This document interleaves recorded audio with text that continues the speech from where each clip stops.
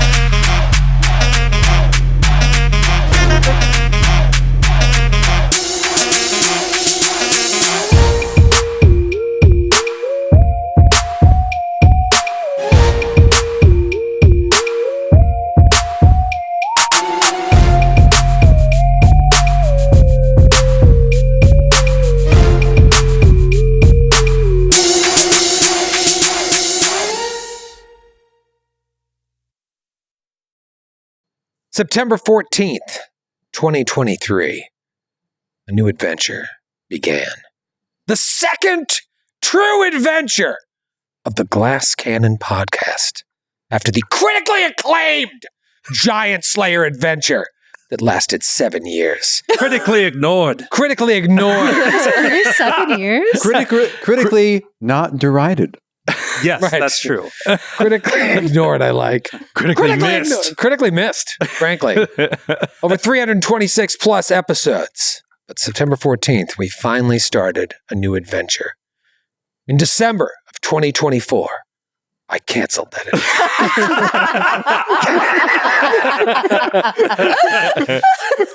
Is it in December? With very little forethought or planning. 9 months later, it's almost over. It's like pulling someone, a terminal patient, off life support. They just linger. It's like, Jesus. When is they going to die? We're gonna pull the plug. They They'll be even dead seem to soon. be a little healthier. I think they might pull through. It's like playing tennis. Maybe pulling the plug was already made moved on. it better. So pulling the plug is making them healthier. I've already met Steve. I've already remarried. Can we make her sick? I sold the house. This is it. This is the finale This is it. of our Gatewalkers adventure. And I mean, what a ride. What a ride! When it came to that tough decision that it's just not working out the way we intended.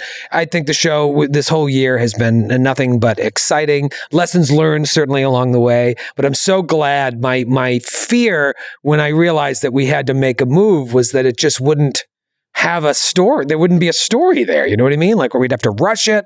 And then people who came years later or people who are currently invested in it, as we said at the time of the cancellation, would just have no ending. And I feel like we've given this a great sort of denouement that climaxes today. Yeah, honestly, good job. Like kind of crafting this thing into something that we could finish within a year, I guess.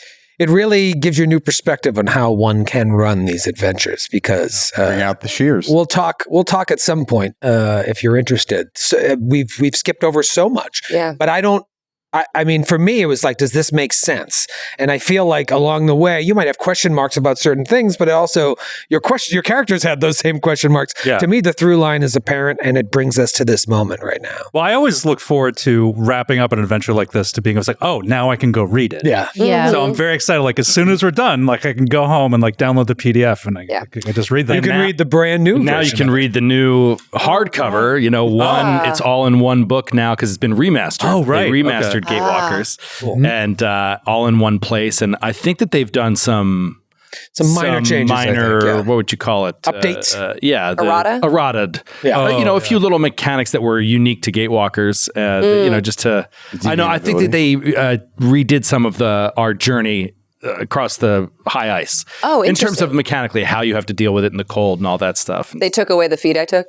Probably. They were like, wait a second. I will say, if we did the high ice the way that I used to run Giant Slayer, we would have probably done that section of the adventure for 4 months. Yeah. Insane. Instead of 3 episodes. But to me, I like the way we got to Seshu and now we moved on, Nameless Spires. Yeah, I like the way the time compression that you did, just the way you managed it was actually very cool. You could feel it, even though it was only 6 hours. You felt like you went on a months-long journey. That was cool. I think in one episode in particular, there's like 50 days or something passes, and you were like, day 26. Yeah, that's like you wake up, and there's like one event that day that like impacted us in some great way, and we started losing it. Remember? And then we were like fighting with each other. Yeah. We were like pretending about the snow craziness, right? And then we had the dream. Yeah. Like we fully thought we did a whole day of traveling, and then we didn't.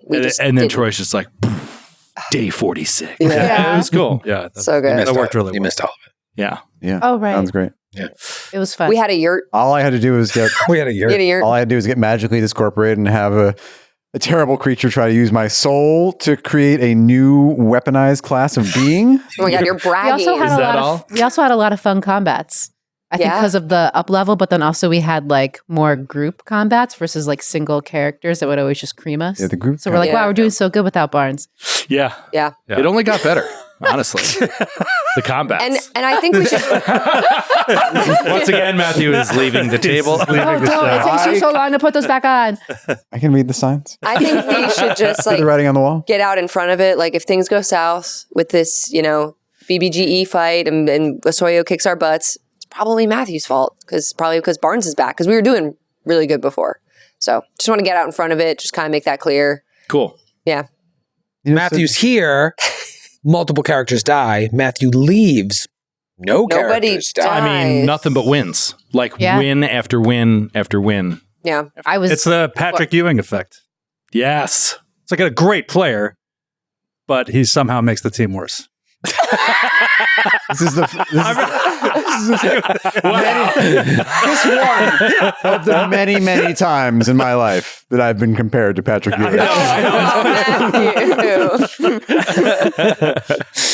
Who, before I forget, who doesn't have bottle caps? Physical bottle caps. Right I now? do not. Well, I do not. I spent one. So You have one? I have one. You Sydney has spent one. I want spent everybody to start the episode with a cap, just for the whole journey. Thank you. We'll use the Ascension Dap that cap method. Time for Chaos. Oh, there you go. Now available on the Glass Cannon Network. Now available. Now into season 3, deep into season 3. Season trace. But this is the end, but not unlike what Sakawachi said last week. This is the beginning and the end. So let's get over the end first, and then we'll get to a new beginning right after this break. Hey, what's going on, guys? Brief interruption here to thank our sponsor for this episode, Hims. Hims is sponsoring this episode, and I'm really excited because, honestly, a few years ago, I went to my doctor, and she was like, you need to wear hats more. And I was like, what? Why? She was like, it's getting pretty thin up here. And I was honestly shocked. I was like, I'm so young. What are you talking about? I can't be losing my hair. Well, she was right. I'm sure you're not surprised to find out. And I, for a few years, did not do anything about it. I was like, it is what it is. But then I realized that Hims offers 100% online access to prescription treatments to stop hair loss and regrow hair in as little as 3 to 6 months. And I was like, this is something I gotta at least check out. So I looked into it, and Hims uses clinically proven, doctor-trusted ingredients like finasteride and minoxidil.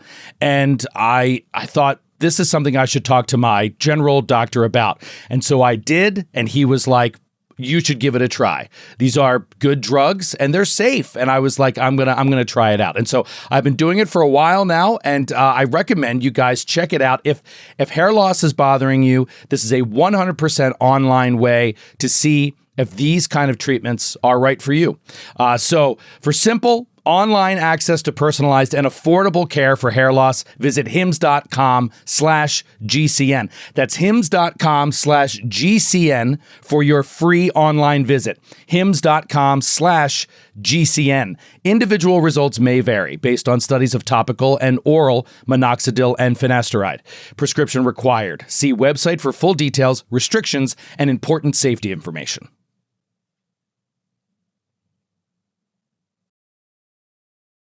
We're back!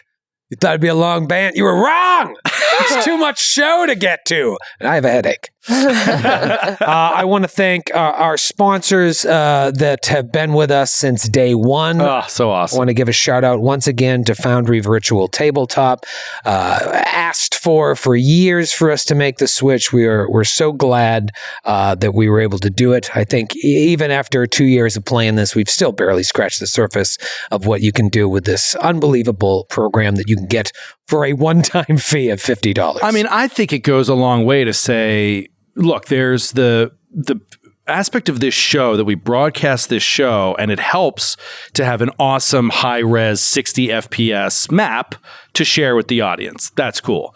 But I think we can all agree, like 1,000%, that if we were not recording, and we were just hanging out, we would be sitting around with laptops in the same room playing on Foundry. 100%. Like, it's just so much better. And I think, yes, we don't use all of its capabilities, but I think a big part of that is because I don't think there's too many people that realize how awesome it is to just be in the same room and play on computers on Foundry. It's so awesome. Yeah. So thank you to Foundry and our other Foundry, Norse Foundry. They've been with us for a long time. Great guys.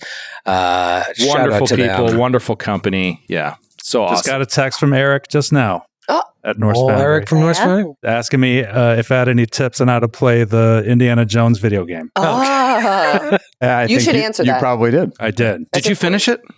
No. Yeah, it's a beast. It's a big game. Well, because I just started playing other stuff. And I was finishing it. But it was a great game. Well, look at that. Love them. So Drew, Eric, the whole team there at Norse Foundry. Matching dice. You've got the Troy dice. Oh. You got the touch. You said that with such venom. You got the Troy dice? You know what's crazy? Did you steal his die? No. Why am I missing 6 or 7 dice? Don't. I'm trying to get my Sydney juju all over them. Back. Clean them off. I actually had these before you chose them as your die. I picked them because I just liked them, and now they're tainted. And ruined. Before they were cool. Yeah. Well, they're okay. You got them before they were sullied by me.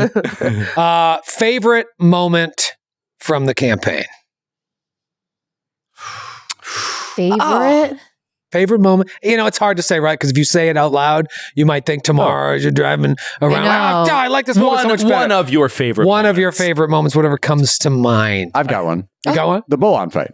It's awesome. Yeah. It was super cinematic. Well, You were that down would be the up there rope. for best encounter for Yeah. sure. It was just like, but you were down on the rope, and it was except for you had fallen, right? Yeah. I'd and fallen. Brother Amos was trying to get to you, And to you heal were on like another I tree. zip-lined You zip lined across. down and fell. No, she fell. I ziplined to the other hut when I was alone, and That's this right, is she why took I, the I had a died. longbow at that point, so I was shooting from the you were ground. shooting from Yeah, the you had your ground. longbow. Network wide, one of my favorite encounters. It was really, it felt like it was using the system too, because everyone was kind of doing something, and everyone was trying to get. It was great. Those creatures inside. There was all like the flower stuff, and then there was like gnomes or like little fairies or something. There was like There's all little sorts of guys. crazy shit. Oh, there going was on there was the leshies. The leshies. The leshies. They Oh my were gosh. awesome. I mean, that whole place was cool. I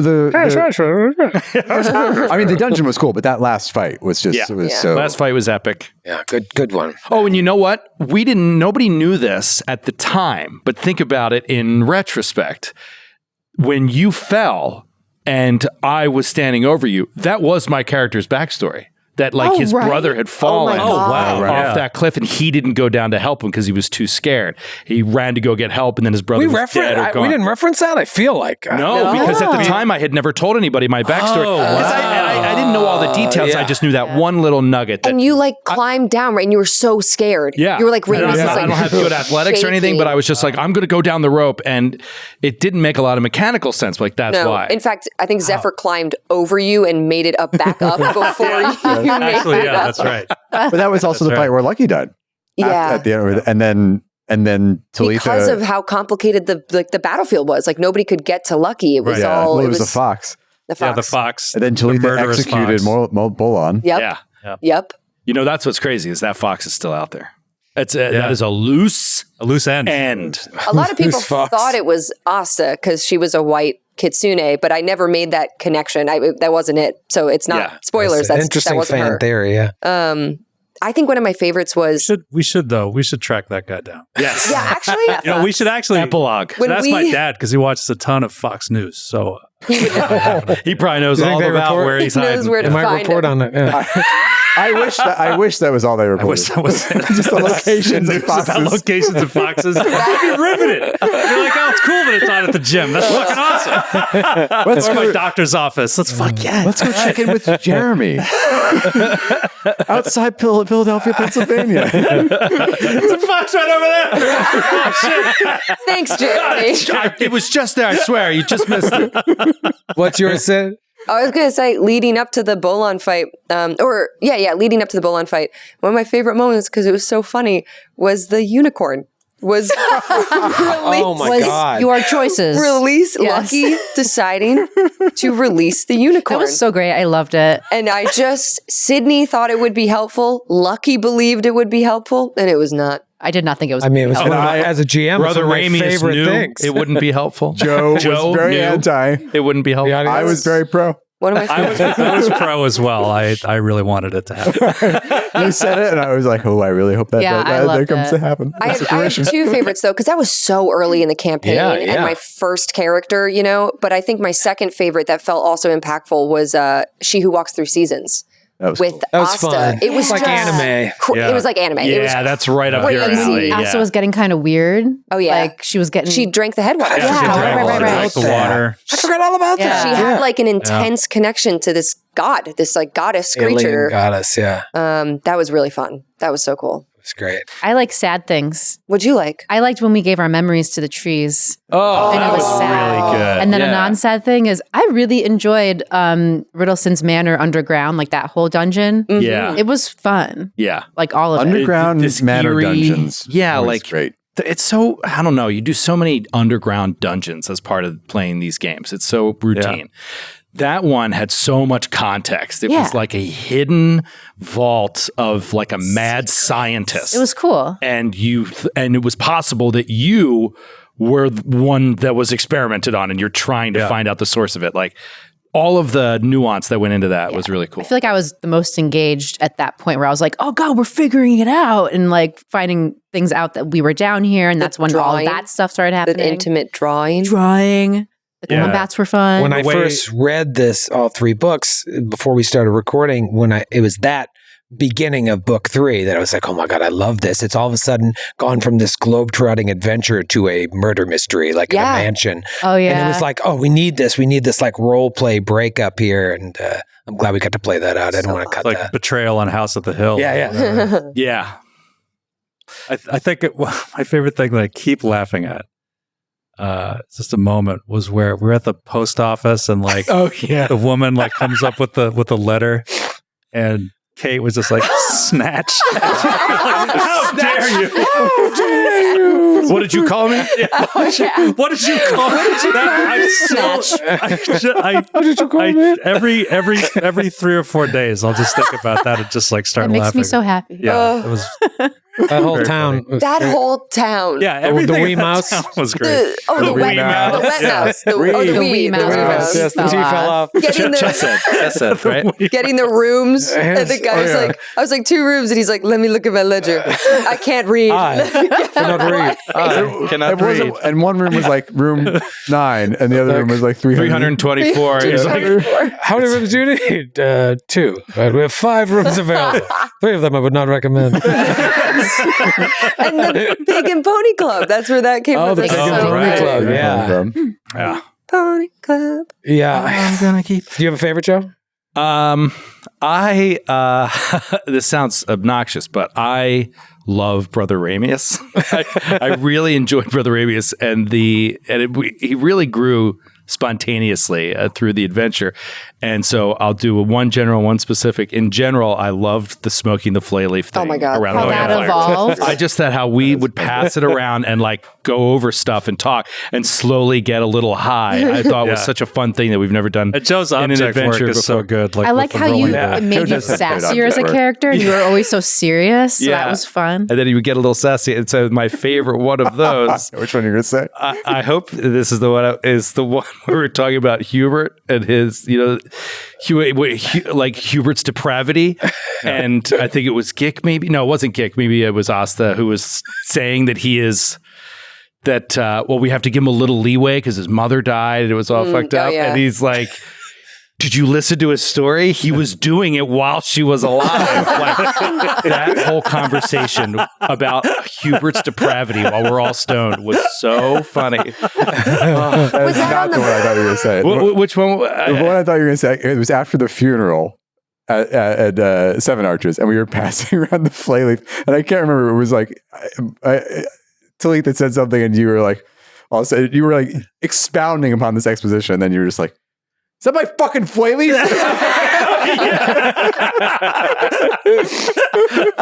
Yeah, actually, that was one of the best character developments ever. Was Ramius's flay leaf thing? Like, his flay leaf thing, and how everybody would sort of partake. And Buggles would.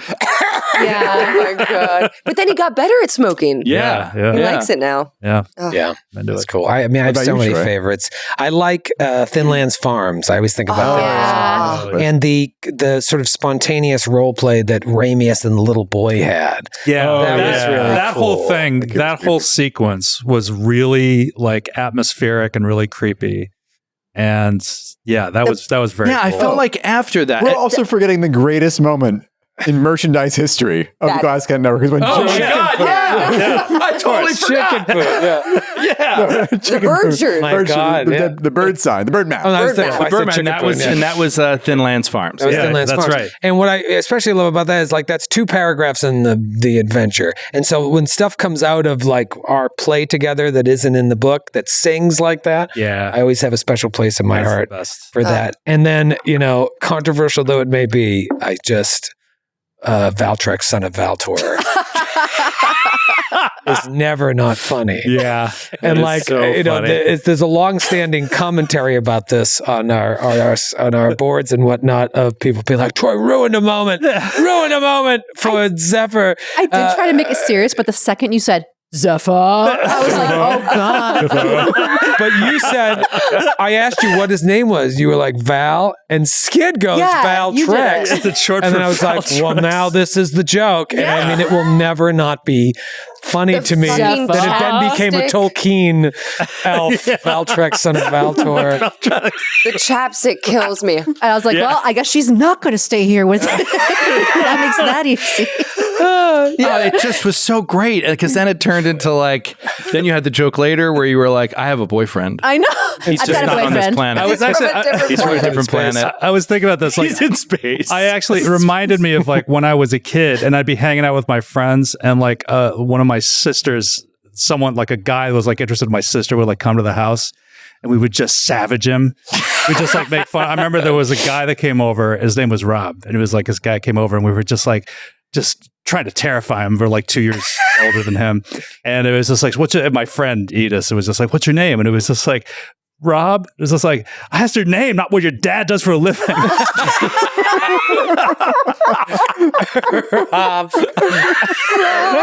was the same instinct I had like with Val. It's the same thing. Protecting Zephyr. Yeah, Val, right. Yeah. Wherever you go, I will be with you. During holidays. In times of great stress. Times of great stress. I'll be with you.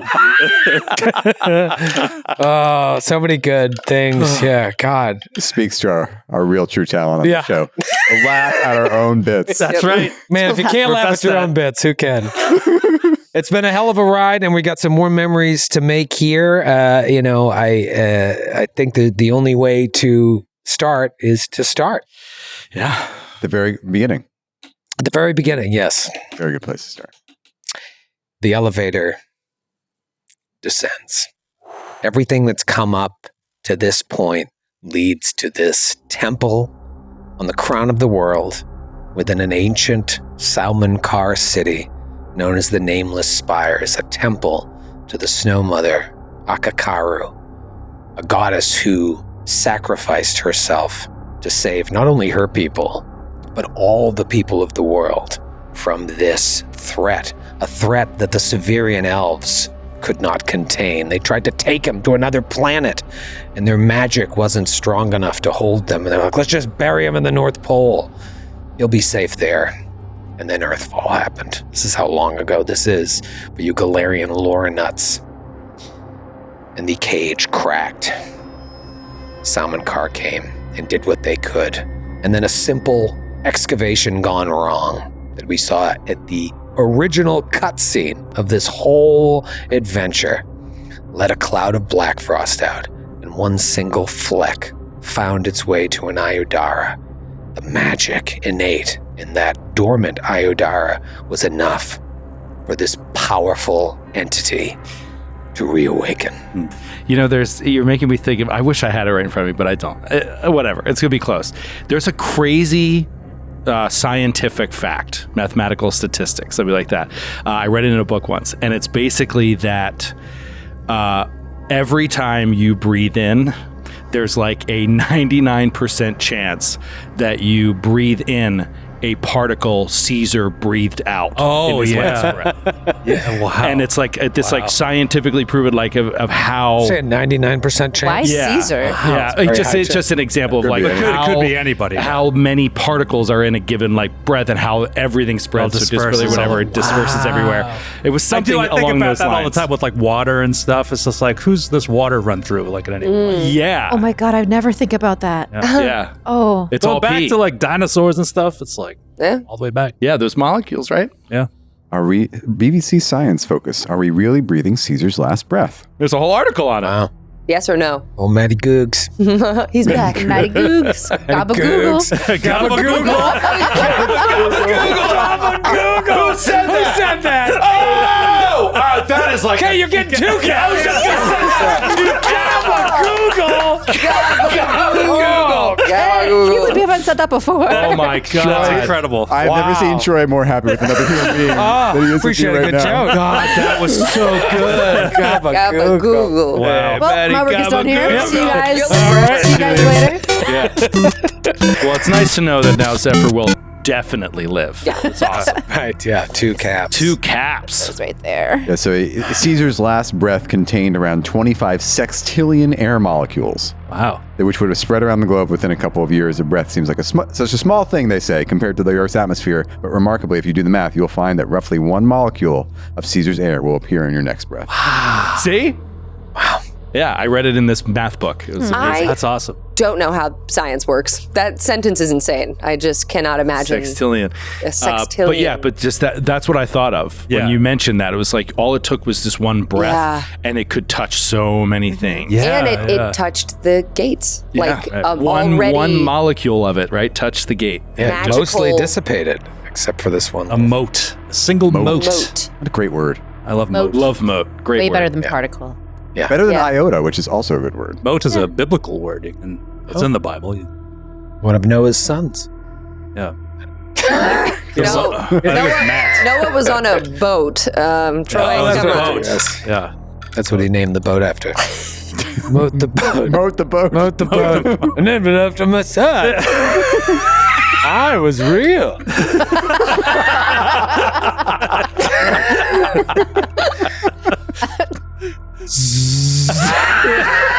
The elevator.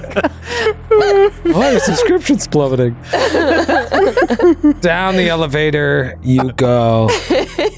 And eventually, I imagine it's darkness. And then at a certain point it opens up and it lets you see this vast chamber that you are being lowered into.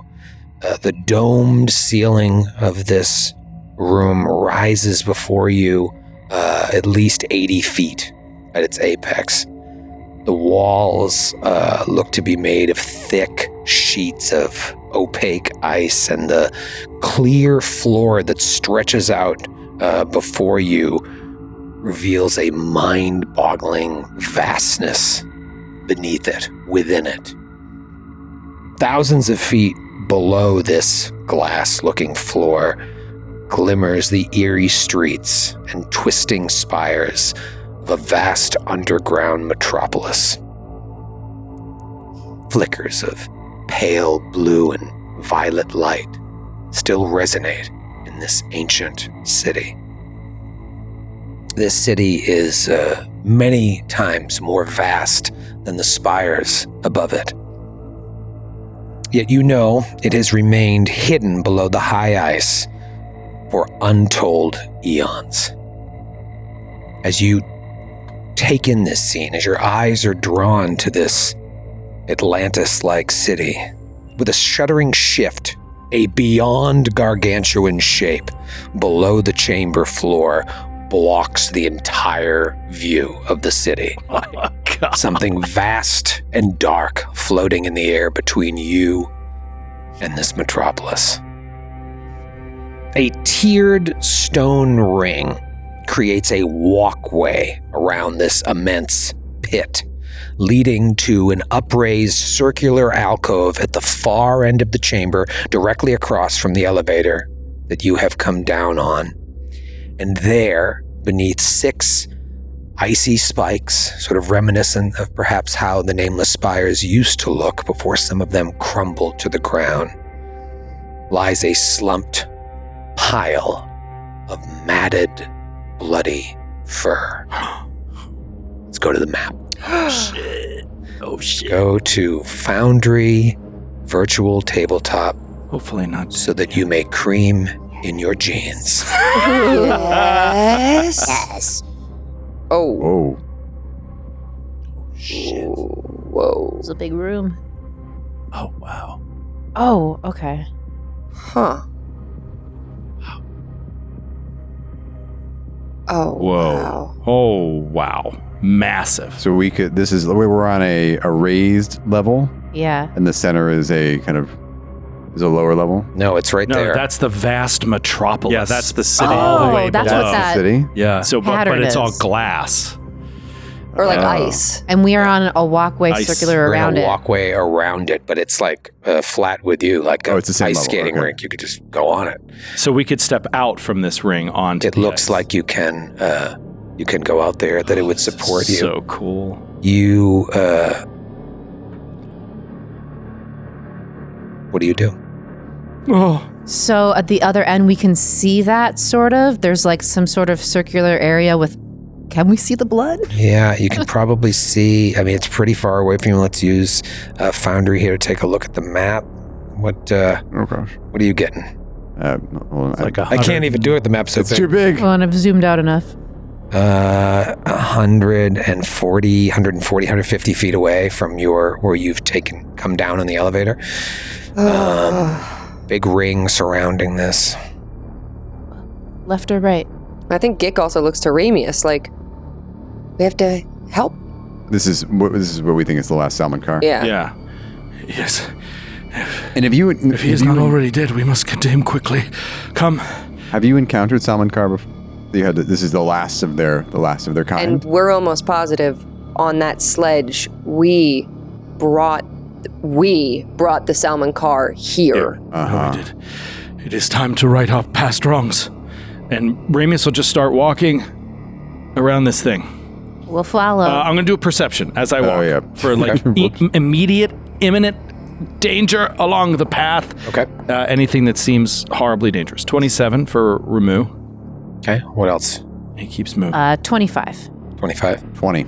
20. And Buggles is just going to walk straight across the translucent floor. That's Towards way cool. Joe just had an aneurysm. Gick turns around. Buggles. Buggles! What are you? You step out on to the ice.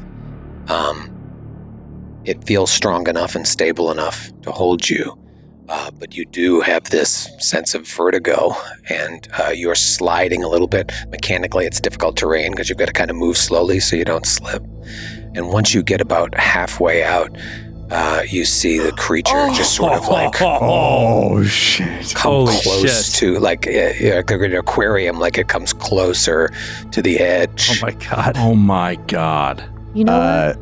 For those just listening, Joy has revealed a biggest soyo. catfish you've ever seen. It looks like a big, many tentacled catfish, and it is moving. It looks so amazing. I understand why in these types of adventures people are like, but if I free it, it'll like me. Because that's my first thought. I'm like, what if we freed it? It looks cool. That's what you thought when you saw it. That's Because what was your H.P. thought? Lovecraft story. I had the opposite feeling.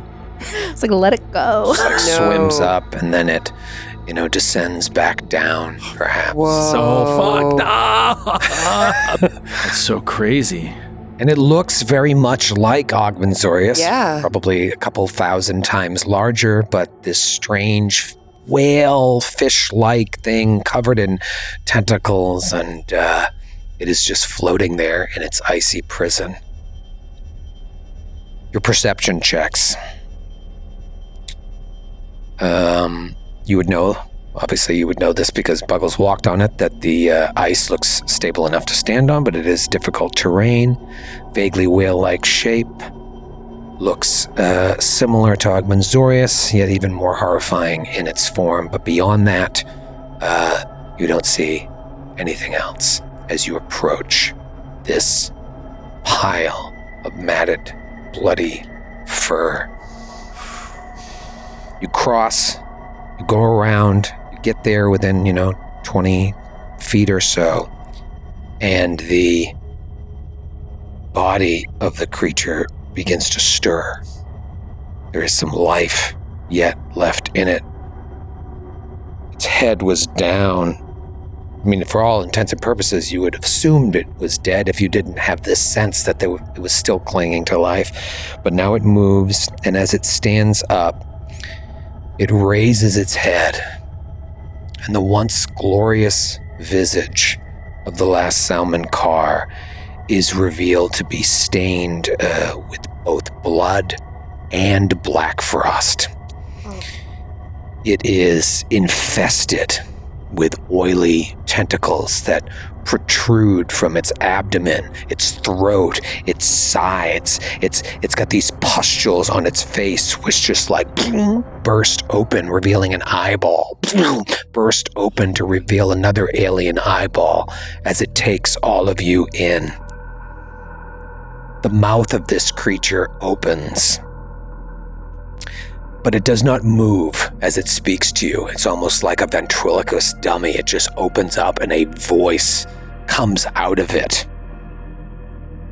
And it says, "And so my captors return. Come take me away again?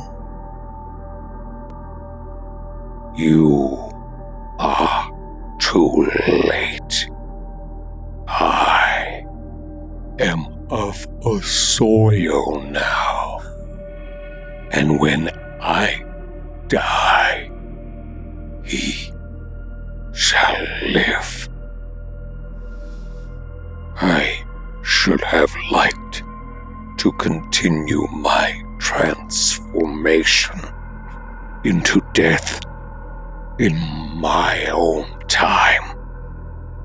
Yet, should you kill me now, know that your world will still drown in the dreams of the Black Frost Whale. And with this proclamation, this creature, perhaps once known as Einamoran, roars and steps forward. And as it steps forward, masses of shadow and smoke seem to step out from behind the creature, forming these flickering salmon car-shaped duplicates. Roll for initiative. Oh. Hey. Okay. I just want to say, it makes me. I really start cracking up every time you say Einamoran. Einamoran. Eine in German is an indefinite article, so it just sounds like you're saying A moron. Amoran. Is this it? Is this the final initiative of Gatewalkers? Wait, Maybe? Maybe not. Not if we have to fight a Soya. Look at these sweet pawns. Watch the pawn of Einamoran. Oh, it broke out of its own token deal. That's cool. Wow. Breaking out of the token is so sick. And he's got some minions. Is that how big? Yeah, that's how big this bitch is. 8. Let's do a close up of this. Is that how big? Badass. Oh, it's like He looks. oh my god. It's a beard, tentacle beard. Tentacle beard and tentacle pubic hair. Pubes. Tentacle pubic As hair. well. They had to cover. They had to do something. Look at that The artwork. paws? My He's goodness not upon gracious. Einamoran's genitals. Gaze not upon his genitalia. Oh yeah, and those Medusa like cock. pustules that became eyeballs are all like crooked and stuff on his head. It's real gross. These bursting things. He is infected with the Black Frost. soil, with the Black Frost. And then he made these like My god. sexy they're ladies. Huge too. Come on. giant ladies. Sorry, Kate is describing the other tokens as sexy ladies. I gotta say, they have like a Babadook smile. They Yeah. are not sexy ladies. No, I Listen, don't really find them attractive girls myself, just want to but- free a soyo. Girls And these just are want a sexy free ladies. soyo. These are insane-looking Venom-esque Babadook They creatures. have glowing red eyes and are gaunt skeletal. Sounds hot. These are more sort of stocky tokens. They look a little bit more like salmon car. They have this Yeah. appearance okay. with like a salmon car vibe. Brother Ramius, I'm so nervous I can't even talk. What Yeah, did you roll? Sick to my stomach. Horrible initiative. Needed to roll really high on this encounter. Had a big opener planned. Failed. It's over. Want to cap your initiative? I thought about it, but I'm not going to. Yeah, because it'd be really disappointing 25. if you rolled shittier or just as shitty on the second one. Theomachus. I rolled a 34 initiative. Nice. Would you like to hear about the battle cry that happens when I roll initiative? Please. So Barnes, like as soon as it looks like we're going to go to combat, Barnes' kukri like goes into a ready position and he starts like shouting things in Aklo. Doesn't really know why, but he does. But he just shouts. Them. And I rolled a 34 initiative and I rolled a 34 intimidation as well. Intimidation. Okay. Let's see if you intimidate this creature. So this is going to be against, what is the DC again? Will DC. And the minions as well. No. You pick one target. I picked the left minion. Okay, that's interesting. All right, so will DC of Lefty LaRue. What did you roll? 34. Success. Yeah. Okay. Has to be. Get So- demoralized. I was hoping for a crit because I took the terrified retreat feat or skill feat. So if you critically succeed at a demoralize, they flee the target's a lower level than you, they flee for 1 round. Flee for 1 round. Okay. I'll go for one of the minions. So what do I? Frightened. Frightened 1. Frightened 1. Okay. Let me just check immunities and resistances real quick. Okay. Tuk. Frightened 1. Sounds good. What did you get, Boggles? I got 24 initiative, and I keep forgetting this, but I also have the battle cry feat. Oh. And so Buggles, like, his eyes flash red, and he starts speaking in this language, the language of the Ku'ulukan, the Sahok language that nobody else understands. Oh boy. But it is understood by these creatures as he says it somehow. Mm-hmm. And so he is going to try to intimidate the other minion. Oh, yeah. 38. Oh. That is a critical success. Wow, nice. They're frightened 2. Frightened 2 and my fleeing gosh. for a round? Well, No, that's just him. That's a separate feat. Okay. Terrified retreat. Frightened 2 is a pretty good way to start. All right. And Zephyr. 32. 32. Oh, I'm so mad about my initiative. God. Do you also have a battle cry? No. And finally, Gnome-Bard. I think Git got so confused with the other languages. Got 24. I'm so confused. What are they talking about? What should I do? You talking to me? Yeah, I'll hang back. Muck. I updated you. Thank you. Okay.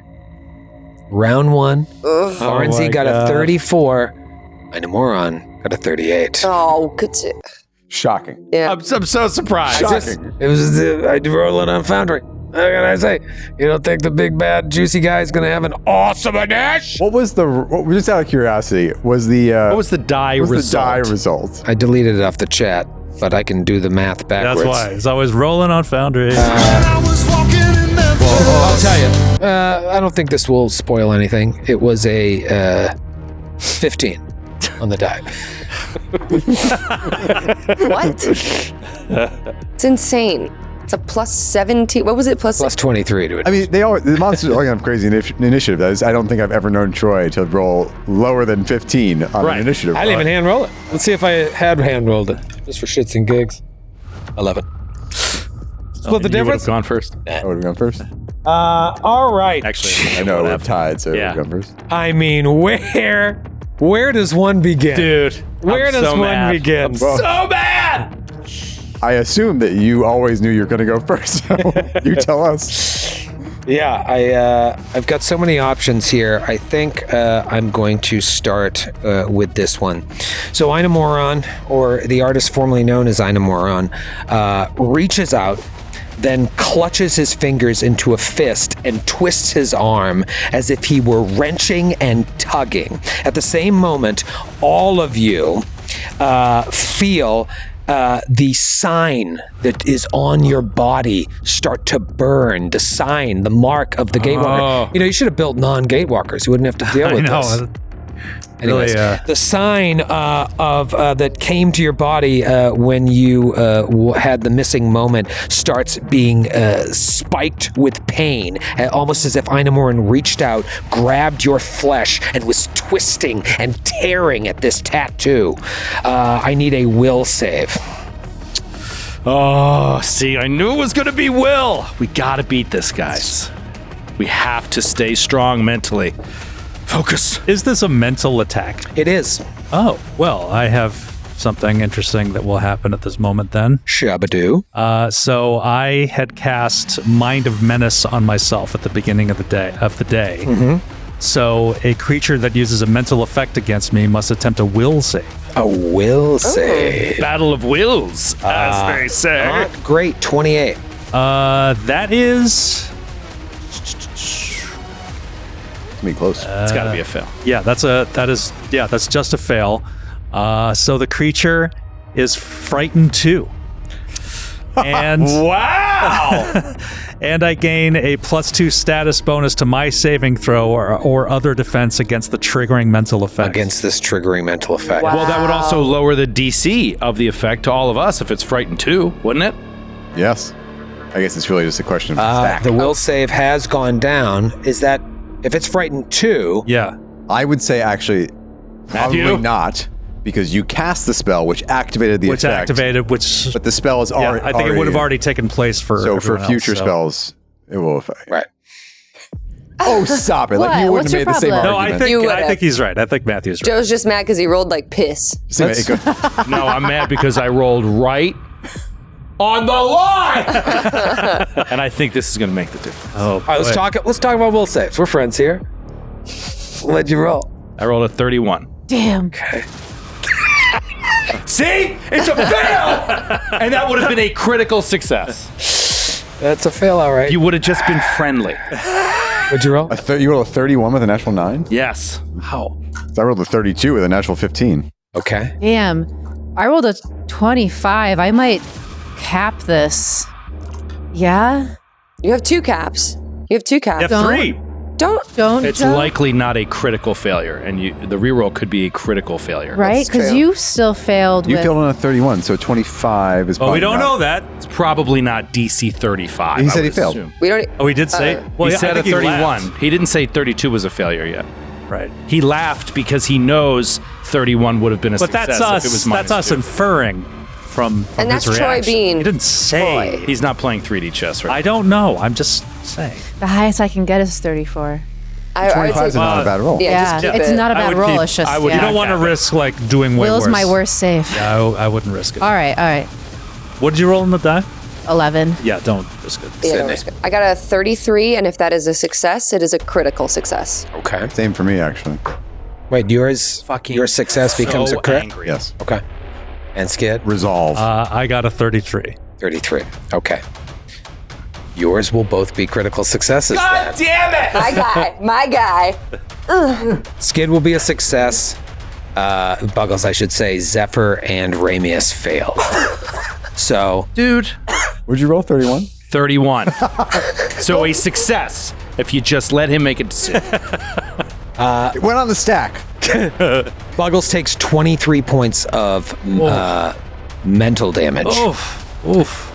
However, the pain for Zephyr and Brother Ramius is much worse. You feel horrific pain burning from your tattoo, Buggles. Even with a success, it's just like, ah! Whereas Gikmuk and Barnes are completely unaffected by this. However, Ramius and Zephyr, you feel the pain to be so horrific. You are convinced that whatever he has done has torn your flesh off with the tattoo from your skin.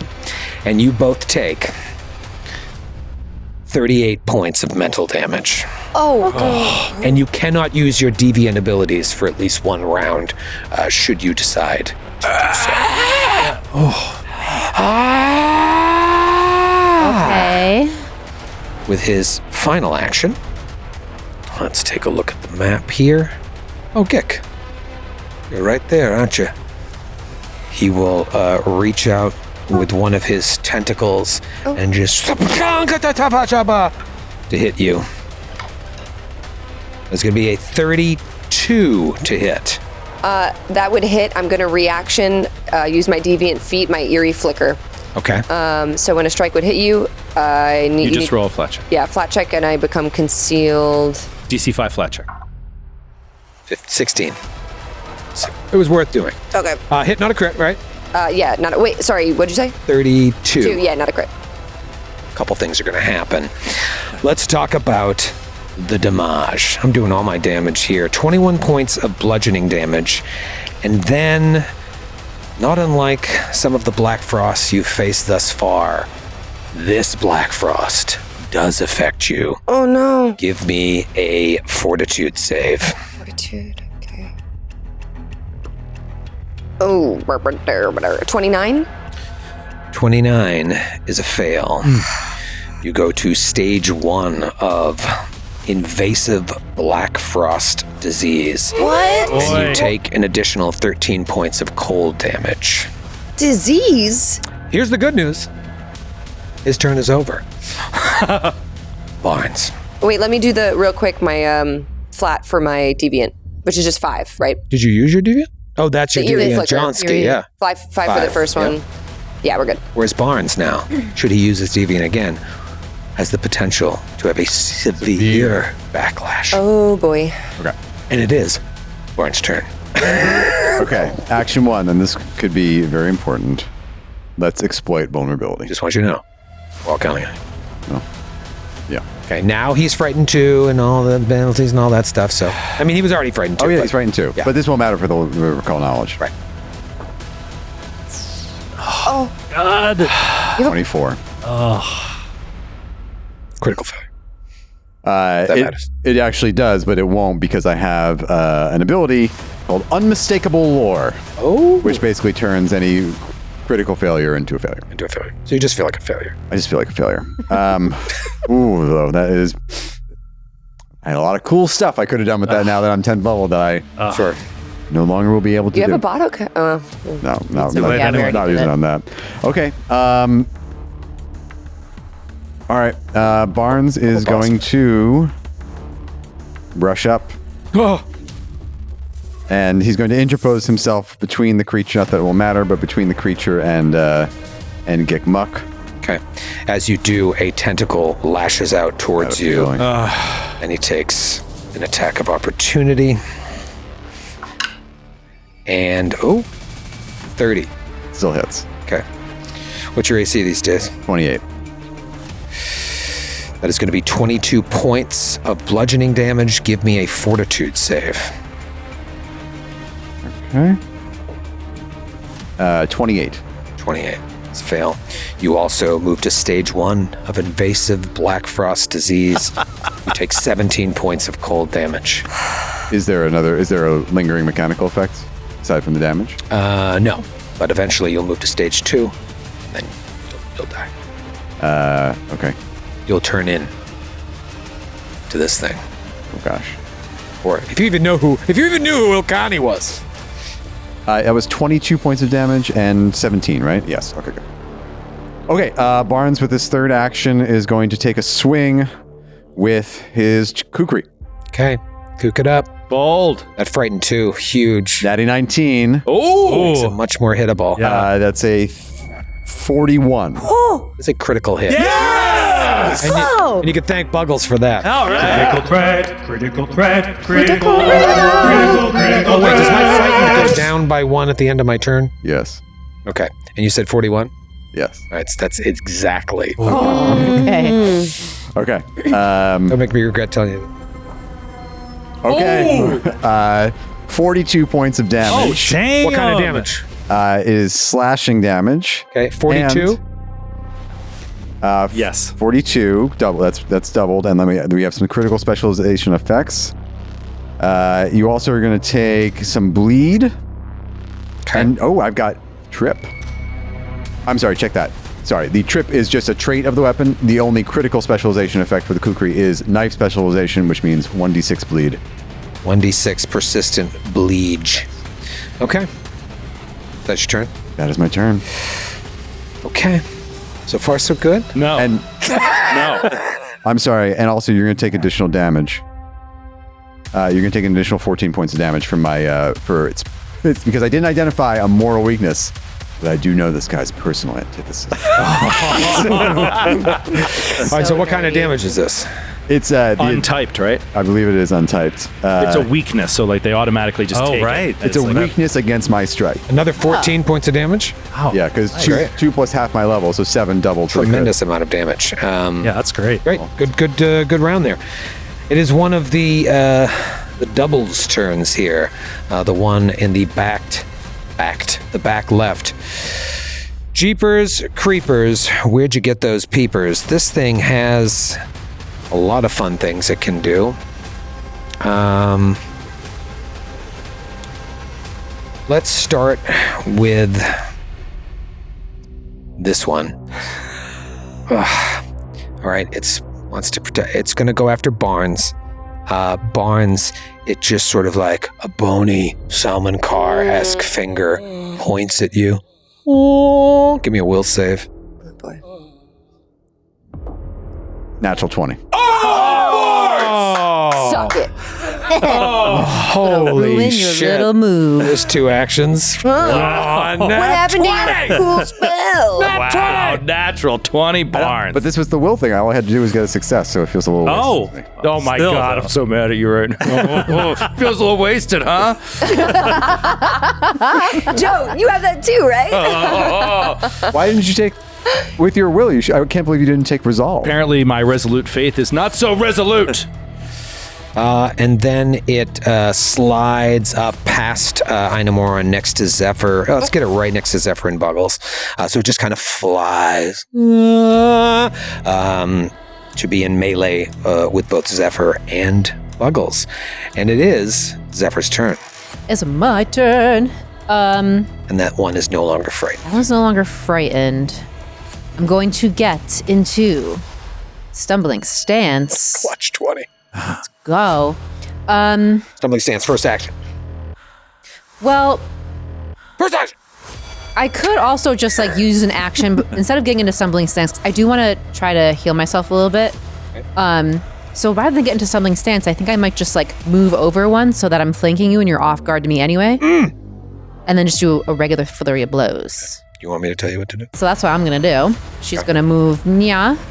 So now you're off guard. Nice. Me. Okay, you slide over there. It does not take any attacks of opportunity. That's a good sign. Great. Maybe it doesn't have one. No longer frightened either. Regular That clutch. flurry of blows. Flurry of blows against the off guard. First one is a 37 to hit. Critical hit. Let's resolve. Okay, First doable one's 37. AC on the... Second one's probably not going to hit. Ghost It's 25. 25 is a hit. It's a hit, regular hit. Regular Oh, hit. sweet. A crit and Okay, a so a crit and a hit. So You go. Told you, the Action new and case. improved Zephyr. Action case. the first one. Double and Rick. Oh, God.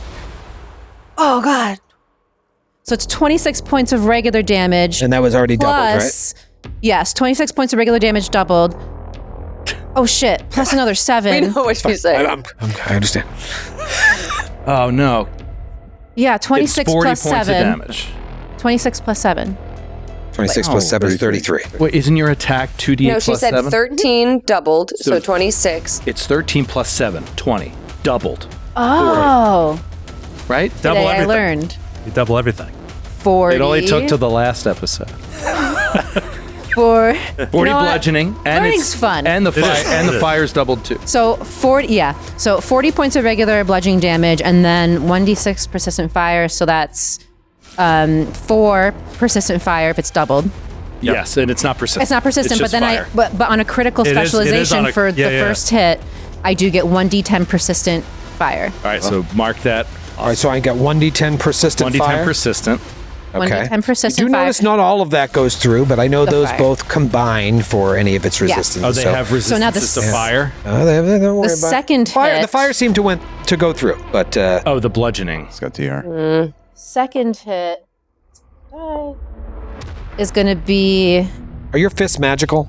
yes, 17 points of bludgeoning damage plus, Wait, what is? Oh, this is the regular Second hit. fist. yep, yeah. plus another 6 points of fire damage. Nice. Okay. Max Nice. that So that's fire. all And that's combined all combined. for flurry So of blows. 17 plus 6. Mm-hmm. Okay, all right. So great opening round there. Awesome. Wait. It's all combined. All Flurry combined. of Flurry of blows is all combined for the So the sake of 40 resistances. plus the 17, 57. Yes. Plus the, Yep. 10 fire. I got it. Yeah. All right, great. Do you want me to say the total? I was just double As I checking can't. with you, making sure that The numbers are all Troy gone didn't out of take my the brain. DR off the second Wait, punch. It's I been just- garbage collected. I think I just learned a secret from the map. This was the name of this room. You gonna spoil it? Can I say it? You can say it. Sanctum of Whispers. Oh. We were hearing whispers all along the crown of the world. Yeah. Oh, yeah. That's I'm going to use my last action, spend a focus point to harmonize myself, and I will gain 32 hit points back. So I'm almost back badass. at full. Wow. Very, So- very cool. Badass. We both have And- harmonized, but in different ways. Aw, That's so nice. So cute. That's her turn. Okay. Brother Ramius. Ooh. Brother Ramius, as you're standing there, I believe you are the keeper of that jar of The rhyme jar. black ooze. Oh, yeah. Oh, yeah. And you feel as if you are somehow guarded by holding this. guarded against these shadows that have emerged from they're Inamoron, made of the same perhaps. stuff. Interesting. Yeah, like it didn't even. It's not. They're not even paying you any mind. What the heck? It could have very easily moved with its reach between all of you, perhaps. Yeah. But it closed on them, and you feel like it's some sort of shield to protect you. Interesting. Let me stay in the shadows and help from afar, but not before I blow them up. I'm going to blow them up. Oh. So I'm going to go with, for this one, I'm going to, while the second one hasn't gone yet and it's still frightened one, I'm going to reach out behind Inamoron and the ghostly, those two. So I can't get all three because the one moved out. But I'm going to push it to the back there and make sure that, I want to position it in a way so that it doesn't hit Barnes. It's 20 feet. Okay. So yeah, that should be fine. So the last square right at the edge should not hit Barnes, but should hit both of them. And I'm going to do Divine Immolation. Oh, yes. And light them on fire. Yes. Oh my gosh. Wow. Flame strike. It's Flame Strike. Oh, Yeah. And that is a reflex save. Call it what it is. I'd say Divine Immolation actually is one of those rare instances where the new name is better. It is actually better, yeah. Yeah. All right, so reflex save. It's a reflex save, yes. Okay, I'll roll out a couple reflexios. That's going to be a 32 for Inamoron. Okay. And a 25 for the creature in the back. Okay. Assuming that they are normally weak to fire damage, and that fire damage would not do any more or any less than spirit damage, it'll just do fire damage. Does that sound right? Yeah. Yeah. All right. So it is 28 points of fire damage to the one that failed, and 14 to Inamoron, who succeeded. Okay, so I'm sorry, you said how many? 28 to the one that failed, fire damage. Okay. 14 to Inamoron, and the one that failed takes 2d6 persistent fire damage. Okay. Nice. And then he is going to... He's protected. Very interesting. Here's what I want to say is after Inamoron takes what is clearly not all of that damage. Wait, why doesn't he take all the damage? You mean taking half from you? You said it's fire damage, right? Right. Yeah, so you see it doesn't all go through. Would spirit all go through? Because that's the thing with this spell. Oh, it's like right. if fire wouldn't do it, spirit does. Okay, and how much would it be total? 14? 14, it's All the right, same so- amount. Great. It's whichever one hurts the more, spirit or fire, All right, so here's what I'm going to say. Fuck me. Hold on. if I'm reading that correctly, which I think I am. I think you're right. Okay. That's It right. scorches the spirit as well. A creature takes spirit damage instead of fire damage if that would be more detrimental to the creature as determined by the GM. Yeah. Okay. Okay, nothing happens. Okay, so, and he has no persistent because of the success, and then I am going to do my old, I'm going to pray for those temporary hit points, because that's just one action that I can do right now early in the fight. So let's see if I can get it. Natty 18, which is, oh my god, 1 point from a critical success. But it's all good. Temporary HP. Sacred Defense. Is that what it's called? Yeah, Sacred Defense. Sacred Defense. That is Brother Ramius's turn. We now move, still round one, to Buggles. Okay, Buggles, with his first action, is going to raise shield with this thing hovering over him, looming over him. And with his final two actions, he's going to pluck a little glass bottle off of his belt and attempt to toss it right in front of Inamoron. Oh. I think I know. This might be Okay, that's a 31 to hit. 31 to hit the ground, Yep. yes. And then so the glass bulb shatters in front of at his feet, and a Tyrannosaurus Rex right before him. Lets out a savage roar as a banner declaring that he is king of the world flutters to the ground, and he proceeds to trample the rear two enemies. They both need to get reflex saves. All right. Oh my Let me god. see. How big? It's supposed to be gargantuan. It is God, gargantuan. It would kill the yeah. whole map. It would kill the whole map. So how does it work if it can't fit into a square? Here, I'll make it gargantuan, and then Maybe it just pushes all of us away. Or like lands on Einamoron. Like Yeah, because all it does is trample them anyway. it would run into Right, them. it's just gonna- So it's running it's over just them. going to like run over the two. does it? But doesn't it have to end in a square that it can fit No, in? because it or just no? like evaporates like after. Oh, it's just gonna. It's just a one attack. Yeah. Oh, right. Okay. Oh, awesome. I still want to get this on the map. It would be 'cause nice it's so to see cool. it. Yeah. I imagine it's like the bottle breaks in I front of like him that and it it like comes with a bag. grows. There it is. It Yeah. grows as it comes out. That looks amazing. All right, so it will Holy trample over these guys and then disappear. So what am I rolling? Ow, I need ow, ow. reflex saves. Reflex saves. All She right. just failed a reflex save. Hopefully she can do it again. All right, Einamoron's reflex is a 33. Okay. And then the guy in the back there is a 30. Okay, so they both succeed. They both take 16 points of bludgeoning damage. So amazing. Dom. 16 points of bludgeoning damage. This was what you got off the sled, right? That Yeah. was like left behind That was from the our one thing first that he journey. wanted, yeah. yeah. Yeah, so one thing I want. That's amazing. Okay. So Tyrannosaurus just comes up, speeds his way My through. God, it's dripping funny smelling water all over me. All right, so is that only one action? No, that Throw was two. So I raised the you shield. pulled it. That was a 2 action to throw it. Okay. Awesome. Gick Muck. Okay. I am going to do my Courageous Anthem with my Lingering Composition. So, and you see she pulls out a horn instead of her usual lute when she plays. It's this horn. It gives me a little bone. Oh my God. Wait, I might actually do the Lingering The critical? Oh. Yeah, wait. So that's 20.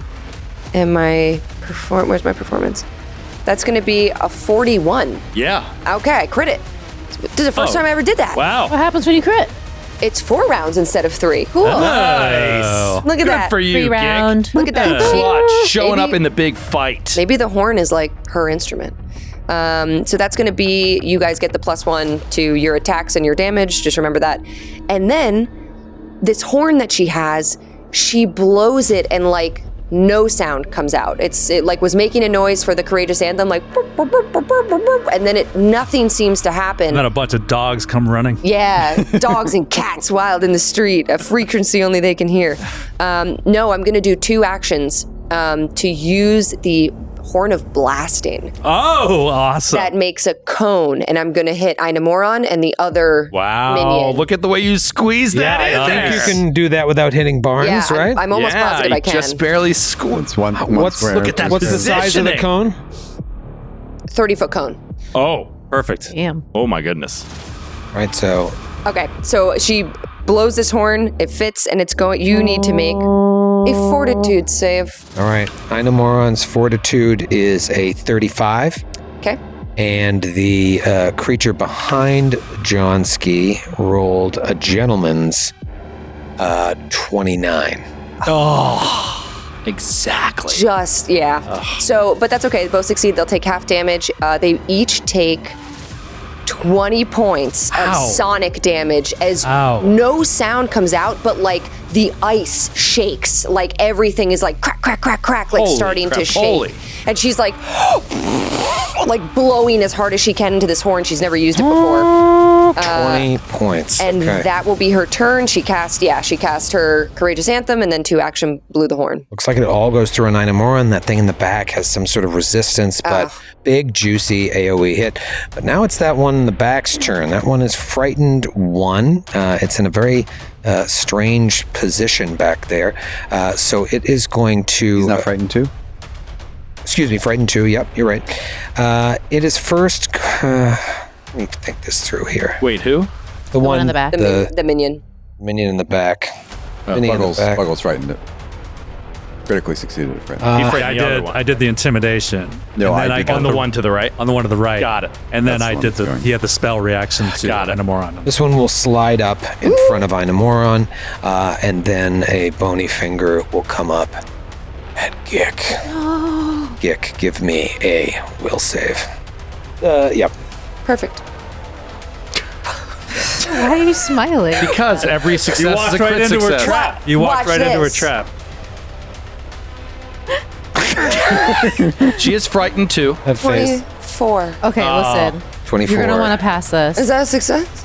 What do you want to do? I feel like you're gonna want to pass this. I only have one cap. I only have one cap. I can't use it now. What'd you roll I on don't the think you die? critically failed. 5? Ooh. Don't tell him that. Don't look at him. Don't look over there. 20. Just say, don't tell him. He already made his You choice. just said it. It's a 20. It's a 24. I'll rock with it. If it's Okay. if it's a success, it's a critical. It's going to be a success. It is a success. Poker played, face. Sydney. No phantasmal killer for you today. Whoa. And that is the end of its turn. And as we go to the top of round 2, we'll be back right after this quick break. I need a break. How many breaks are we going to take? 10. No, it's 10 breaks. Give me a break. Give me a break. It's Friday night, and it's time for chaos. We got Ross Bryant. His skill has gone from a paltry 20 to a manly and robust 21. Nora Ibrahim in the house. If you fumble on a roll, you're breaking your elbows. We got Rob Kirkovich. You're a fucking intern, and you'll always be in it. Joe O'Brien, everybody. Joe! Mr. Walsh, Dr. Walsh. Tell you what, I'll allow it once. I sort of thought between us there was a little, I'll fucking kill you. You have heroin? I accept you enthrall me, ever chaste. You gotta have to get used to this shit. You hear the cocking of a gun. So what do you think? Who really is this pale viper? It's just someone going like, London Bridge is falling down! you have to meet all the guys. Drunken, shirt sucking. And then Carter invents the fist bump. This is the most fun I've had in a long time. Oh, we back in We back, baby! Victory squad. Yeah.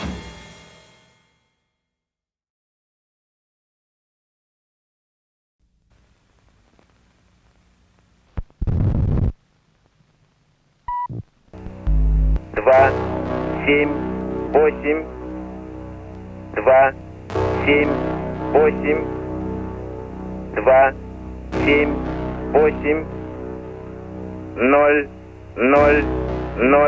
0, 0,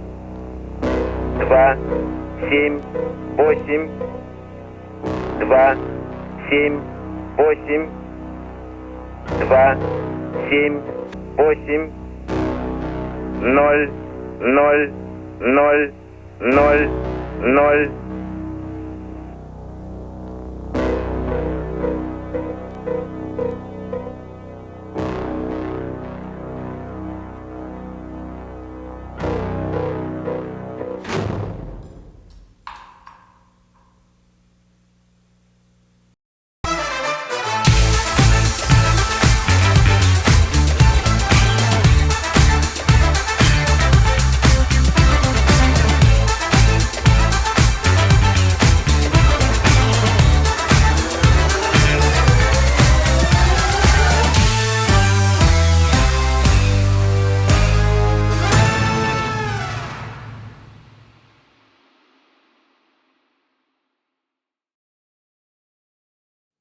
Oh, hey, we're back and we're drinking. We have some alcohol here, as is tradition. A little celebration. Tequila. Yeah, we got a little Casamigos.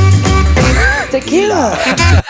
And there was a weird soda involved that I think most of us didn't like. Well, I wanted to get Jarritos, which almost every grocery store in Queens will have, but they didn't have it at Key Food. So I just bought a lime-infused seltzer that apparently is. Sounded simple, right? Evidently, it's a genetically modified club soda.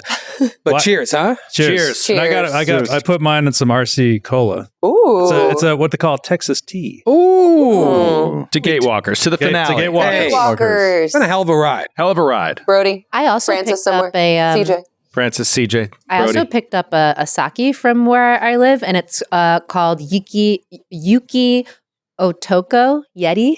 Sake has got a picture of a little Yeti on it. Get out of here! So I thought it'd be fun to bring today. So it's saying it means snowman. Yeah. Oh. Toko is man. Yuki, yeah. So I have Toko, 3 yeah. drinks. I love the glass. Is that the glass it came in? Yeah, it's one of those little Wait, I thought it was frosted, right? I thought it was Yeah. a cloudy sake, but no, it's just a frosted No, glass. it's not a Nagori. It's a Junmai.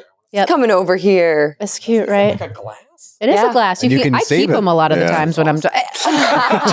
Troy's walking away with her glass. Give me back my sake. Those are great though because there's so many different kinds and they all have little like animals. Like I have one that has pandas on Yeah. them. I put little cuttings of like flowers in them and stuff. It's so cute.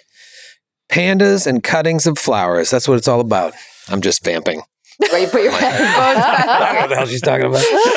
He really wanted that sake. He came all the way over here. Folks, it's round 2, and it's Einamurran's turn. I don't care for that. The doubles have moved forward to protect Asoyo's vessel here. Asoyo has done something to this poor last remaining salmon car, the last link in the chain that is keeping Asoyo at bay. And he was so close to death, but he's like, you kill me, it's over anyways. So why are they protecting him? That's what I don't Why, understand. indeed. Huh. I will say you have more knowledge than you think. Here's what it's going to do. You all have more knowledge than you think. Do we? It is going to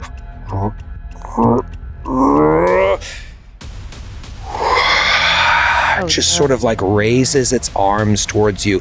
Its little eyes that burst out of the pustules on its face all closed with its actual eyes. I need everyone to roll a will save. Come Asking on, for Ramos. will Can you saves. get one of these, good buddy? Can you get one of these? Come on, Ramu. And there it was. Don't even need the resolute faith when you just roll a crit. A natural crit. A natural 20? No, but it's so close. It's got, actually, I guess it would not be. It's a natty 19, but it's going to be a 41. So yeah, I guess that would not be a natural crit. 41. Very good. What about old Barnsey? I think this is going to be a fail. The DC is the same, which I imagine it is. 27. Oh, yeah. 27. Good roll. Good roll. Mine's definitely a fail. Zephyr. 21. 21. Oh, that might be a critical fail. Probably is a critical fail.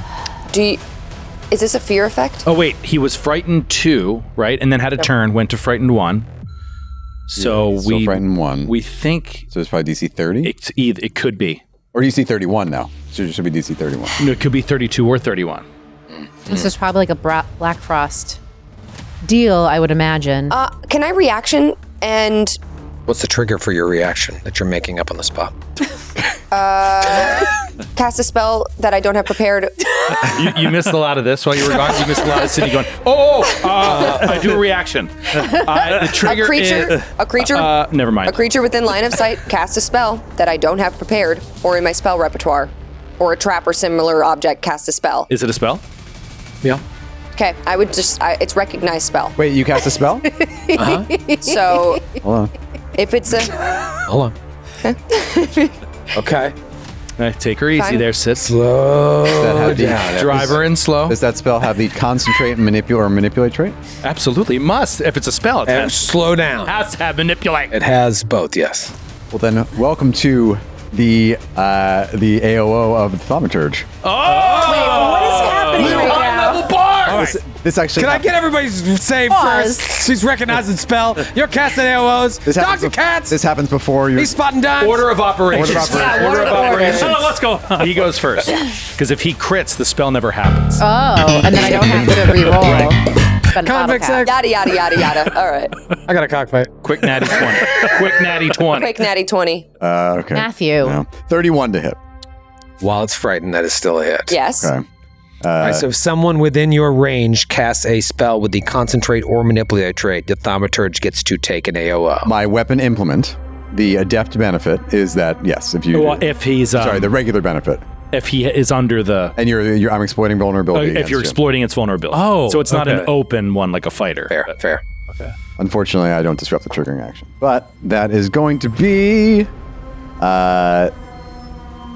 24 points of damage. Nice. What kind of damage? Okay, so it's going to be 17 slashing and then 7 untyped bonus weakness damage. Cool. And you rolled a 27, I believe. Yeah. You rolled a 21. You rolled a 41, Joseph? I rolled a 24. Or no, 21, yeah. I rolled a 41. Okay. Wait, I'm recognizing a spell. Okay. Let's Google this real quick. No, I have it. Is it I'd still like to. Arcana, nature, occultism, religion? Like, what is the nature of the spell? This is a feat. Yes? So basically, if I'm trained in the appropriate skill for the spell's tradition, and it's a spell second rank or lower, I automatically know it. But if it's higher, then you make a secret roll in Arcana, nature, occultism, or religion, whatever corresponds to the tradition of the spell. And it goes against what I have in that. So that's why I was asking what the spell is. Okay. The traditions are arcane and occult. Cool. So I will do, I guess... It is higher than second. I'll do Arcana. I would try to argue that my performance is my spell casting, because my performance is way higher than my Arcana. But if this is the rules and it has to be Arcana, so be it. Yeah, I think I'm supposed to roll a secret Arcana check. Or occultism. Arcana is better than occultism for you? No, they're the same. Okay. What is your John? Trained, plus 12. All right, so the DC is going to be... it would make sense to me that I would just use the DC of the spell rank. So I know what that is. And if it's uncommon or rare, it goes up. So don't worry about that. You roll, though, right? Yeah, I'm going to roll. And you said you have a plus 12? Plus 12, please. Oh, great time to roll a terrible roll. So you don't know what it is. I rolled a 19. Total. Oh. I was like, that's a pretty very good roll, actually. Okay, well, all right. I don't know what it is. I'd love to tell you what it is. Should I tell you anyways. We're bound to find out in a second. Should I re-roll my save? Oh, I still need Sydney's save number. I was trying to get a +1 on that one. Sure. What was this? Sorry, a will save? You didn't already roll it? 28. That a 21 is a critical fail. It's right on the line. 28, It's up to you. And I think it's right on the line. Buggles. I got a 31. 31, okay.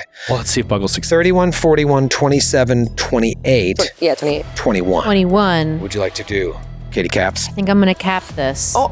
Okay, you have 2. I know, I have 2. Okay. I think it's a good move. Okay. Nailed it. Cut that to he caught it. Right. Try to get Sid. We can splice this. Sorry, yeah. I'll try to throw it right down the middle. Yeah. Ready? Oh my God! It rolled right back to the same. It's a bad throw. Sydney, are you left-handed?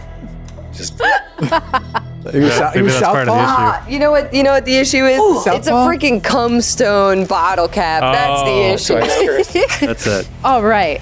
I went from a 21 to a 31. Oh, there that's you well go. spent At least money. it's not a critical fail. That might be a pass. okay.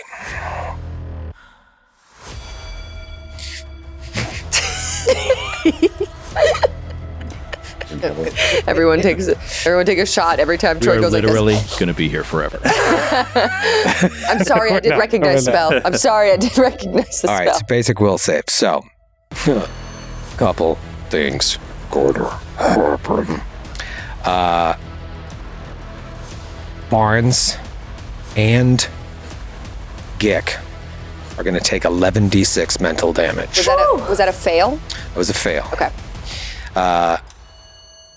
Zephyr and Buggles are going to take half that. Oh, awesome. So it would not have been a critical fail. Hey, Sydney, But he could roll 11 points. That's so true, Matthew. I love the way your brain I mean, works. the way Troy rolls, probably. I rolled 40 points of mental damage That's more. to Barnes and to Gick. Split between us? Rough shape. 40 points, and Buggles and Zephyr will take 20 points of damage. And let me explain to you what's happening here. As he reaches his arms out and his mouth opens, maybe there's some whispers emanating deep from within his throat, not unlike that puppeted voice that seemed to come out of him. You see in your minds a vision of the apocalypse, a vision of what will happen when Osoyo is freed. You see villages being completely decimated. You see people just staring at the sky as fire rains down, mind control, Black Frost zombies tearing at the bodies of women and children, and the elderly. Fucking horrible apocalyptic vision of the future to come. But they leave the men alone. Well, they're smart. Oh, God. What? That is what you see, and that is why you are racked with 40 and 20 points of damage. You had a critical success, so you take Nunzo. Huge, because I'm already hurt. That was I'm very hurt. 2 actions. I wish I had 10 of those spells. It's such a cool, one of the coolest 2E spells I've ever cast. We'll talk about it. There was 2 or 3 actions? It was 2 actions, so I got 1 more.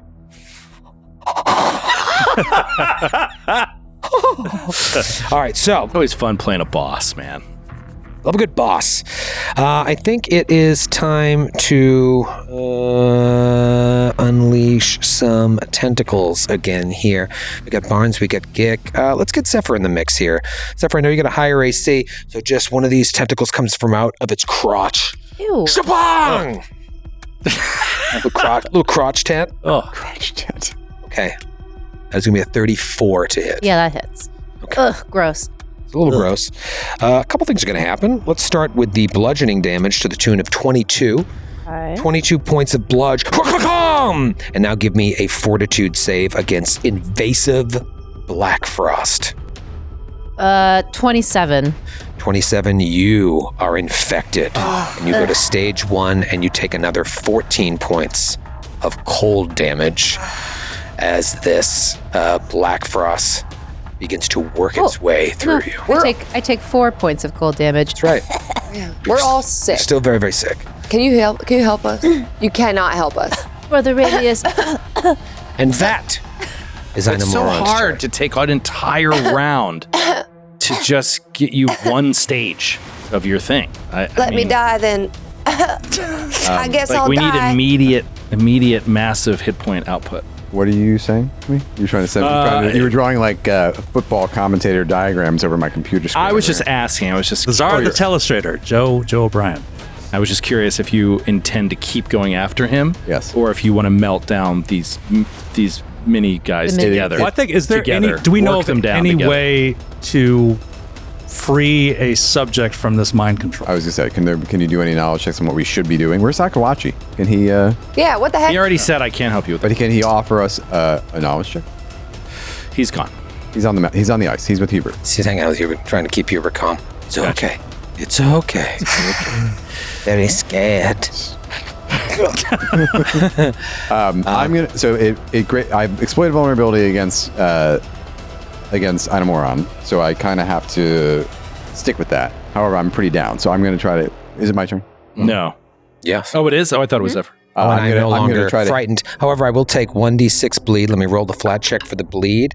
13. So he will remain bleeding, and he will take 6 points of bleed damage. Nice. Apologies. The one that came down, we forgot this, I think, right? Did we forget? The one that came down between Barnes and Zephyr had 2d6 persistent fire. 1d10, I thought. 1d10. I didn't hit that one. I hit the one below gone me. Since. I hit that one before its first round with Divine Immolation, and it failed the save, so it should have 2d6 persistent fire. All right, so I roll a flat on that. 17, of course, because it was yours.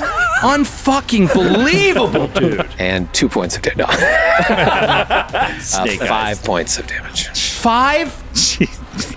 That was the one in the back, right? Yeah. Yeah. My God. Real poopy joke. Okay. I have to continue hitting Inomoron because I've exploited vulnerability against him. So my plan is I'm going to do something to give myself. You don't have to. Yeah, you can. You can just move and exploit vulnerability against them. I thought we were going to do the action economy. I got to get out of there first. Get out of there. Well, take the AOO, which I have something. I'm going to do. Let me do my thing. Yeah, the AOO is worrying me. Yeah. So what I'm going to do first is I'm going to spend an action to intensify vulnerability. You can use the mirrors intensify vulnerability ability, which basically gives me concealment against Inomoron. That's one action. Nice. Second action, I'm going to take a swing against Inomoron. And that'll be a 36 to hit. 36 to hit is a hit. Okay. Terrible damage. So that'll be 14 slashing and 7 weakness. Okay. Damage. Very good. And then I'm going to move out of here and risk the AOO. But I do have concealment, so I have 25% chance of escaping this. So flatty 5. Flatty 5. Okay. It's going to be a 9. I want to see if it was a 6, so you'd feel real bad. But it's a 9, and we'll drop some tentacle on you. Okay. Okay, that is going to be a 34. That hits. Ouch. Get hit with the tentacle, and that is 19 points of bludgeoning. It's good. He's going to hit me multiple times in his next turn. Maybe. Are you still good with 19 points of bludgeoning? Yeah. Well, I mean, I'm Death's Door. I'm alive. Death's Door. At the moment. Okay. That was Barnes's turn. And now it is one of the doubles' turn. The one that is sitting with 1d10 persistent fire. And this is the one that tried to cast something on Barnes, I believe. That did not work. It's now standing next to Zephyr. Zephyr's taken some damage. It knows that. I think it's going to come for you, Zeph. Since you're right there, and you're a strong combatant. So strong. You could try.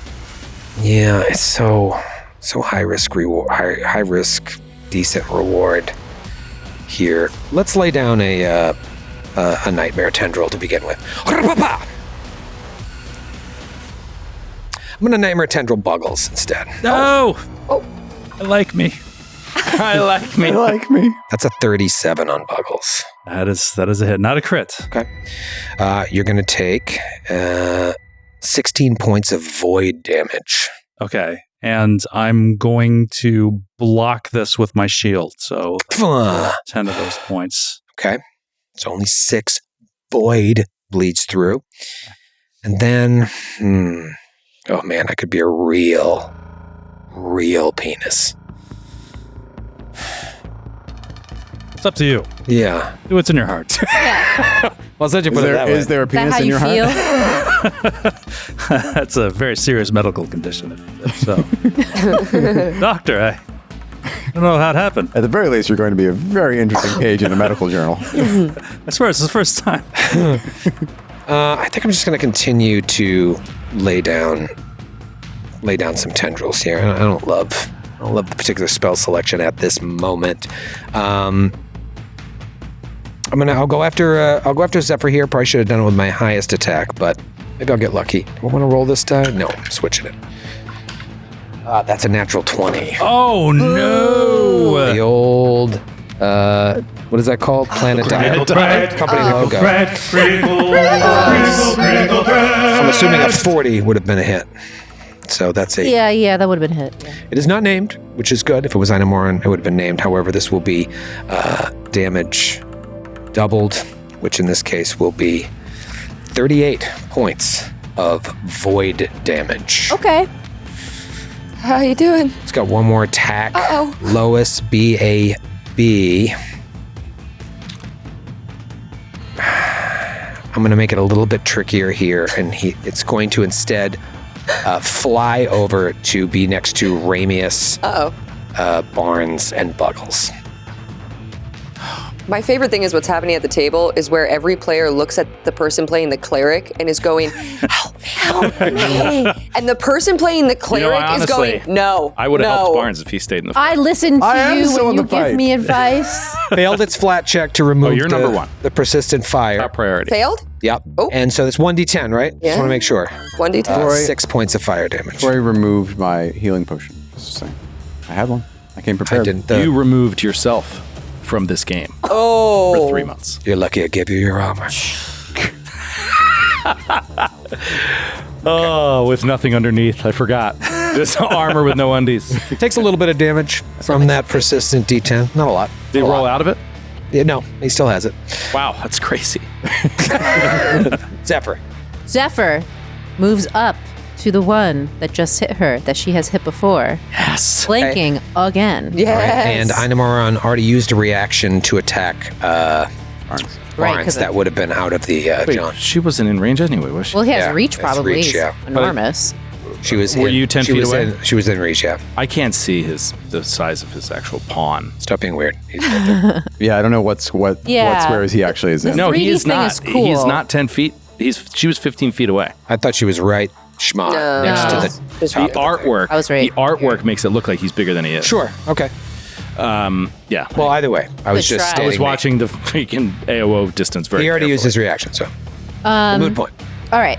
So, still not in my stance, but you're off guard to me with being flanked. So, regular flurry of blows. Let's go. That's a 32 for the first Okay. one. Second one is going to be a 29. That is a crit and a hit. Nice. And I forgot about fortitude save the first time. So, fortitude save, please. Fortitude save, not great. That is going to be a 24. Fail. So it's safe to assume that they're not Nice. higher level than us, right? No. Yeah. So, Beautiful. incapacitate. Great. So, you're stunned one. Stunned one. Stunning. Okay. Stunning. So for the first hit, we've got. Oh God. Oh God. The math is different now because I know the rule. Right. So it's like Nothing 11. like the final ep to get that extra. And now it clicked. No, wait. 5, People are grinding their teeth, 12. Let them grind. their punching teeth. themselves in the stomach. 24? Wait. No. Cutting what did themselves. I say? Better count. It's hard. It is very hard. 5 plus. Let me do it. bother Say it me. out loud and I'll do So the math. 12 bludgeoning. 24 bludgeoning. Wait. Each time I roll, it's +7? No. What's on your character It says 2d6 plus 7. Yeah. Yes. So yeah. That is crazy. It is insane. But I thought it was 2d8. Yes, it is 2d8. I'm rolling a d8. I'm rolling a d8. She is. I'm She's rolling a d8. So it's 11. This is the first one. 22. 22. Oh my. You said 12. Making sense. 7 plus 5 is 12. 7 plus 4. Okay. It's 11, It's 11. 1d8 right? is 7 plus the first d8. Wait, no. You rolled 2d8. Yes, that's what I'm And When you roll 2, That's what I'm doing. When you and then rolled double the whole Right, thing. you told me when the you other. rolled 2 8-sided die, you rolled 2 and 2 or 1 and 3. I rolled a 4 and a 1. So that's 5, Five, which you exactly. said out loud earlier. So So it's 12. And Doubled then is 24. 24, right. Plus, That's what I did last time. Hold on. Plus the fire. One. Plus the Do you fire. have my one? Why I didn't, yes, I have all that figured in. Okay. Plus the Okay. fire. I'm gonna kill myself. That's the first one. 24. See what I'm dealing with here? I need silence while I Let add. her do math.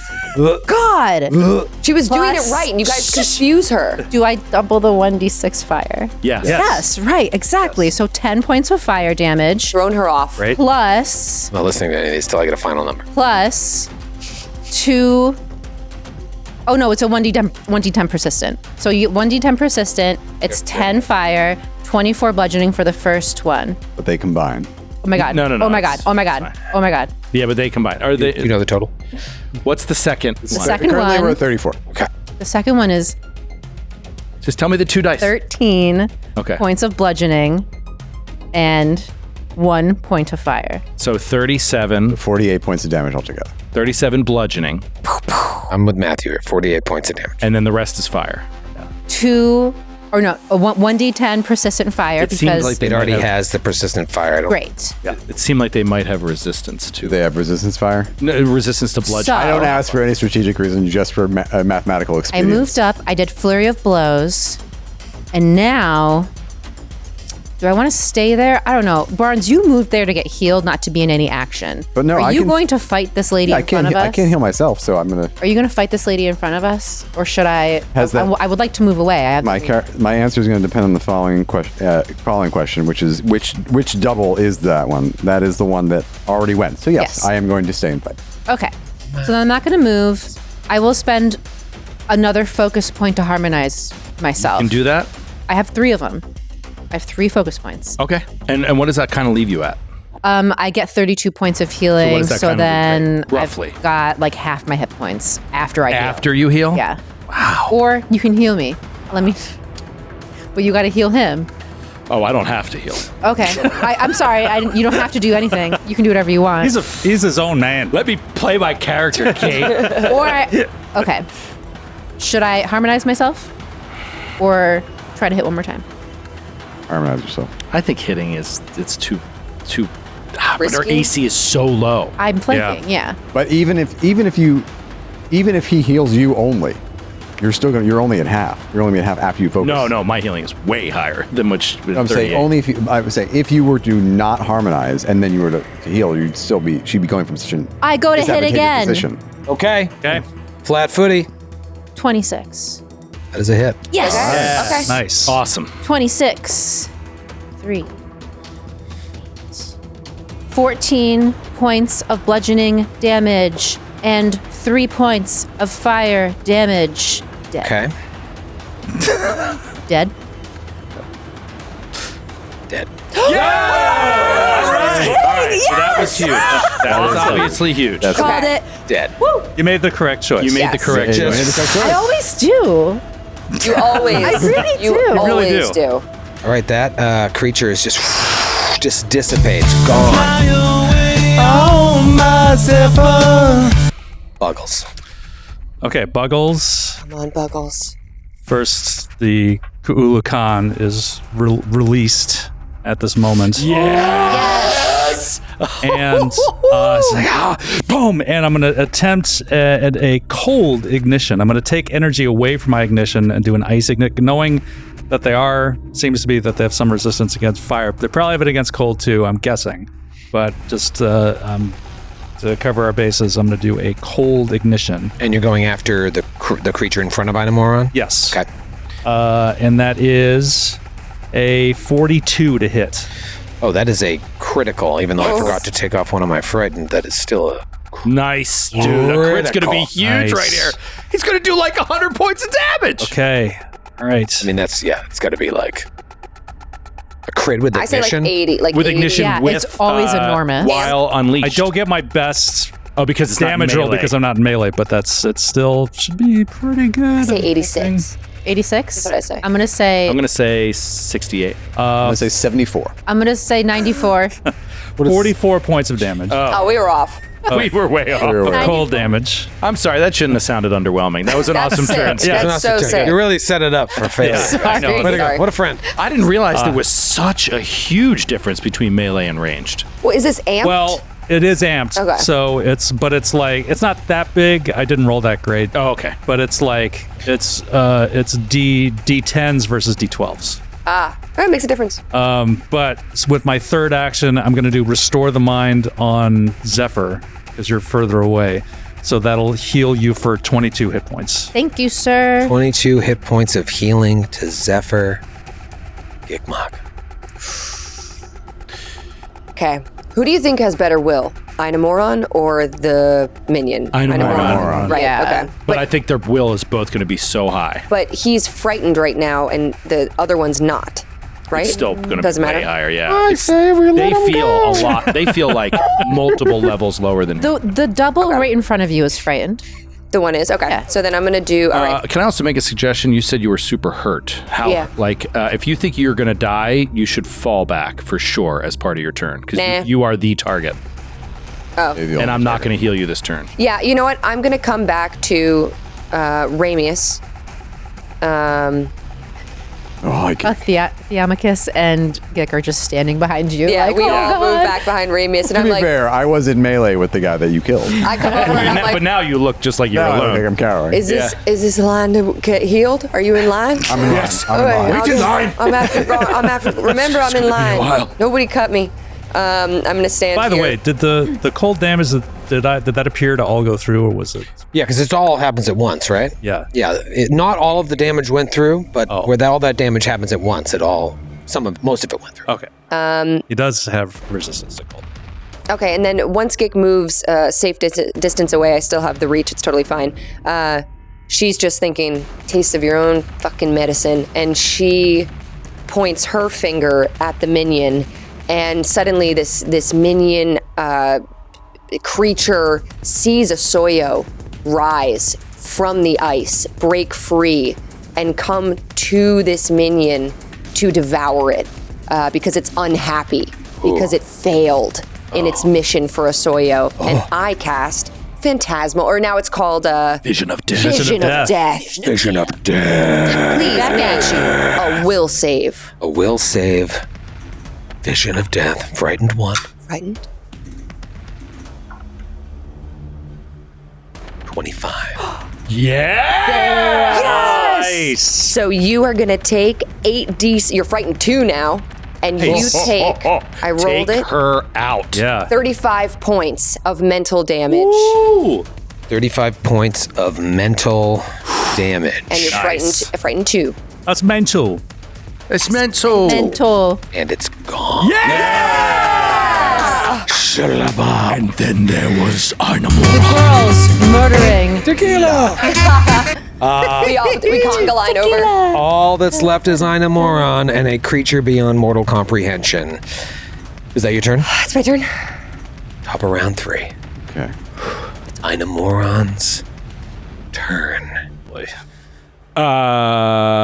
It has to be my turn. Yeah, I think You we went. I think we skipped. You. Yeah. Oh, you I were didn't supposed to use go after you. me. I'm sorry. You go after Zephyr. I haven't gone since Inamoron. Yeah. Okay. Sorry. I'm sorry. I'm not. You want me to move you initiative or just keep you where you were?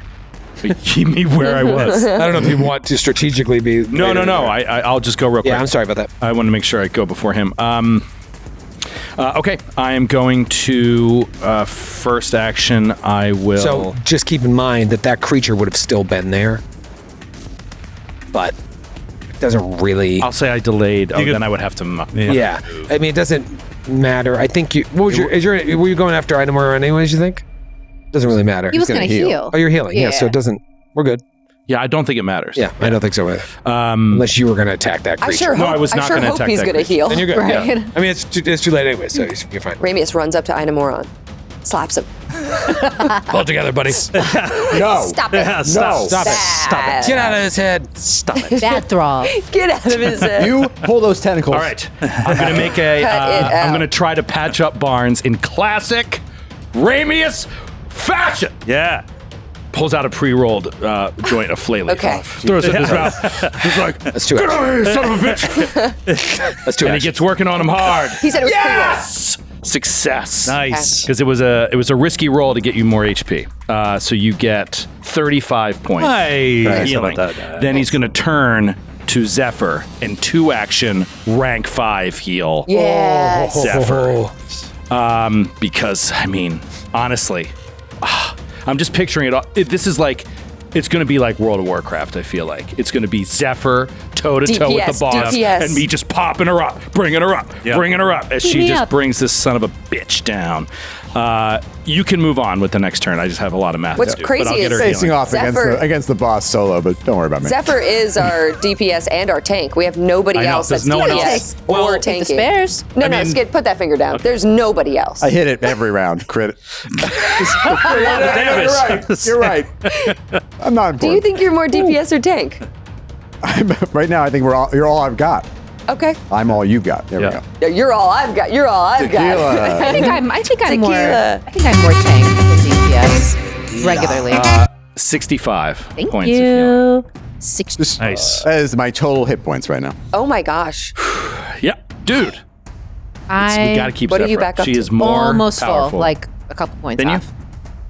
It's gonna come at me. I'm in the middle of the room. You got 65 And it's Barnes? going to come at gonna me. AOL us. I'm curious what's going to happen here, but that's my turn, Troy. I have 2, 64. 1 battle medicine, 1 heal, and my turn is over.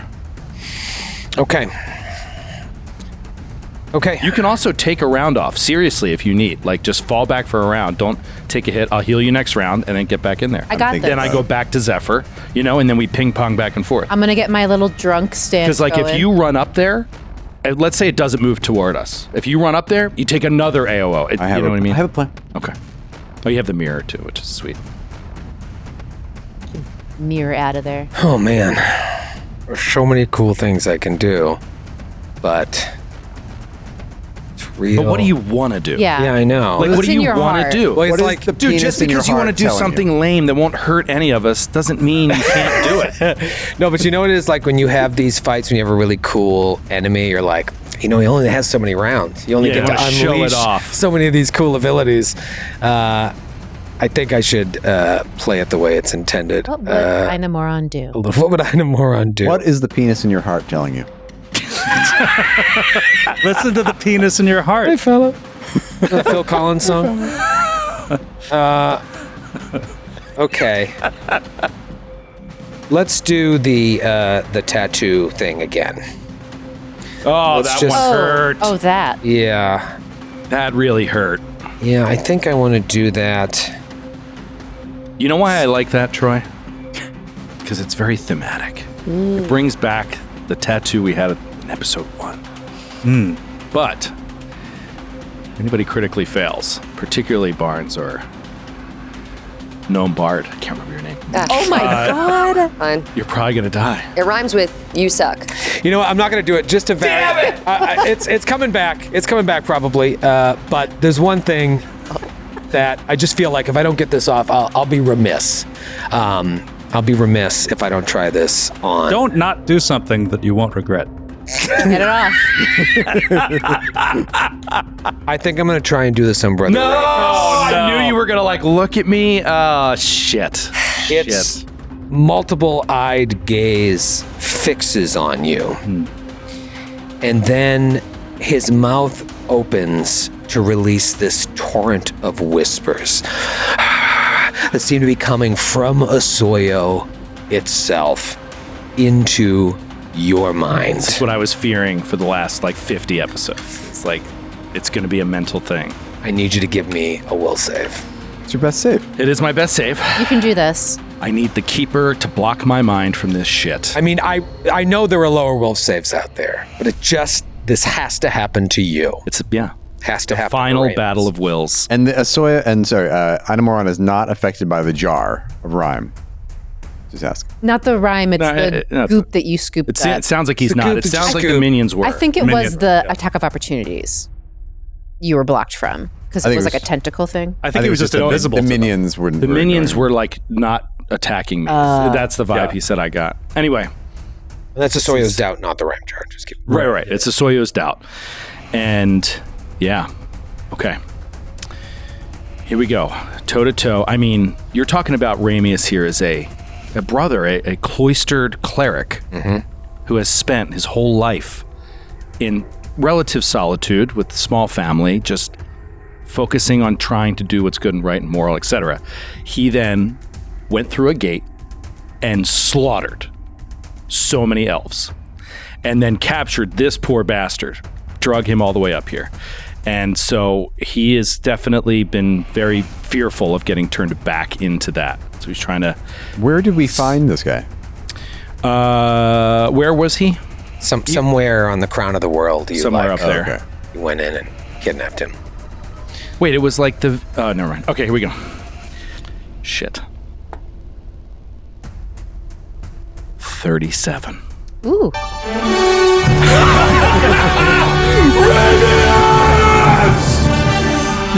Fucking badass! Eyes, multiple eyes, blinking eyes, too many eyes. I will not do it again. Fixate on you. Osoyo's slumbering whispers enter into your mind, and for a brief moment, you feel as if you are imprisoned in the ice, just as Osoyo has been for thousands of years. With a success, you are slowed one for one round. Wow. Damn. But I have a critical success because of my resolute faith. Oh! Unaffected. Yeah! Awesome. Remove! Oh my God. Awesome. Yeah, if you were slow, that would be. Yes. That would be bad. We need all the clerical actions. Oh my God, we just ate up 2 of his actions on that. Okay. Yeah, that's huge. Okay. That's a great exchange. It's like a big turning point. All right, that was big. That was juice-tastic. Dreams of the Black Frost Whale. Yeah, that power's called Dreams of the Black Frost Whale. One action left. Would you like to use it to flee? Run. I'm gonna have it Flayleaf cigarette dangling out of your mouth. just to force. We'll let you live. I'm just kidding. We're gonna kill the fucking shit out of you. Gonna murder the fuck out of you. I'm gonna have it. So hard. Says the brother. Yeah. He's really pushed me to a limit, Box. Raymond, are you okay? No! None of us are okay till we're out of this hellish place. I'm just gonna have it move back a little bit, create a little bit more distance, maybe make some of you double move if you need to. Okay. Just kind of move a little further away. And that's its turn. Big opportunity here. Big opportunity. And it's the Amicus Barnes' turn. You don't know how smart that move was. Yes. It Dude, when he changes did it, I was like, everything. that is a genius tactical That's move. why I did it. But basically, we just have to take a round off. It's okay. This is a war. You won't reach him, so don't waste. I didn't want to move to you You and can't reach close him and from give you there? guys an opportunity, so Yeah. I was like, some of these guys have 30 feet of movement. And you just moved out of like You flicker could- range. You moved out. I started to move to the right, and I was like, "Where's Barnes?" Delay if you want, I'm probably going to. and I could cast haste. We're metagaming, but I mean, I could. I am going to delay. We're not metagame. We're thinking tactically. Thinking tactically. This is how the game's Yeah, meant to we've dispatched with the minions. Now we have all just between ourselves. We can figure out how to do this. And What do you say to Barnes? I think she sees Barnes like ready to run, and Gick just kind of grabs at your back and goes, "Wait! Ready to No! run away. Yeah. I was ready to glint the mirror. leave You us. Try to keep No, him I in saw mind. him. This I fight saw is him- not over. Yeah. Barnes, you can't We leave haven't us. lost, Barnes. We just got you back." She slaps him. I thought for sure he was ready to flee. He's covered in blood. He's like waiting for Ramis to finish stitching up. He like gets the mirror ready, and then he was like, "Why are you running away?" I'm running towards. I just got a staff position on Chicago PD. Blue Bloods. I'm on Blue Plus. I'm working on Blue Bloods next year. Get canceled. Not anymore. Not in this universe. Not in this universe. Understand this kind of opportunity. Barnes is a WGA right now. I think she sees Barnes realistically about to glint the mirror, and he's still like bleeding profusely. And she's like, "Wait, I'll help you. Just wait." All right. Zephyr. I'm trying to decide between. So listen, my go-to is stumbling stance because I get the feint, and the off-guard thing is great if I hit that. But then I have to run up to him within his range, and he'll probably get an AOO. Yeah. Or I could do Wild Wind stance, and I'll be able to make my unarmed strikes at range. Oh. Downside is that it's D6 instead of D8. So fucking worth it. Yeah? What Yeah, is the definitely. range? 30 feet. Oh my god. No question. Oh yeah. Yeah. Definitely do that. The AOOs, they're no small thing. I know. It is a free it's free damage. Like that we don't need to give them. So like yeah. You're 25 feet away from me, so you move away, and Zephyr just smiles. And she gets into a different stance. She gets into her Wild Winds stance. So cool. And she makes her melee strikes from 30 feet away. Nice. Holy just Airbending. All right. That's so sick. Just launching So like she- fiery blasts from her hand Yeah. at it. So it reaches out. First one's going to be a 37 to hit. Oh shit. That's a hit. Yeah. Second one is going to be probably not a hit. That's going to be a 27 to hit. It's a miss. Okay, so the first one hits. So that's going to be 4, 7. So 11 points of. Is this still bludgeoning It should damage? still Let be me bludgeoning. check. Yeah, still bludgeoning damage. Okay. And then we take the 1d6 of fire. So that's 4 points of You know what? fire Don't even- damage. Don't even bother rolling. Well, let me have some fun. Don't want to take any of that. So yeah, you move away, and she still like is able to hit you. It's not as spectacular, but I don't know. That's pretty It's cool. pretty Fire cool. resistance I'm hitting you is with surprising wind. me. I thought that it would be like cold resistance. Yeah. Yeah. Maybe it has all of it. Pfizer does this a lot because that's what you assume. Yeah, you and would it do a flips count it. on And that. they And then they're twist like- it. I mean, always. And Giant Slayer was like that. Remember in Giant Slayer? Katla had like fire resistance and said, Yeah, and remember they explained it narratively. They were like, "We've been watching you." Yeah. They were like eyes, and they knew your abilities, and so then they countered them. And it would make sense that they would try to shore up any of their natural sort of weaknesses. Yeah. especially the lieutenants. And then I've got one more left. I'm not sure if there's any point in moving. I could do guidance on Barnes. You could. I feel like that would make sense. Because we have still the composition, but the guidance will give you... What are you going to do? Are you going to move up, flicker in, and then attack him? Yeah, so guidance gives it to saves, with that I don't. Mine is only for fear effects. So give him guidance. Guidance will also give it to me to hit. No, mine is already... How long? Oh, right. 4 rounds. You still it's have what round are we in? 3. It's a status bonus, so it won't affect me because my implement gives me the status bonus. I could aid you. Are you going to go next? I'm going to let Brother Amos and Gick do what they're going to do, and then I'll go after Gick. Well, I'll try to aid you from afar for your to hit, trying to tell you where to go from my vantage point. Any bonus. Get a hit, a crit off. Wait, did we determine that the aid bonus stacks with the inspire? Yeah. Okay. They're different. Is it status? No, the aid is a circumstance. Then yeah. Okay. I'm almost positive. I'm not Googling. I don't care. It's circumstance. Nailed it. Do whatever you want. I fucking knew it. Okay. Do whatever you want. Years of this. I know what I'm doing. Great. I got senioritis. I'm so out of here. I'm done. All right, Got a done. job at Grease Monkey. I'm done. I'm moving out of my parents' house. Brother Ramius of Latria We got this. withstood these dreams of Asoya. God, I'm so psyched that happened. Thank you. Norse Foundry. No, but seriously, thank you to this die. That was huge. He is going to focus on keeping everybody up. So let's go first to Barnesy. And he's going to do a little 2-action heal to Barnes. Oh, Barnes. Horrible roll. Oh, no. Very un-Troy-like roll. And that is going to result in 58 points. Alrighty. Thank you. 58 points, and then I'll turn to Gick. Next. That's pretty good. Thank you. Yeah, Git goes, excuse me, I'm next. Pushes you for Barnes. coming with us so Pushes far, Barnes out of the Gick. way. You're doing great. Keep it up. Thank you. But Big this is scratch on the this side. could hurt. This could hurt. Okay. And he fails. He failed. Oh, Gick, like... It was battle medicine. Gick is like bleeding and oozing, black frost, like starting to get sick from her side. She's like, can you do this? Do you hurt her more? No. Okay. He doesn't hurt her, but he just doesn't heal her. He's like, I can't.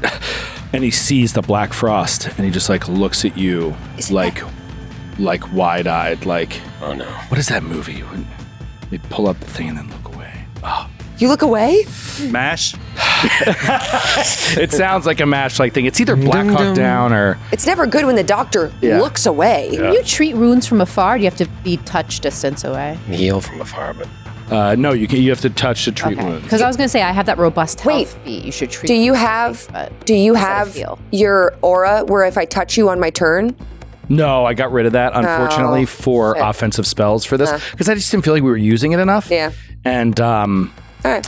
and yeah, I mean, if you guys can stay not horribly injured for a round, I could try to get that spell off. Because that's Divine Wrath. So it's either like Divine Wrath or that Vital Beacon. Up to you. I mean, Yeah. it's fine. I can also I can soothe myself next round. I'll haste Barnes this round and do something else, and then I can. Yeah, you and I, let's just stay back. Yeah. We'll try to see if those two go up, if they can hold the fight Well, you can themselves. hit from range the moment, and I can range from And now. Buggles pop in and out. Buggles can hit from range too, or Yeah. melee. Yeah.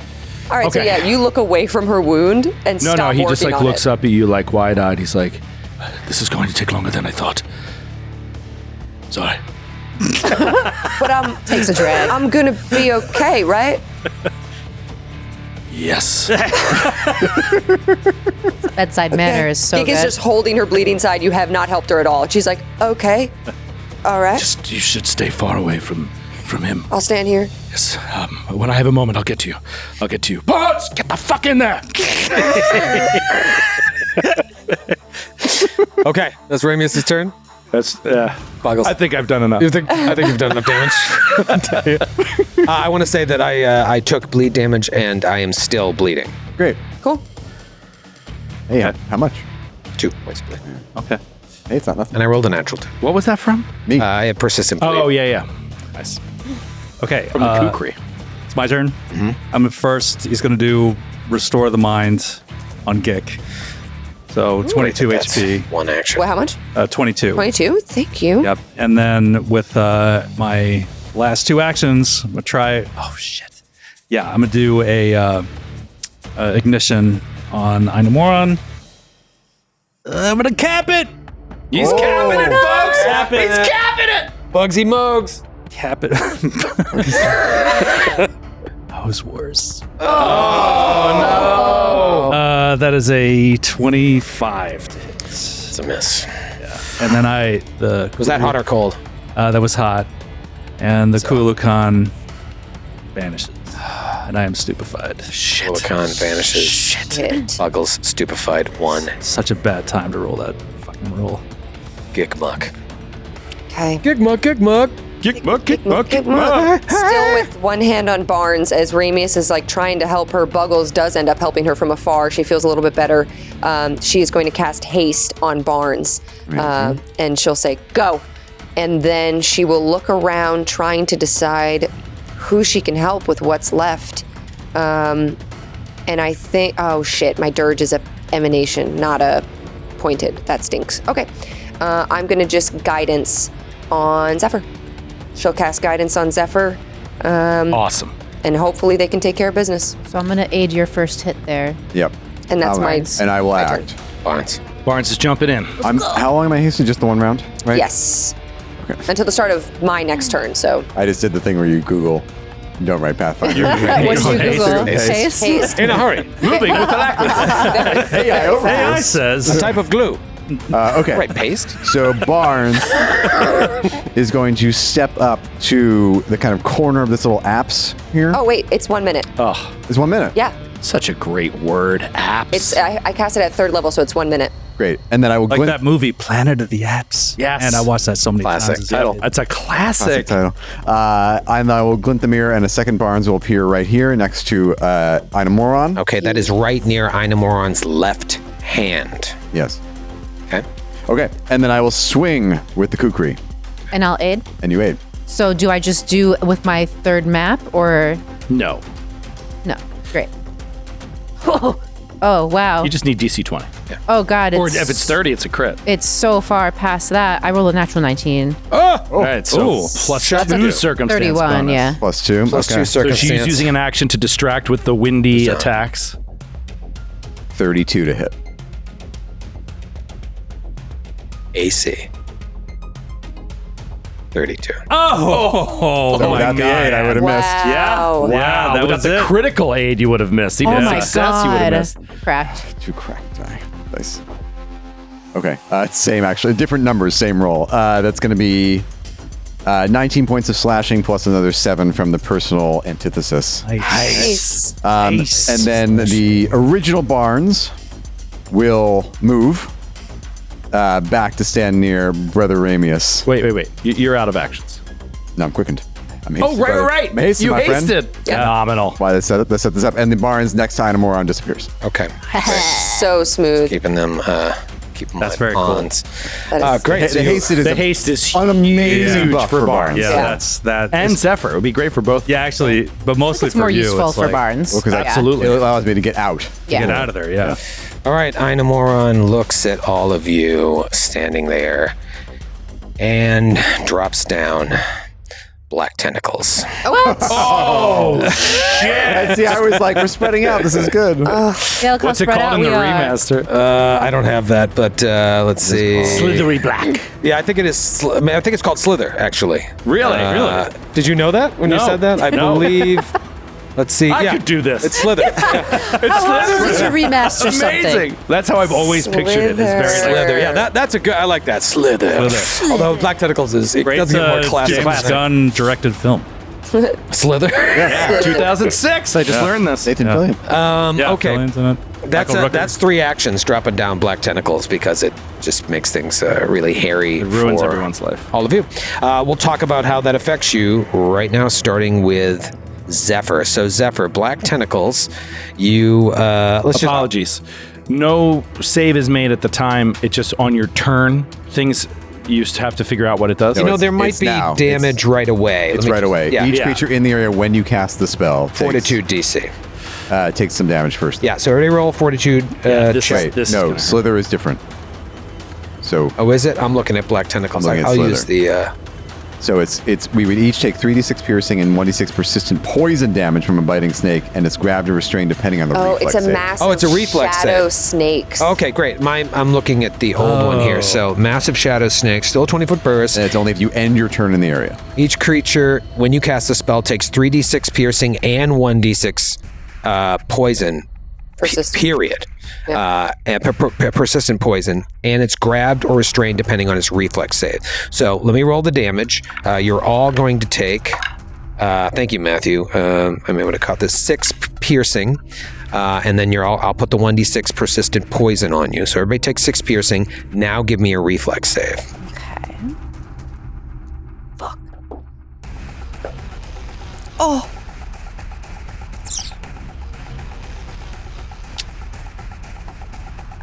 Oh my God, Ramius is absolutely in the zone right now, LaValle. Absolutely focused. By the way, if you succeed on this, you won't take the. I'm going to turn my cap. Yeah, it says. Yeah, it's weird. Says The way it's success written is weird. unaffected, but The creature's unaffected, and failure, you take full damage. So. it doesn't make any sense for us to not take damage in like the balance of the game. So I feel like maybe that is only for the restrained or grabbed effect. Like, yeah, the it says unaffected, but like. The creature takes full damage and is grabbed by a snake on a failure, but like it says the each creature's- creature maybe you take the damage again. That's the only way I can think of it. Because a massive snake's made of shadow, blah, blah. Each creature in the area, when you cast the spell, takes 3d6 piercing and 1d6 persistent poison from a biting snake. And it's grabbed or restrained depending on its reflex save. Yes. But then the failure condition says the creature takes full damage and is grabbed by a snake. Yeah. So you can read that one of two ways. One, you only take the damage if you fail. Two, you take the damage again. No, I think it's you take the damage if you fail. Right. And if you succeed, so if you don't succeed, take nothing anything. happens to There's you. no So here's where the balance. Oh, maybe comes it's in. one run-on sentence. It's like you do this and you do this and you depending do this on the reflex depending on the save. reflex save. Yeah. And I think that the reason that didn't sound balanced to me. Now it sounds balanced if you look at the last line because it says this keeps going. A creature that ends its turn in the area, you have to attempt that save again. Yeah, so and like, you still have to use it as an action to try and escape and all that. Totally. So you can't I'm just turning in a bottle cap. Oh. Because if I'm restrained, I'm out of the fight. Because I lose. Oh, yeah. I That's what I was hoping for. am debating also turning one in. I rolled a natural 1. Restrained is terrible. Yeah, I don't want to be restrained. I can't cast if I'm Yeah, there we restrained, go. right? correct, I I believe. think it'd be fine if I was Troy restrained. also, not to be a total peen, Peen me. but it's rank 5, not rank 7, right? Rank 5. Okay. Just because he's such a boss, I didn't know if he had it at rank 7. I re-rolled a natural 19 from a natural 7. Oh, good. Yeah, if you're restrained, you have the off guard and immobilized conditions. You can't use any attack or manipulate actions except to an attempt at escape. Yeah, so you can't cast. Yeah, All so right, I was so- going to. I was like, oh, sorry, I fail. I'm trapped. I'll get out with the mirror, but I Just can't. for posterity's sake, did anybody take the 6 points of damage? Yes, Yeah, I did. I did. Okay, just give it all back and we're going to go through these Okay. individually. Okay. 6 is in my head, okay? What did you're going to use the cap? Yeah.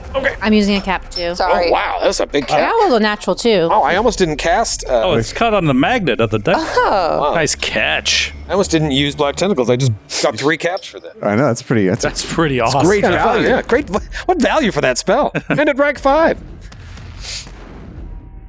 29. Okay. 36. 36. 36. 36, 36. 30. 30. 29. 29. 31. Okay. Buggles, Zephyr, and Gick all failed. You guys succeeded. So you guys take 6 points of damage, piercing. You will take 1d6 persistent poison, and you are grabbed. So you're off guard, but grabbed on your John. And you will need to escape to get out of there. You can also attack the snake that is grabbing you. Oh, God, that's so cool. If you destroy it, It just has to take 12 damage, but in 1 hit. yeah. New snakes regrow as long as the spell lasts, so destroying the snake doesn't prevent other creatures from, basically allows you to get away in your round. I'm going to say this. Burns an action. I like Slither better. I think it's really cool. Yeah. Well, Black Tentacles in 1E was devastating. This is pretty devastating. No, this is an interesting set of challenges. Yeah. Yeah. Yeah. Yeah, it definitely, 2E makes it a little more fun, but complicated. Okay, so that is this 3-action John. Okay. And now it's Zephyr's turn. Zephyr, Buggles and Gick took you're some grabbed. damage and you're I grabbed. attempt to escape with one action. Okay. So that's athletics. It's going to be Let me find that on my sheet. athletics or acrobatics. It's going to be a 38 athletics. Nice. Okay, Do it. so the DC is my spell DC, so that is a regular success. You get free and remove the grabbed, immobilized, and restrained conditions imposed by your chosen target. So as long as you get out of this radius here on this turn, you won't have to be grabbed again. One action escape. Second action move. Okay, you just kind of pan out to the left. Pan out to the left. Third action, Wild Winds. What is it called? I just want to say the right word here. Wind Crash. That's what they're called. Wind Crash Unarmed Strike. Wind Crash. Wind Crash Unarmed Strike. So I'm going to do Flurry of Blows without those unarmed strikes. Okay. All right, final action. Flurry of Blows. You can do Flurry of Blows in this windy... Can I do that? John, what is it called? I did it last time. Okay. It's called Wild Wind Stance. I can make Wind Crash unarmed strikes as ranged strikes against targets within 30 feet. I don't know what a Wind Crash Strike is, but it sounds cool. Yeah, it's just like the names that they give your unarmed strikes. Oh, but it's interesting. They do damage different from your regular damage. Yeah, they only so do 1d6 Wild Winds does 1d6, but if I'm in Stumbling Stance, they're 1d8. So there's that. Stumbling Stance, I can use my Flurry of Blows. And when you did your Wild Wind Stance last time, did you use your regular damage or did you use the 1d? D6. You did, okay. I did it correctly. Okay. All right, rock and roll then. All right, let's go. Pew. So 32 for the first one. That's it. And then only 20 for the second one. Fumble. 2d6. Fumble. Shut your mouth. All right, so this is what why is it 2d6? My fists are 2d6. 2d6. Just striking. Right, I just thought it said that these deal 1d6 bludgeoning Well, yeah, damage. striking. Right, yeah. The striking runs on her hand wraps, right? Oh, that Yeah. turns into 2d6. It turns into 2d6. So That makes sense. 17 points of bludgeoning damage and then 4 points of fire damage. Okay, no fire. And then that's my turn. A hell of a turn. Zephyr got out. Whew. Zephyr put herself right in the crosshairs of this terrible creature, but she's able to get some nice damage there from the top west corner of the room. Brother Ramius. This is freaking huge. I'm not going to overthink it too much, but his successful roll on this is big. And you're not grabbed. But, like, you know, I think he's going to be okay. He's going to take the shortest path of resistance out to get out, but that's making him a lot farther from Zephyr. Sorry, 1 second. Zephyr, give me a Oh, right. save. You take 3 points of poison damage. 3 points of poison. Sorry, what is Just this? flat. 15. Oh, fail. Yeah, all right. So you 3 still points damage. Sorry, they're removed. All right, so he's got to move out, but I mean, you guys are okay right now. I'm good right now. Yeah. I'm good for the moment. Everybody's good. All right, so then he's going to move out and he's going to Divine Wrath the big bad. He's going to Divine Wrath on a moron. So big one. He's going to pray for the Keeper to guide us out of this horrible situation and destroy this thing's spirit. Here's what I don't like. Fortitude save. I'm not going to roll any damage until I hear his result. Okay. And what kind? I'll what is hold this? the dice. What is this called? Divine Wrath? Divine Wrath. So this is spirit, holy damage, all that Spirit damage, yeah. shit. Okay. See what we got. Fortitude. Fortitude. Save. Fortitudinous. Here we go. Should I bring out old neon green? Old neon Why would you do that? Come on, add one how old could you neon not? green for the finale. That would be amazing. Welcome back, old friend. Okay. It's been a while. I'm going to roll it on the table. I feel like it rolls better. It's been a while since I rolled you. Natural 1. How much damage is that? Natural 1. This is so huge, and it is the whole reason I risked casting this spell. This is everything. shit. This is game over, dude. Can't make it up. You cannot make it This is up. game over, dude. And I rolled absolute rocks for damage. Oh, shit. Rocks. Oh, shit. All right, 32 points of spirit damage. Okay. And you are sickened 2. And you are slowed 1 as long as you are sickened. Sickness. Oh, shit.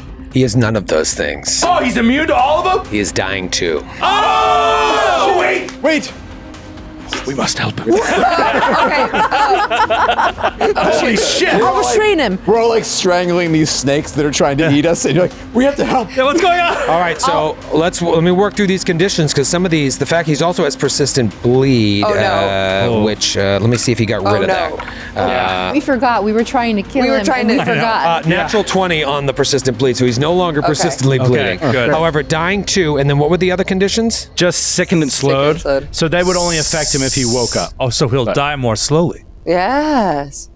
Yeah. Okay. So I'm not. Oh my God, that That's was huge. That if was, he was that was like huge. Natural 1 on neon green. That's natural so 1 on amazing. neon green. It was fated. They wanted it. They wanted us. Do the tentacles remain, right? Because this last, because it's dismissible. So It's dismissible, and he would have to be like. He has to consciously dismiss them. Oh, that's so annoying. Oh, that's right. Oh man, this is fantastic. It just adds a He'll little. be fine as long as he doesn't roll. Oomph. So he falls to the ground. Okay. He falls to the ground, and he is dying too by the mechanics of the game. You know, just like Ilkani. Can I just redo this for a second? Yeah, I sure. just want to say, because of the way this worked out, I think Ramius he's like Gandalf with Theoden, right? Like at the very end, it's all spirit damage. So he's trying to destroy Osoyo's influence on Ainamora. I will draw you out as poison is drawn from a wound. Exactly. So he's just reaching across and he's saying, leave him. We will take care of him. And he is, going to expel Osoyo's influence from Ainamora, knowing, and I thought this in the beginning, I was like, he said if you kill me, I was going to release him.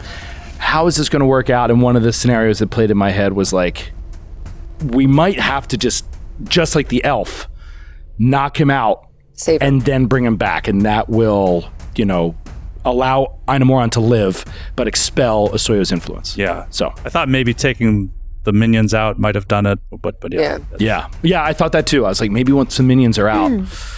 All right, so that's his turn, though. He doesn't have another action because he moved out of the black tentacle. Let me explain what happens. Einamoran falls back into a bloody pile of matted fur. We cut to outside near the nameless spires, where a tremor shakes the entire North Pole, and we just see like an area near, to the outside of the nameless spire, just start to crack open, and a fissure like runs all the way up and starts spidering out all across the North Pole.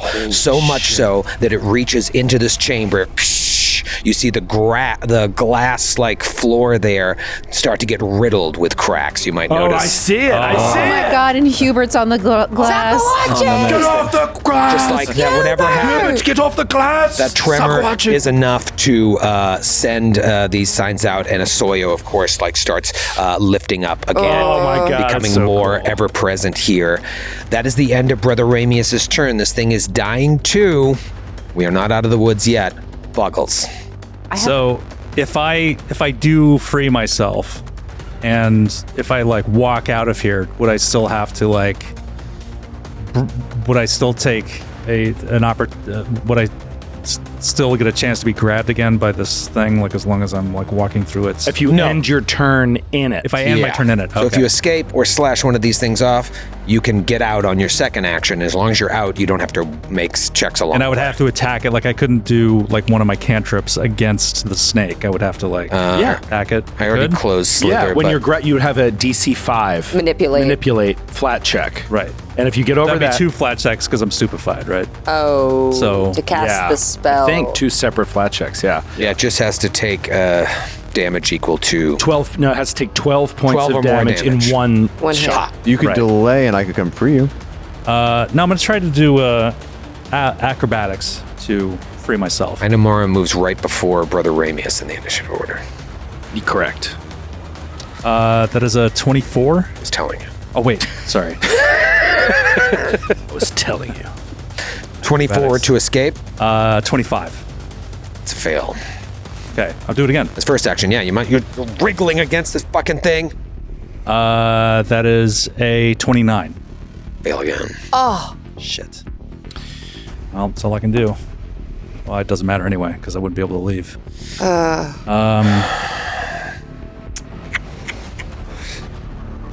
Boy. Yeah, I kind of fucked myself. There's really nothing else I could do. Hold on a second. Did you... sorry, I'm looking at your position here. Did you roll yet? Yeah. For the third escape? Not for the third, but it wouldn't matter because I wouldn't be able to move. A critical success on escape, I believe. Like if you roll a natural 20, I believe a critical success on an escape gives you the ability I already to rolled. move It 10 was a feet. failure. Oh, okay. Okay. Give me a flat check for the poison damage. You'll take only 1 point of poison damage. Fail. Okay, I remain poisoned. Okay, Gikmok. All right. Gik is also just going to try to escape with acrobatics. Ay, caramba. For the first one. All right, let's do it. 20. Okay. Second one, just going to try again. Acrobatics. Now that was what happens when you critically fail an escape check. Escape, you immediately become restrained. You don't get free. Stop it. You don't get free, and you don't get to attempt escape can't again attempt. until your next turn. Oh, That was a crit fail, a 20? Yeah. Now, did you roll? No, I rolled a 20. 5 and a 29 or something? Yeah. Yeah. Your second one was a 29. Yeah, 25, 29. Yeah, failure, nothing happens. What? Yeah, it's critical failure. This is horse shit. It's poop. It's real poop. All right, so then I'm going to do what Skid was going to do, and I'm going to use my telekinetic projectile cantrip to just like throw a rock into the mass. So DC 5. So DC 5. I mean, you hit this, you're probably going to be fine. Yeah, okay. So then it's, what, 66 damage? Well, you roll. Yeah, you don't have to roll against AC. This is magic missile, right? No, it's No, AC. All right, so it's the AC is the DC of the spell. It's a high AC. I'm sorry, yeah, it's not going to be automatic. Let's see. Yeah. Should have done magic missile. Fuck! Almost guaranteed to miss. Yeah. 24. Okay. And that's your turn. I have a healing potion on me. Oh. So I can like run up to it. Yeah. If you guys don't figure it out. So I mean, you're going to go before for Brother Amos, and I can't Yeah. heal it, so I can help him get these Yeah, guys so out. I would say, Barnes, you're call up. across to you like, help him, Zephyr! Help him! Barnesy, you're up. Okay. All right. First things first. I'm going to magic missile. I should take Oh, yes. damage again. What's your? Give me a flatty. 17. So no persistent. All right, you take 1 point of poison. You still take it. Okay. I'm going to magic missile Gix. Oh. Tentacle. Then I'm going to rush over to Buggles. And I aren't will. you grabbed? No. All right, wait a minute. You walked into it. So you're doing one missile?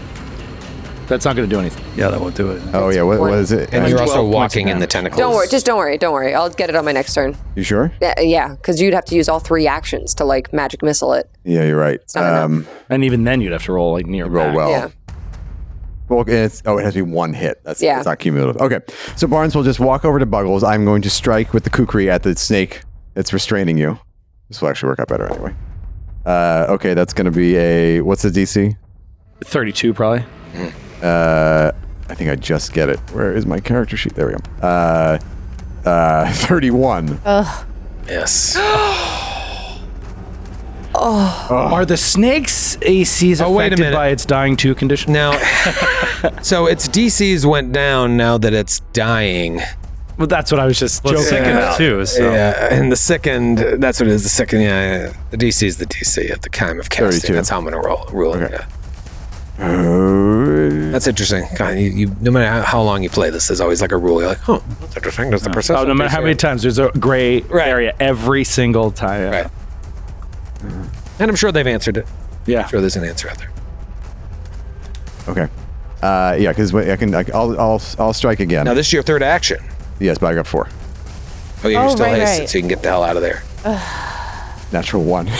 What happens if you roll natural one? Did you fumble on Yes. a You fumbled Yeah. What's Do we have to? Yeah. on the Do we snake. have to go to the I mean, there's only so much time left in this episode. Matthew, we You have to? Matthew? What city do you want your doom to come from? choose the city of your The destruction. city of doom. Reno. Amazing.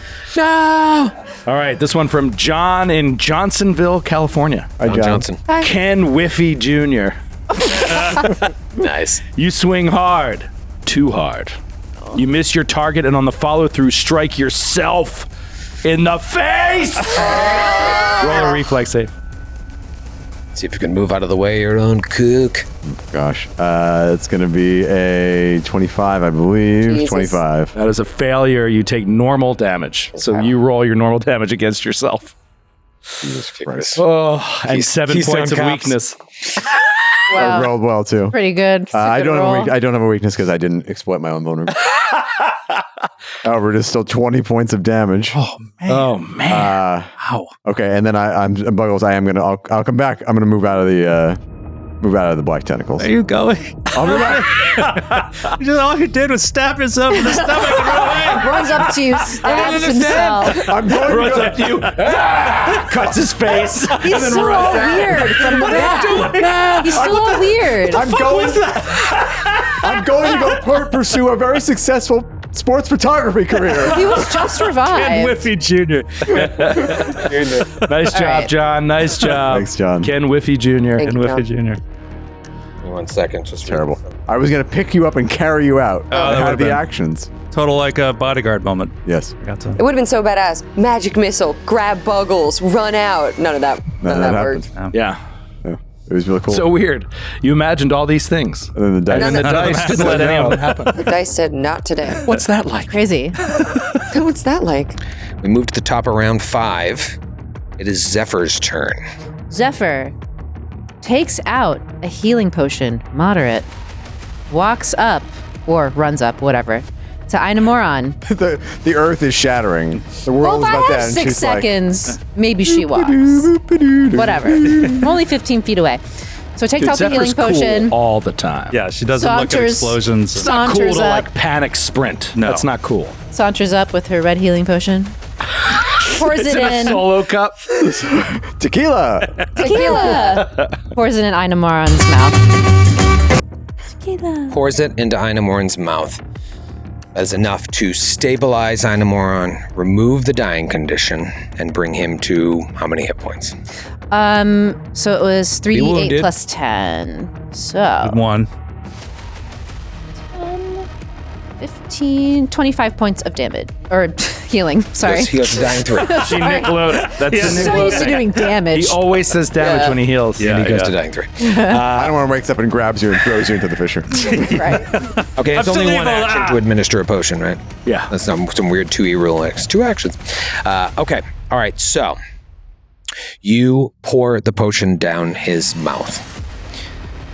His eyes like start to open. There's like all this crusty like pus from the pustules that have burst on his face. They're like clogging up his eyes, but you see there is still something behind there, something that is not fully controlled by Osoyo.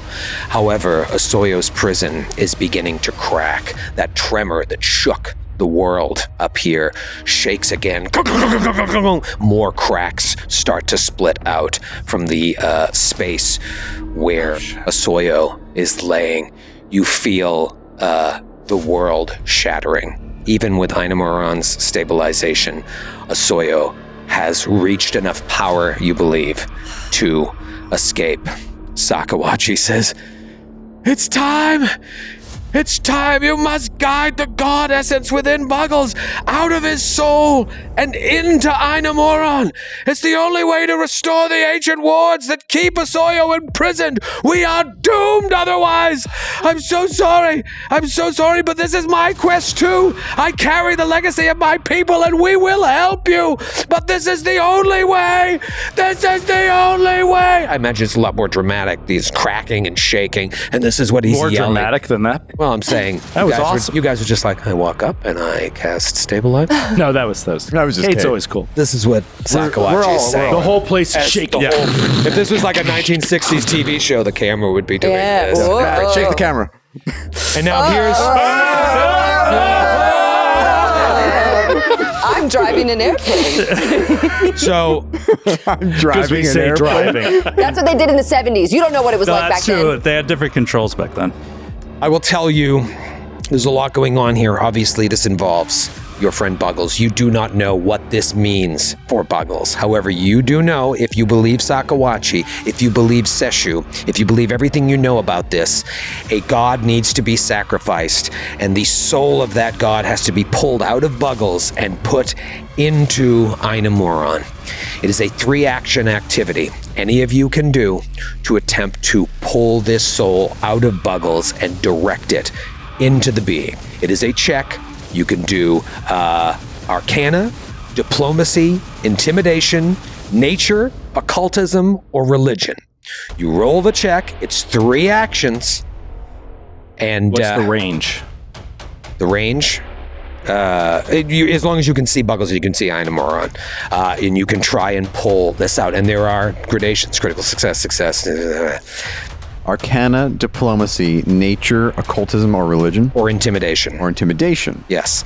Now, a couple things here that we didn't think about. Where Buggles and Gick remained within the black tentacles, they take more damage, or they just remain gray? I believe they take more damage. Take more damage. They roll at the end of each they of their roll turns. A creature ruins a save at the end of the. They roll another save. If they succeed, I think they're if not. If they grappled. fail, they become restrained. So we didn't roll those. Let's just see. I'm also still poisoned. You're still poisoned. Yes. Sorry. I'm just not everything's about you. There's a little housekeeping here. I don't need to take it. That especially with your curses, that this could get nasty. So, a creature that ends its turn in the area must also attempt a save. So in this case, both of you give me a save just to see reflex save. Reflex. Okay. That is a 37. Okay, that is a success. So you are unaffected. And what about you? 24. 24. Okay, so you now go from grabbed to restrained by these things. And careful. Fudge my. Careful. But you can say say but. Fudge my. Say but. But. She got it great. Wow. Actually, I don't know. I think I made that up, that you go from grab to restraint. I just watched them. I think it's just a failure, and you take 14 points of damage, and you remain grabbed. Whereas Buggles is no longer grabbed. So I take 14 points of damage, still grabbed. Okay. Still grabbed. Okay. Yep. Yeah, sorry. There's a lot going on here. Yeah. And we did the poison and everything, so that is what Sakawachi says. Soyo's thrashing beneath the surface, more spider webs cracking out, and you have a very difficult decision to make. It starts with Brother Ramius. I didn't do my poison. Okay, do your damn poison. Well, it's only 1 point of damage. No, I rolled the damage. Okay, what'd you roll? 3. 5. I don't want to split hairs. You're still poisoned. I don't want to split hairs here. I just want to. The world is ending. Yes. The world is ending. I rolled the People poison. are dying. I don't want to die poisoned. Ramius wants to. Troy. I will tell you this, Ramius, where you have that bottle of Asoyo's doubt, you have the ability to use that to give you a bonus on this check, which would thereby use it. Okay. This fucking thing's thrashing beneath the ice. Are you worried about using a consumable? No, that's funny. You're a funny guy. Because I do usually worry about that. The finale episode, he's like, my healing potion. Well, if I need it later. You never know. I'm just making sure that Black Tentacles is not going to affect this at this time, because he went right before us. When we brought Einamoron back, you said you see there's something back there, but he still has no control over himself, right? Like he can't, for example, dismiss the spell. There's no there. Yeah, you've just kind of stabilized him. Okay. But as he told you right when you came in, even if you kill me, you're just going to hasten this. Yeah, no, I know. All right, then Ramius is going to attempt this. He's going to, knowing he's got the jar on his person, he's just going to say, I hold within me all of your doubt, all of your fear about how you will fail, and I'll show you how now. I must free Buggles, the keeper. What do you say to Buggles? He looks across at Buggles, wide-eyed. He says, Buggles, I'm sorry. You are meant to be free. You are stronger than that thing inside of you. I'm going to pull it from you. Could Buggles attempt to resist this? I think you could tell him no. I mean, I think he's struggling against the will of the Ku'tlu Khan within him. Yeah. So I'm gonna do I'm gonna do a will save against my own will DC. Yeah. And see if I can wrestle him down. Yeah. Allow this to happen. We'll do that. Okay. And then I have some ideas. So wait, what's the success condition? Success, I will open myself up, willingly sacrifice myself to this action. The failure, Fail we'll it. talk. Okay. Fail. Ooh. All right, so the Ku'tlu Khan is driving the ship here. And his eyes turn red again, and it's just like your friend is not there. No, I will not be eaten. All right, so I'm going to do a flat check roll off. This is not in the book, but I think it's interesting. If you want to do it against his will, against the will of the Ku'tlu Khan. Yeah, when he says that Ku'tlu Khan is speaking, he wants to do it. He wants to do it anyway. Yeah. So let's just do a flat check roll off. And if you... Well, why don't we do will against will? Yeah. I'm fine with anything fun like Joey that. Jojo, your Ramius's will against... I mean, you do have a stronger will than he Battle does, of Wills. A You know, battle of as wills. written, you can do whatever the fuck you want. Classic This Battle is of much Wills. more interesting No, to me. it's definitely interesting. Yeah. So against the Ku'tlu Khan's will. Yeah. You know. All right, we're betting. They have money. I don't have any. They're betting cash. I got Oh, this. shit. They're starting to bet. So I'm going to put my money on Brother Ramius. I'm putting my money on. That's not money. Sydney. I don't Is that have. a gummy? That's not worth Do you anything. need me to spot you? Have any money? Is that a Coca-Cola Matthew? gummy? You know, give me double or nothing on Joe Rolls a natural one. Little side pot. I'm gonna go. I put my money on Joe. Oh. Put your money on This Joe. isn't stacking up well. Well, If everybody does that, no one wins I guess I'll put my money on Skid. On the Ku'tlu Khan. Okay. Because he's cool. And one gummy cool. on the wild card. Stop betting gummies. Those gummy bears are like 3 years old. They have no street value. That one's on Troy. Battle of Wills. Battle of Wills. Ramius is like, Leave him alone. If you want to be so powerful and so strong, do it yourself. You don't need to possess him to do it. and he'll fight against the Ku'tlu Khan. Here we go.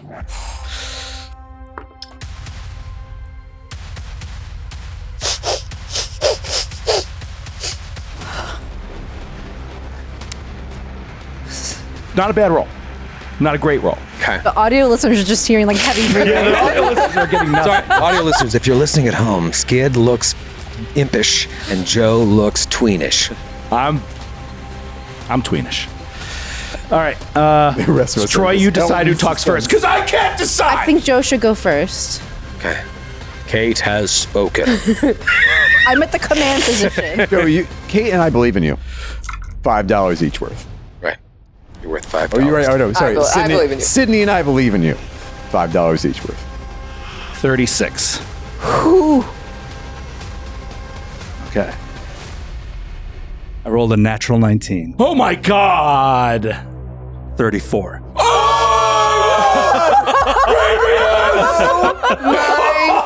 Oh my God. That's your money now. It was my money to begin with. Whatever. You're welcome. Now give me your occultism or religion check. I'm assuming religion is your highest out of those. Religion is the options. highest out So of you, with raw force of will, you overpower the Right? Ku'tlu Khan For the in first this time moment. ever, That's- like. The keeper's guiding hand Crazy. watching over you. I mean, Ramius has always been kind of afraid of the Ku'tlu. A god. Yeah. Yeah. And for good reason. But now he's getting stronger and stronger. Okay, religion. Here we go.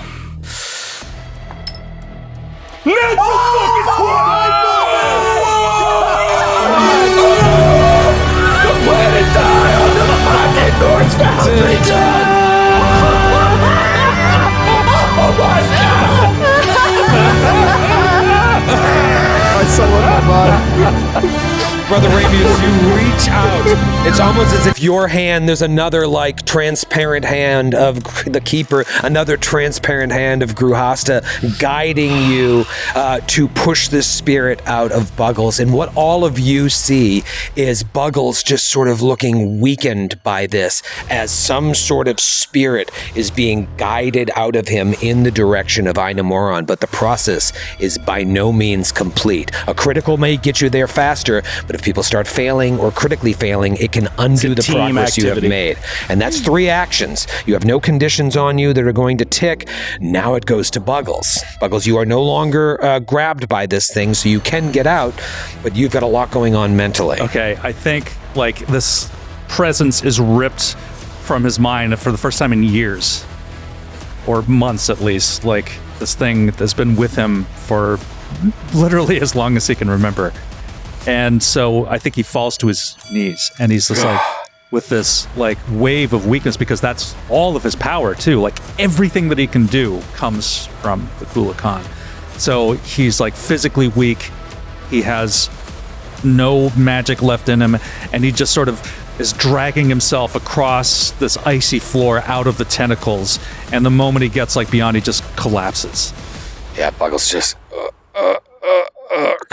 collapses at like Barnes's feet. It's Gikmok's turn. Gik, you are. Buggles, give me a little save against the poison. I'm just curious how this all works out. Not a save, but a persist. That is a fail. You take 5 points of poison damage. Okay, and he's poisoned too, yeah. So he's poisoned. He is racked with a soul being ripped out of him. Gikmok. I am also going to try, while restrained, to help to aid Ramius in what has been started. Also fearing that it's like hurting Buggles. Like she thinks the faster we do this, the faster we can then help Buggles. Rip the Band-Aid. Because that's what we promised. We promised that we would help Buggles and keep him safe. But you're not restrained. No, I'm grabbed. Just grabbed. So I can do this. I'll roll the flat for the manipulate, I guess. Yeah. Well, it's up to Buggles here what he wants to do. I have a question. Is Buggles going to try and resist this? I also have something, and this could be flavor-y, but I have a spell called Luring Wail.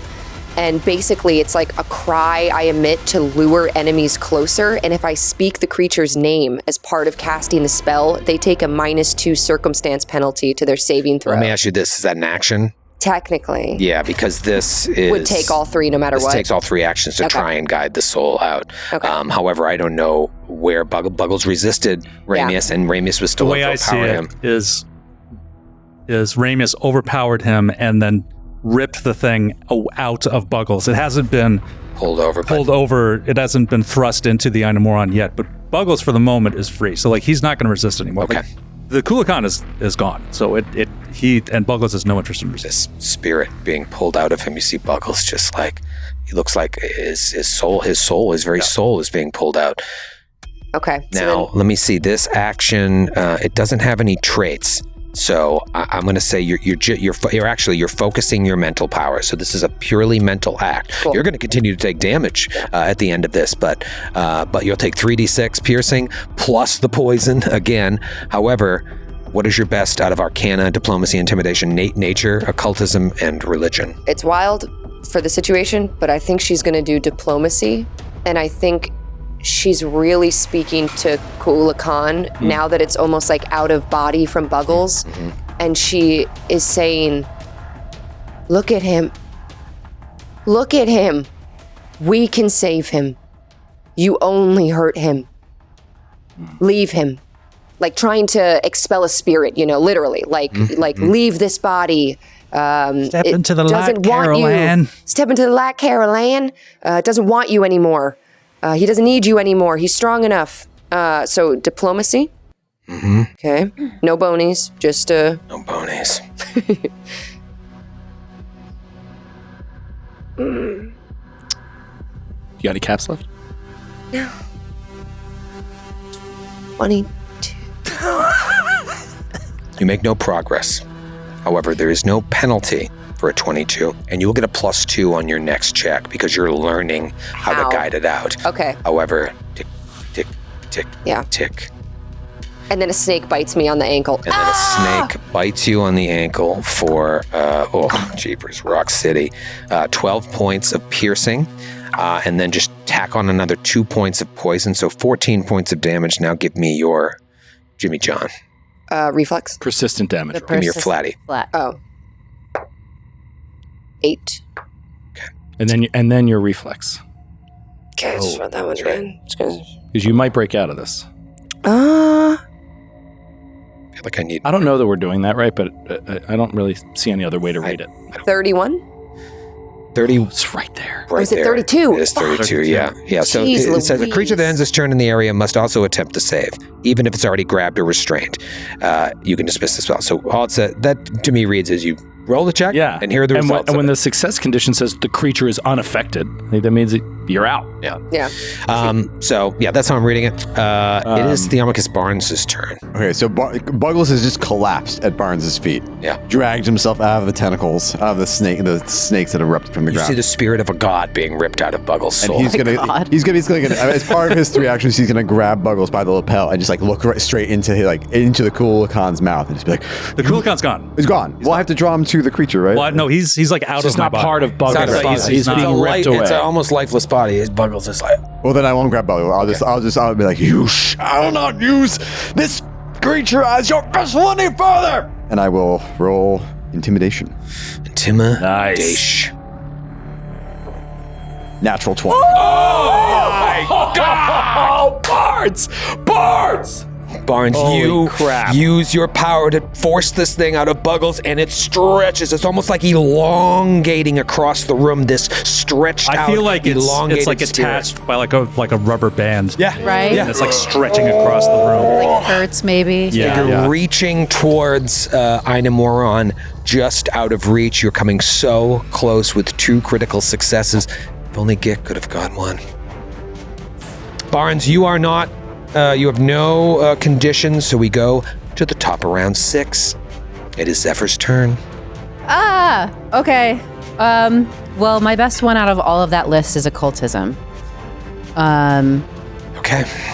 So, yeah, she sees what you guys are all doing, and she's just trying to like mimic that, trying to pull Maybe like Kulakan further. some kind of occult chant or something. Yeah. Might apply in To this. snap the rubber band Yeah.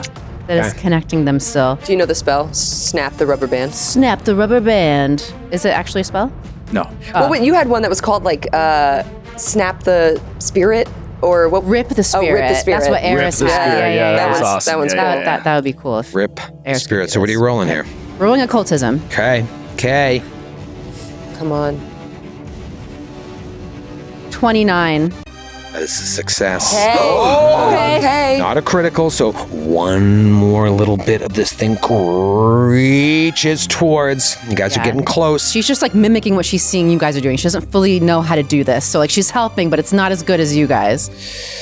At that moment, through some of these cracks on the glass, you see a puff of smoke come up and into the room as the whale is The Black Frost? The Black Frost from Osoyo himself, directly from the source, like being at a brewery and drinking the beer fresh, comes out through the cracks. Mind-numbing, potent Black Frost. Everyone give me a fortitude save. Oh, crap. Oh my gosh. Ooh.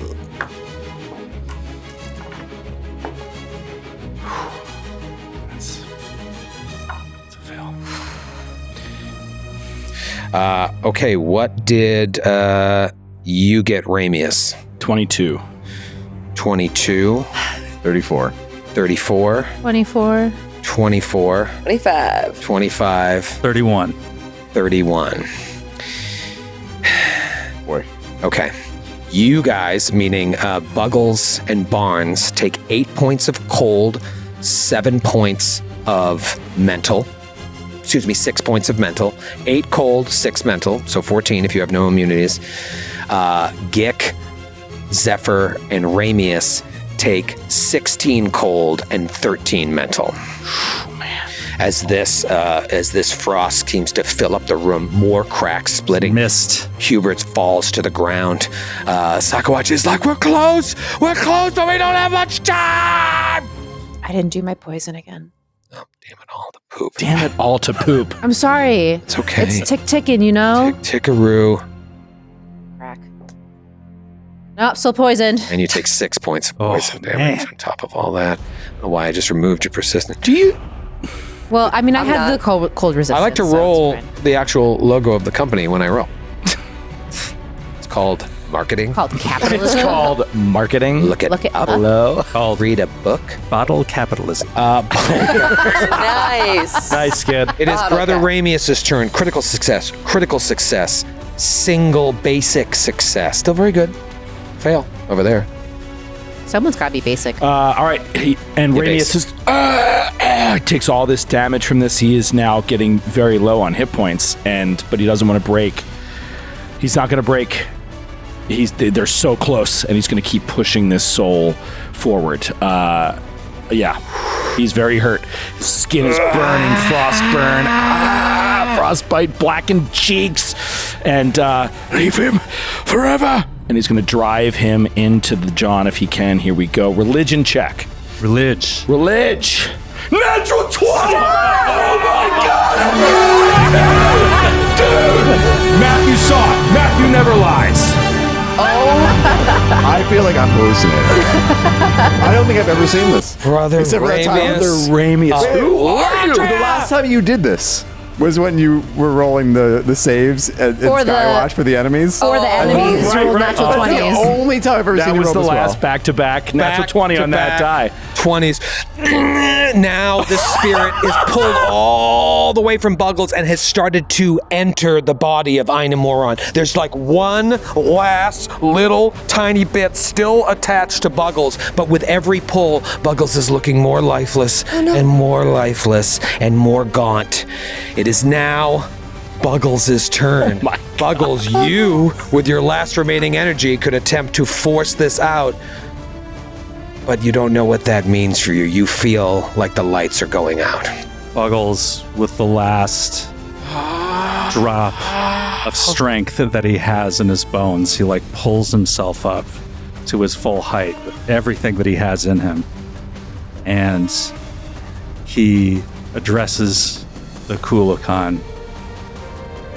You saved me once.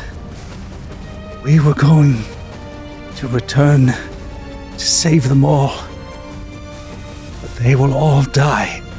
In any case, if you don't leave me now, you have to go. And I'm going to do diplomacy. Diplomacy.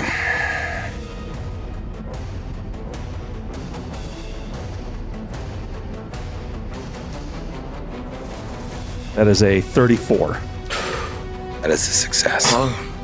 Buggles. Buggles, you speak to the Kulakan, and you see this spirit just sort of fall away from you and into the body of Einamoron. And the lights go out for you. Asoyo starts thrashing. You almost feel like you hear in your mind a scream, like an inhuman scream that is also the amalgamation of millennia of screams that have fell to Asoyo's power.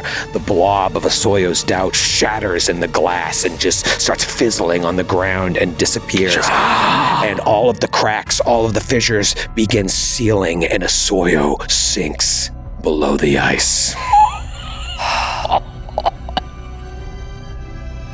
Everyone except Buggles, you feel a presence in your minds.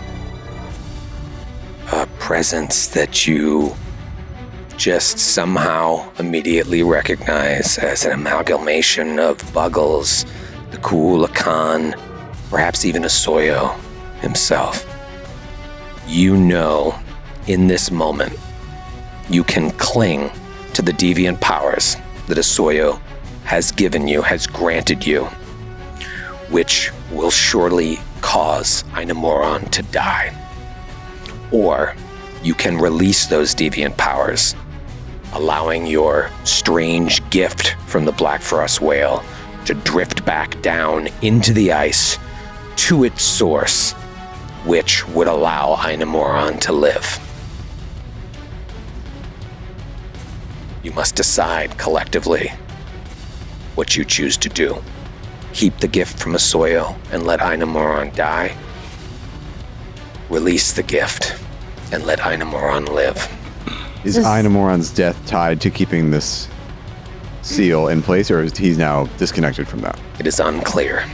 Is it like something that we talk about or something that we do individually All and like hope that... enters your mind, you just look at each other and you Yeah. know Like a in this reality moment- show. Like We know. You know in this I moment vote a decision. Yeah. Right, but we have to do it blind. I have an No, you have to immunity decide idol. together. It's not like you can do one thing, you can do another. You have to collectively decide.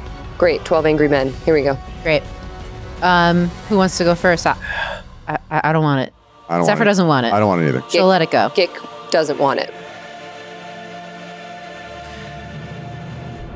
It's hard to deny that while I haven't used my power a lot in combat because of its mechanical irrelevance, its importance to his backstory and the idea that you could grab someone that was about to fall is so essential to what he feels like he's been gifted here. And so it is with a very heavy heart and almost like watching his brother fall again that he will decide to let that power go. Okay, your brother's alive and he's Carousing around. We think, maybe. And that power is a dirty power. It's a power that, yes, you would have been able to save him, but at what cost to your soul? We can't even control it that well. Yeah, and Barnes was kind of fucking up his. It's like, it's like getting blood money. In your minds, you Catching collectively... strays over there. I really am. Wait, what did Buggles? Buggles is not a part of this. Buggles. Got it. In your minds, you collectively decide to let this go, and you know that they are gone from you. And you also feel as if a great weight has been lifted from your souls. As you look at each other, you see the strange marks that you've carried with you since the missing moment begin to fade. Those brands, those tattoos, fade away and reappear on Einamoran's body. Shroom, shroom, shroom, perhaps bolstering the wards that hold Asoyo into place. Salmankar opens his eyes. These little pustules just start falling off the tentacles like little skin tags that have been frozen off, just fall to the ground.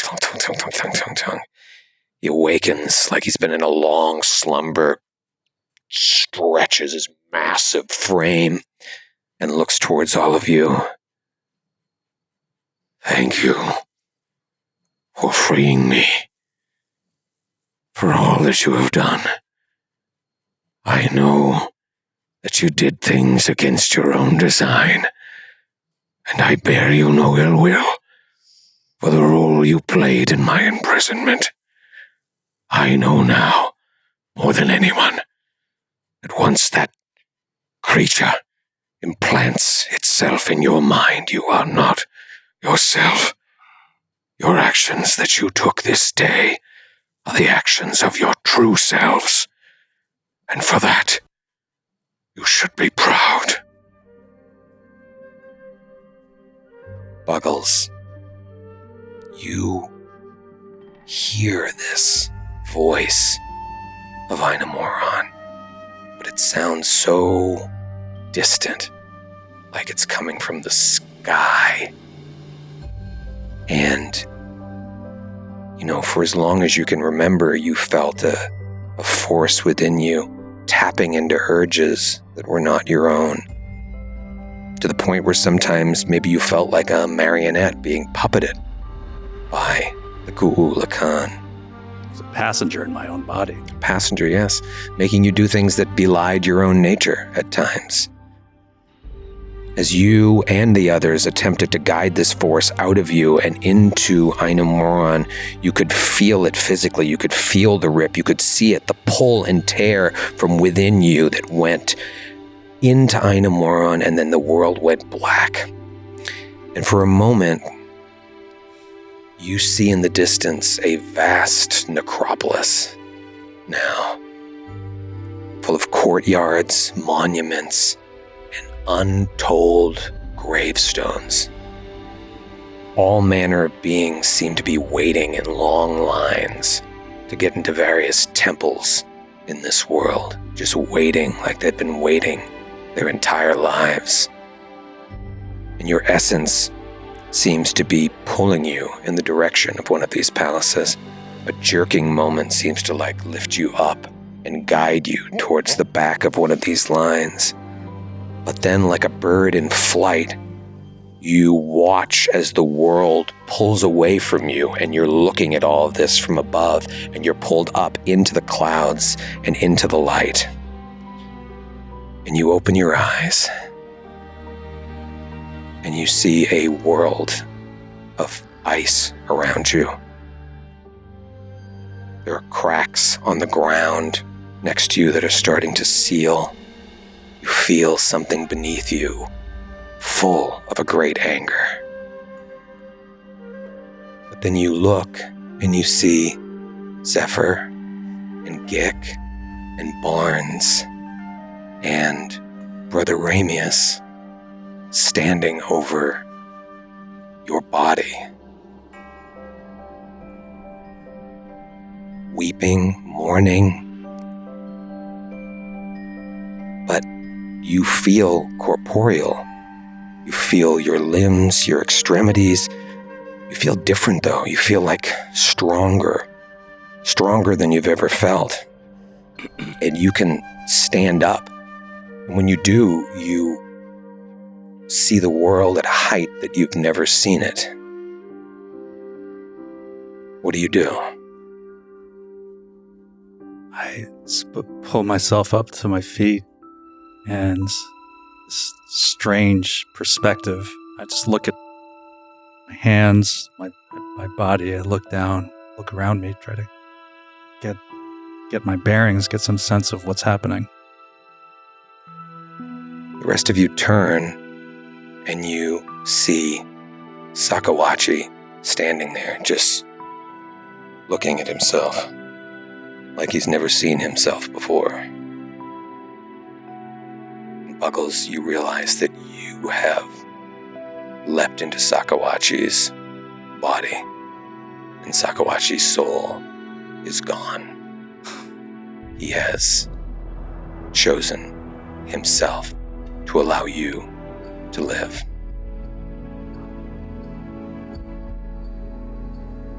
Well, keep working. Keep trying. And, compressions. Yeah. Stop compressions. Start again. And we're working on Buggles. Sakawachi, why don't you help us? I'm so confused. Stop just standing there. Do you have potions or anything at all? Anything on you? Any knowledge? Why don't you ever have anything on you? You're always so fucking useless. God. And I just start crying.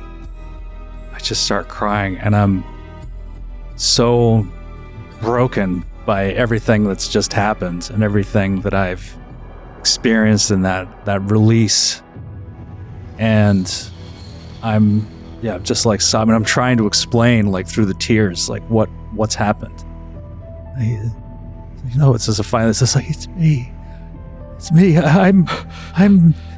Buggles. It's me. No, stop. He comes up and with a trembling hand, he catches Ramius and just pulls him back and says, "Oh, this is He was fine a moment ago. He was fine. I saw him after the Kulakan left. He was fine. It's me. I am Buggles. It's me. I don't know. What? I don't know what's happened." He stands up and he's feels like he's standing on top of a table or something. He looks around. It's me. I don't know why. I don't. And just an emotional shock of seeing himself dead, on the ground too. And yeah, that's gotta be and jarring. just I don't know. What do you mean it's me? I don't know. And I'm just I just start sobbing again and just throw my arms around Ramius. And he sort of uncomfortably hugs him. Do you think Barnes, if I roll on this, would know maybe what could have happened here? You see his mannerisms or something? He's saying I'm Buggles. It's Yeah, I don't even think you need to roll. I think you understand that As Sakawachi said, this was his quest, and Sakawachi has completed his quest. He's made a great sacrifice of his own. For your sake, Buggles. This is Buggles, everyone. Look at the way he's posturing right now. Like, Sakawachi doesn't stand like that.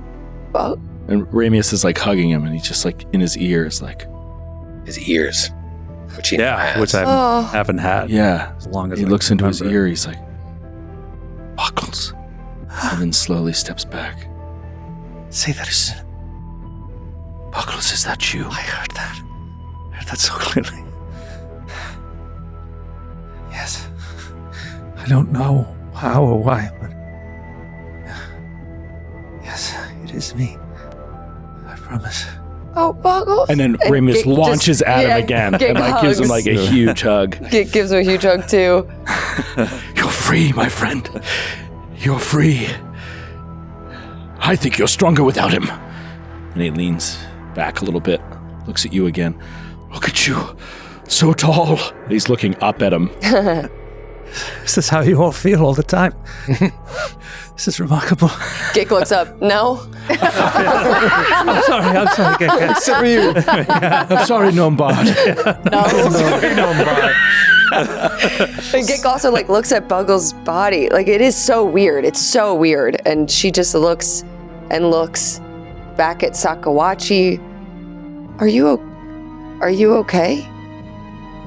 He's still got like tears like running down his cheeks. This is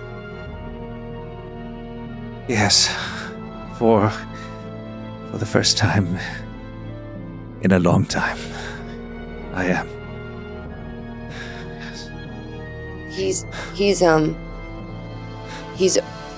over there. And she points to Einamoron. And she said, "We did it."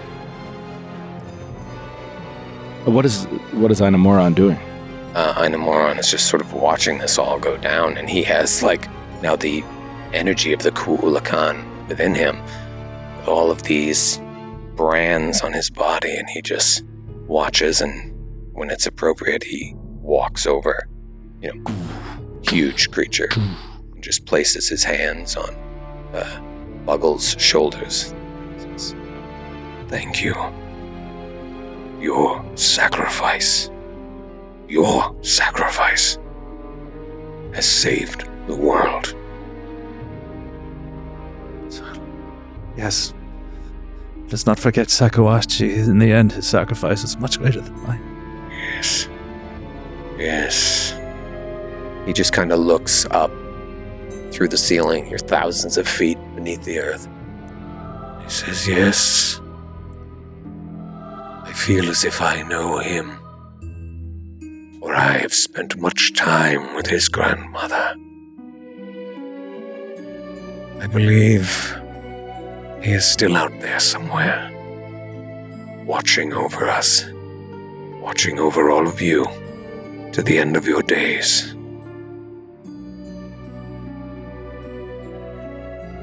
Hubert comes over to Gik. Hubert. "Now you're the shortest and the ugliest."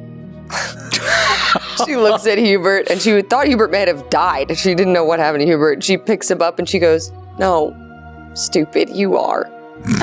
I both laugh. Freeze frame, credits start rolling. Where's my Hubert? And they're laughing, and Einamoron just looks at each of you and says, "Go home. Your journey, your quest, your curse is over.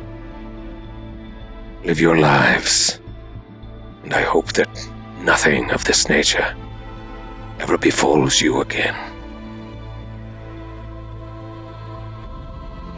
And we fade out. Man, whether you enjoyed this adventure, enjoyed all of it, didn't enjoy it, whatever, it's still 2 years of our lives, and these characters that we've played for so long their story ends today, and we will never see them again. Wow, no, I wouldn't say that. Well, but that's how it normally goes. So you have to, sure. You have to assume that. No, in this story, you will never. Yeah, I mean, who knows, right? They're only 10th level. But actually, we'll say you level up to 11. We should earn a lot of XP for that. I think you saved the world. You actually do. Saving the world. As written, they always say, like, the adventure is finished at 11th level, because some people continue the campaign, which is insanity. You're a sociopath. So, like, interested in continuing the both as adventure? players, A lot of people are. Yeah. and as characters. You know? Yeah. It's like, wouldn't you be like, I'm going to retire. I need a break. Yeah, seriously. God's sake, I spent 4 months. But then you're also like, Marty, it's your kids. the rest of you are so much more powerful now than when you started. So True. When you have a certain responsibility. Yep. You'd have people flocking to you to be like, help us with this, help us with that, help us with this. And just your knowledge. Dude, you'd have those reps. Don't even get me started. Those reps from the Pathfinder Society. Oh, yeah. They'd be all over. Constantly knocking on your door. Right. Yeah. You might want to run for office. You might want to run for office. Exactly. Venture Captain Bob DuPont has a great opportunity for you. Well, we fade out from this scene here, deep below the nameless spires. Soyo locked, hopefully forever, but who knows? And we come up on a classroom, and we see a hand writing on the chalkboard. We pull back, and it's Barnes, of course, back in the classroom. He's teaching a group of students, just like he was when we first saw him, when we were first introduced to him. It's like Indiana Jones. Yes. Glasses on. Yeah. Maybe a little gray in his 5 o'clock shadow. He's writing, he's lecturing to the students. And maybe it's later in the day now, and he's waving to a few students as they exit the classroom. And he sits down to write in his journal. As he leaves through his journal, a drawing comes out. It looks like Barnes maybe is a young boy with one of his chums.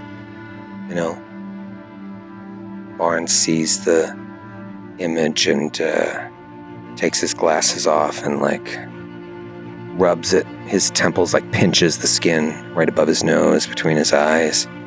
And as he does so, we hear screams and we see flashes of Barnes as a boy and this boy, and there's like maybe a creature like an Etten or something that is like hurting the young boy, tearing him apart, and Barnes is being held by like a fucking hill giant or something, and Barnes no, reaching out, tears streaming down his childlike face, and it's back to Barnes in the classroom, and he's wincing, still pinching at that skin. And then we see Barnes on the night of the missing moment, staring through the gateway. And the scene that plays out, what do you think that scene is? It's Barnes as an adult. And he finds that same Etten and that same hill giant. And he comes upon them and he draws his knife and he just slits their throats and then just proceeds to like behead both of them, just like in the most vicious way possible, and just eviscerate them.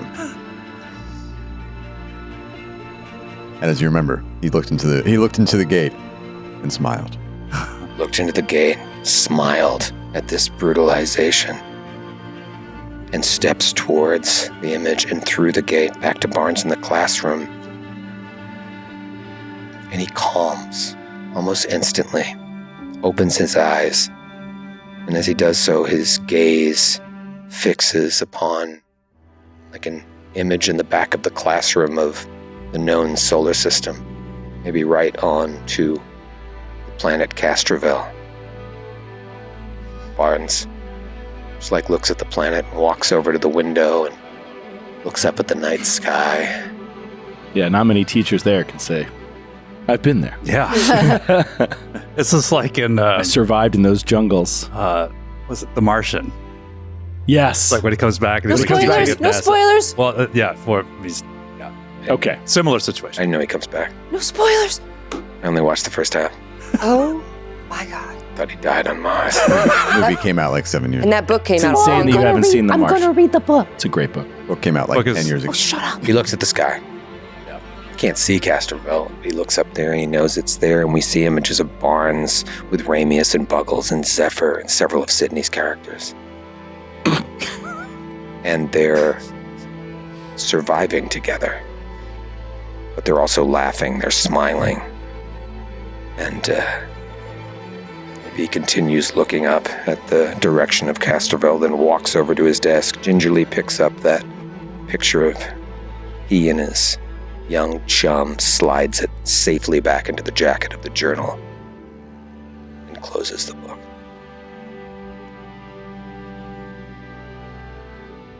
I imagine we see Zephyr, after all this, taking odd jobs, maybe some less dangerous adventuring opportunities, maybe some light bounty hunting, I don't know.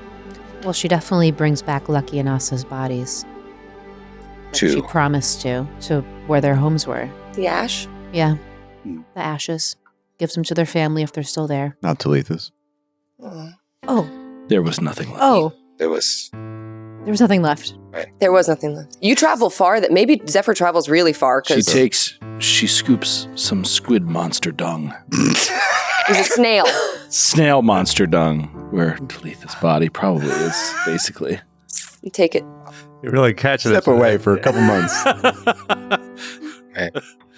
You just kind of drop that off at a tavern.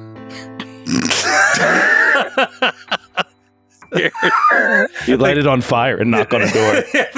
She's like, ladies' night.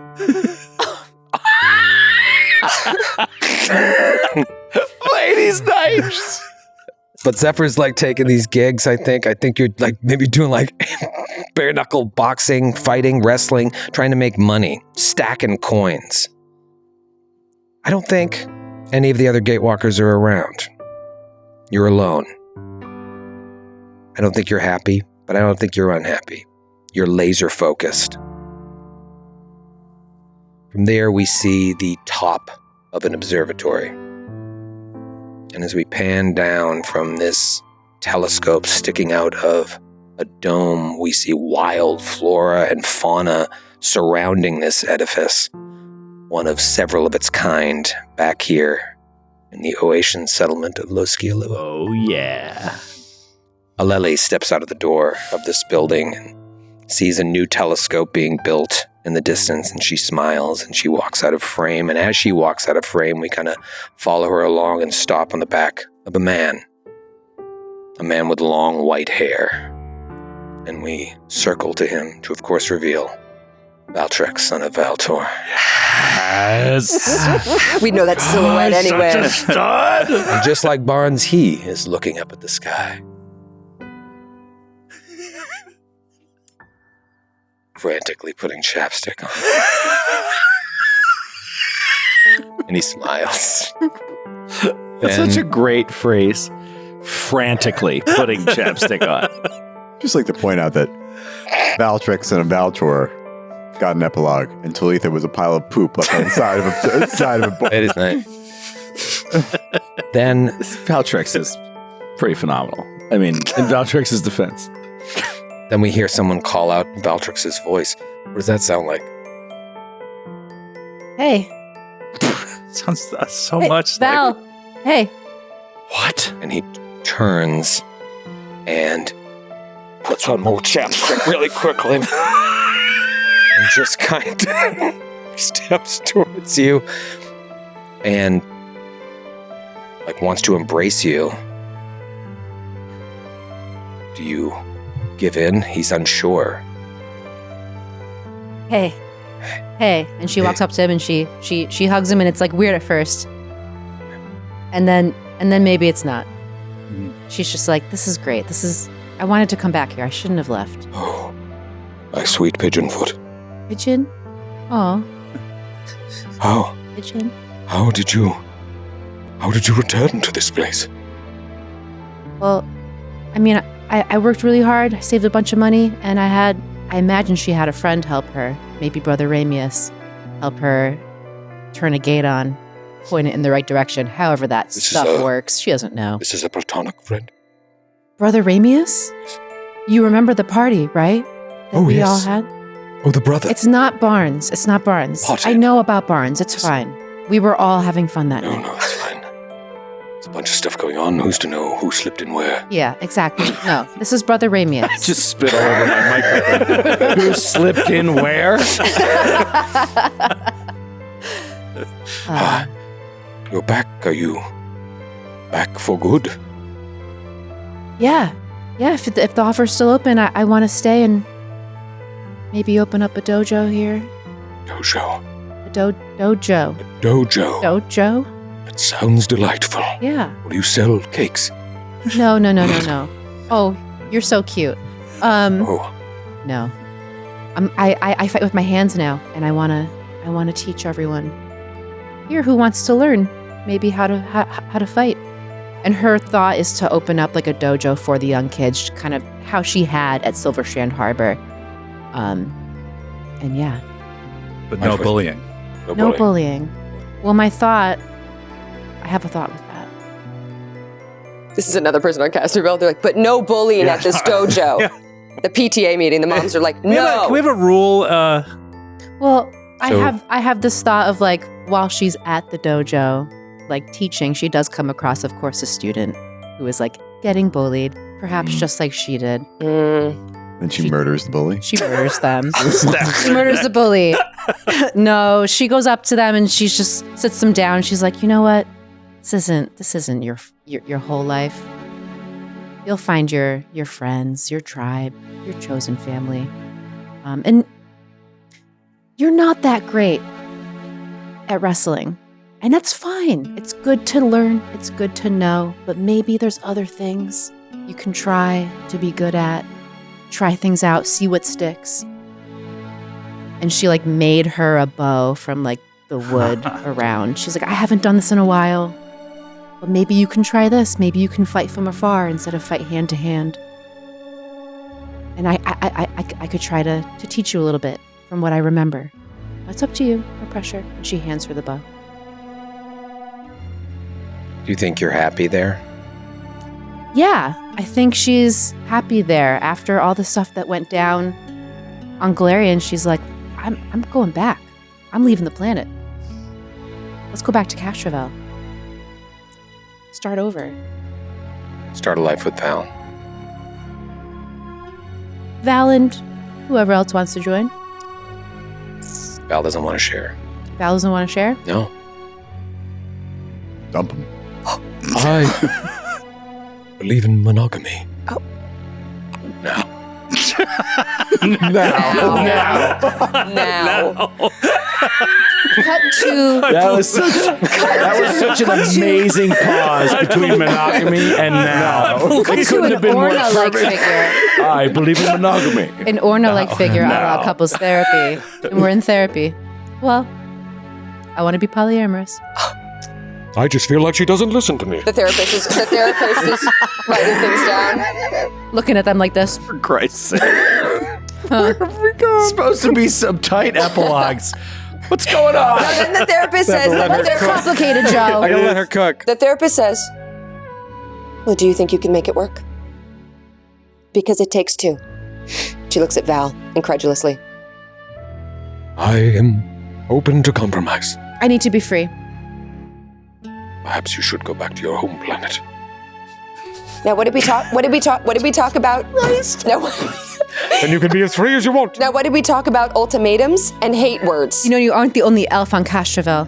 And what did we talk That's about? hurtful. Hate words. We're all elves. I think you guys should find another therapist. This therapist leaves. Anyway, she lives happily ever after, obviously. On Castrovel. She On stays. Castrovel. Yeah, she's going to stay. Plus or minus a Val. Yeah, with She a hangs bunch out of with. I other pictured she people. hung out with Val Banging for a 1,000 while. elves. But maybe that didn't work out at the end. Yeah. Wow, that's a starkly realistic epilogue. Good job, Kate. What I aimed for. A little sad, a little A real. starkly realistic epilogue that takes place on another planet. Where full the of elves come from. Way to bring a little gritty realism into our fantasy game. Anyway, good luck following that.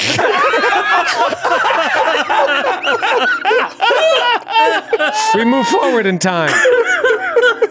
Perhaps to somewhere verdant and green, as opposed to purple and pink. Inside a small house, we see a young, blonde, gnomish girl looking idly through a trunk.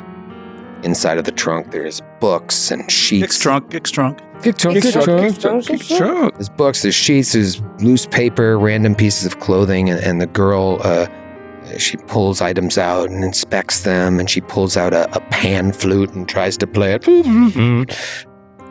She sets it down, then she pulls out a now tarnished necklace with fiery red baubles. She looks at it for a beat, then moves it aside, and then she keeps digging in further, and she pulls out this carved wooden lute and a mass of bound papers, and she starts flipping through the papers, looking at it. And from a doorway behind the girl, the figure of an older gnomish woman appears. Oh, what do you got there? And the girl turns around like she's been caught with her hand in the candy jar. She's like, Grandma, what's all this stuff, and why is it so messy? And she kind of looks around. Well, that right there's my old lute. And some songs and stories and knickknacks. And she kind of walks over now because she's like, what is all this stuff? And she kind of sits down next to this young girl. Oh, boy. Yeah, it's messy because life is messy. And also because I didn't know where to put all this crap, so I put it in this old trunk. Kind of forgot what was in here. What's that? Let me see that. And she hands you the stack of paper. She takes it. Oh. And she looks at it and immediately sort of like frowns and kind of looks not upset, just pauses. What's wrong, Grandma? These are, I wrote these a long time ago. They're from a different part of my life. Stories and songs. Before you met Grandpa? Gick laughs and like wipes her tear that was like forming in her eye.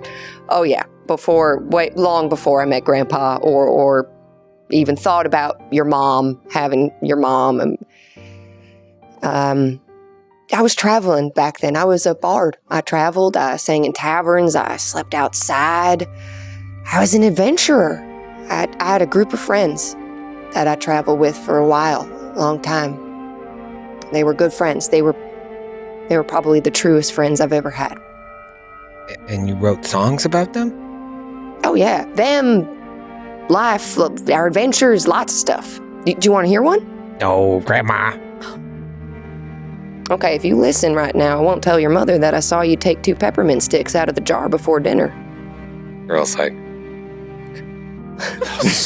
What did you, Judge hear you say fuck? Sorry. What did I say about saying fuck? Only Grandma says fuck. Sorry. Say fuck when you're older. Okay, I will. So you want to hear a song or you want me to tell your mom? Okay, fine. Don't sing too loud. All right. She picks up this stack of papers and she's like flipping through and she's like, oh, what's this one? Under the Ice. Oh, that's One Last Drink. The God and the Goblin. Oh, I think you would like this one. This one's called Spiky Mouse. And... No. Oh, no. You shut your mouth. Oh, no. I did not see that happening. I know she had it. I did not. Gonna actually... Yeah, Francis let me borrow his guitar. I honestly did not. You can't see at this angle any instruments on that side of the table on the ground. Let's see if I can. I wrote this yesterday. And we fade to black. And hey, great scene. Great scene. Let me see if I can remember this song. Nope. Okay.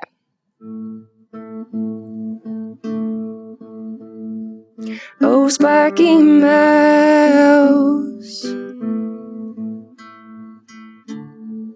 out of my house.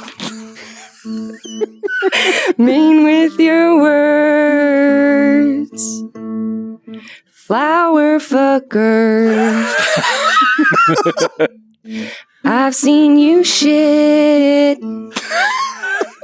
off the highest cliff.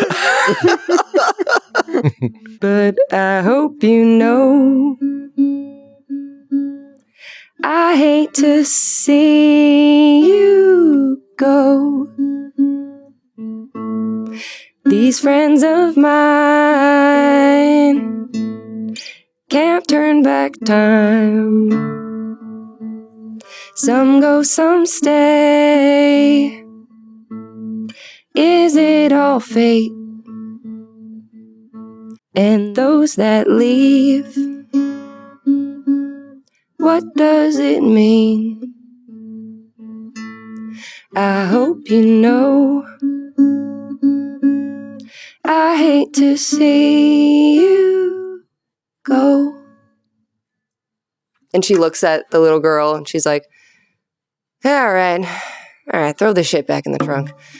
She takes her loot, puts it back, and kind of lingers on the stack of papers for a second and holds it, looks at the nearby fireplace that's crackling.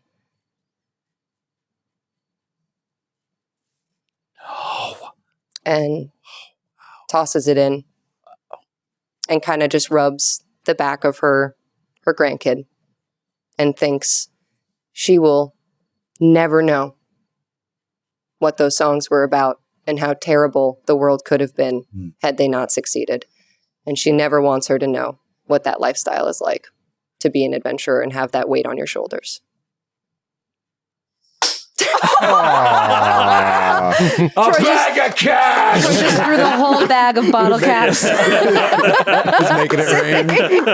Well done. I was going to pour it, but I said that. That was awesome. Imagine we focus in on this bundle of papers, the paper starting to curl and blacken in the fire, and that fire turns to a reflection in the eyes of the new Buggles.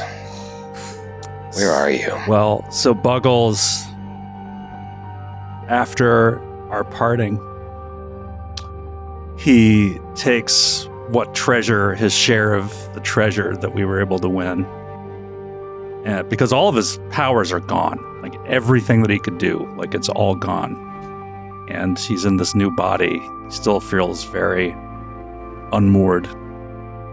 But he takes the treasure, he takes a share of it, and he makes sure that it gets to Sakawachi's people. And he makes his way to Absalom with the rest. And he still feels like now that the Kula Khan has been this constant presence, and for much of its time, a hostile one, certainly, and unwelcome and unpleasant, but it was always a constant companion, and now it's gone, and his friends are gone too. And so he feels truly alone for the first time ever. And it's like, even though this creature is gone from him, there's like a scar, and it aches sometimes. The only thing that it left him with was the memories of everything that it was able to just teach him, like the knowledge that it had, so it passed on what it was able to, while it was still inhabiting it.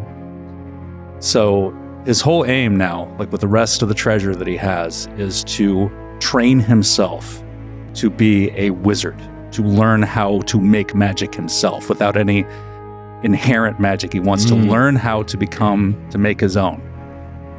And he wants to drive himself to become great so that he, in this new body, can return to Arcadia, the land he was taken from, and fulfill this prophecy, this destiny that the older goblin once told him that he had, and free the ones that are still left there.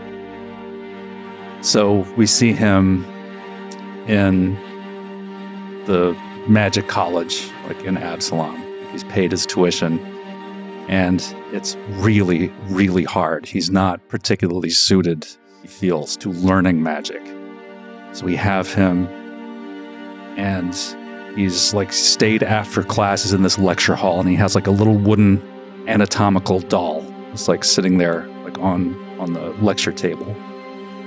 And he just sits back, he like closes his eyes, takes a deep breath. He looks at it, and he lifts up his hand,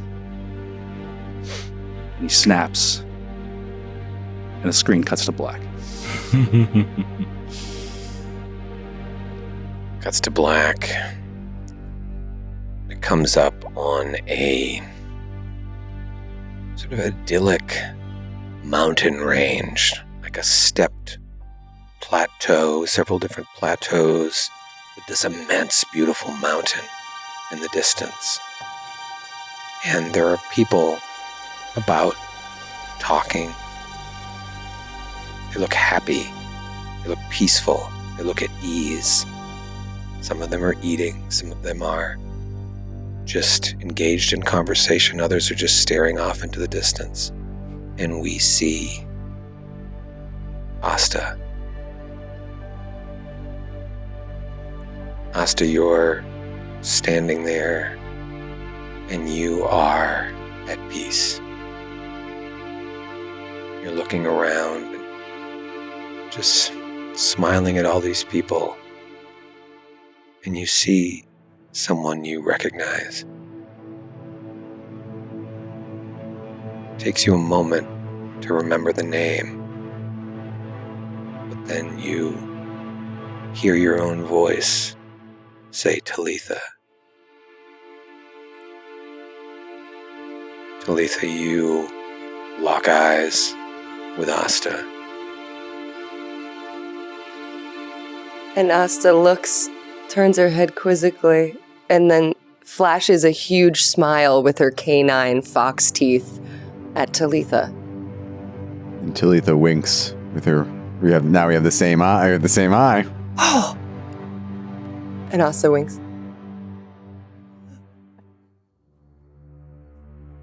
Hey! Asta? Yeah! Talitha? Yeah.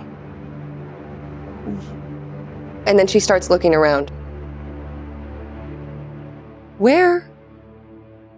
Why? You were... You? Oh. Oh, Talitha. Asta.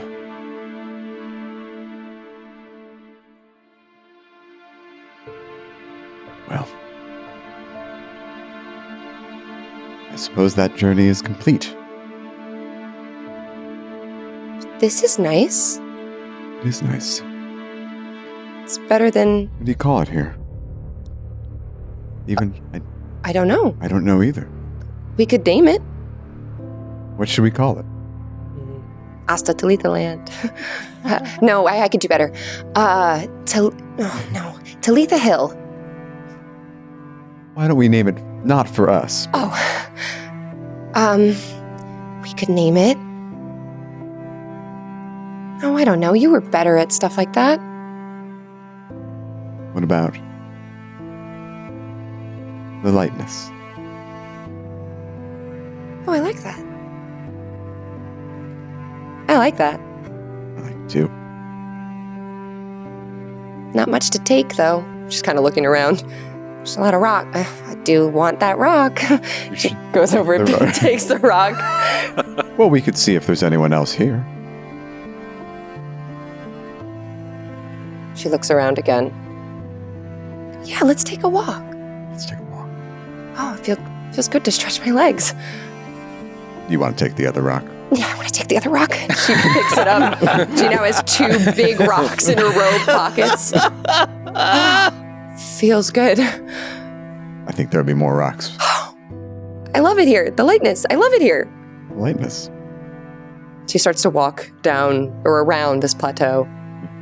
As you do, just taking in all the faces, a deeper recognition sort of weighs on you, but you don't feel sad about it. It's almost like that emotion no longer exists. However, you can still feel excitement. And that's what you feel, Talitha, when you hear a voice call out that you haven't heard in a long time. Talitha? And you know it to be the voice of your brother. Oh. Who now I know must have been doing some slaughtering up at the Crown of the World. Oh. We'll leave that Unbeknownst to him. Yeah. Talitha? Elliot? And he just runs and embraces you.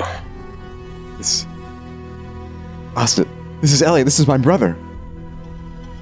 Hi, I have your sister's eyes. We swapped. And she shakes his hand. You do? Less weird than it sounds.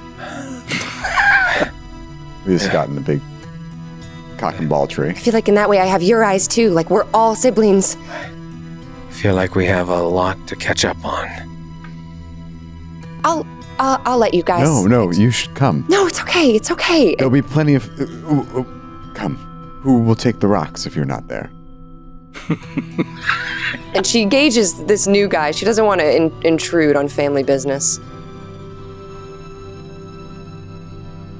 No, it's cool. And then she flashes a giant toothy grin. Okay, great. Awesome. And the three of you hang out here in this idyllic mountainside plateau. Now we are taken someplace else. A different mountain range, perhaps, in the background. And we see Brother Ramius just walking. Maybe still using his staff of healing to get him moving, but there's no more magic left in it. Where do you go? What do you do?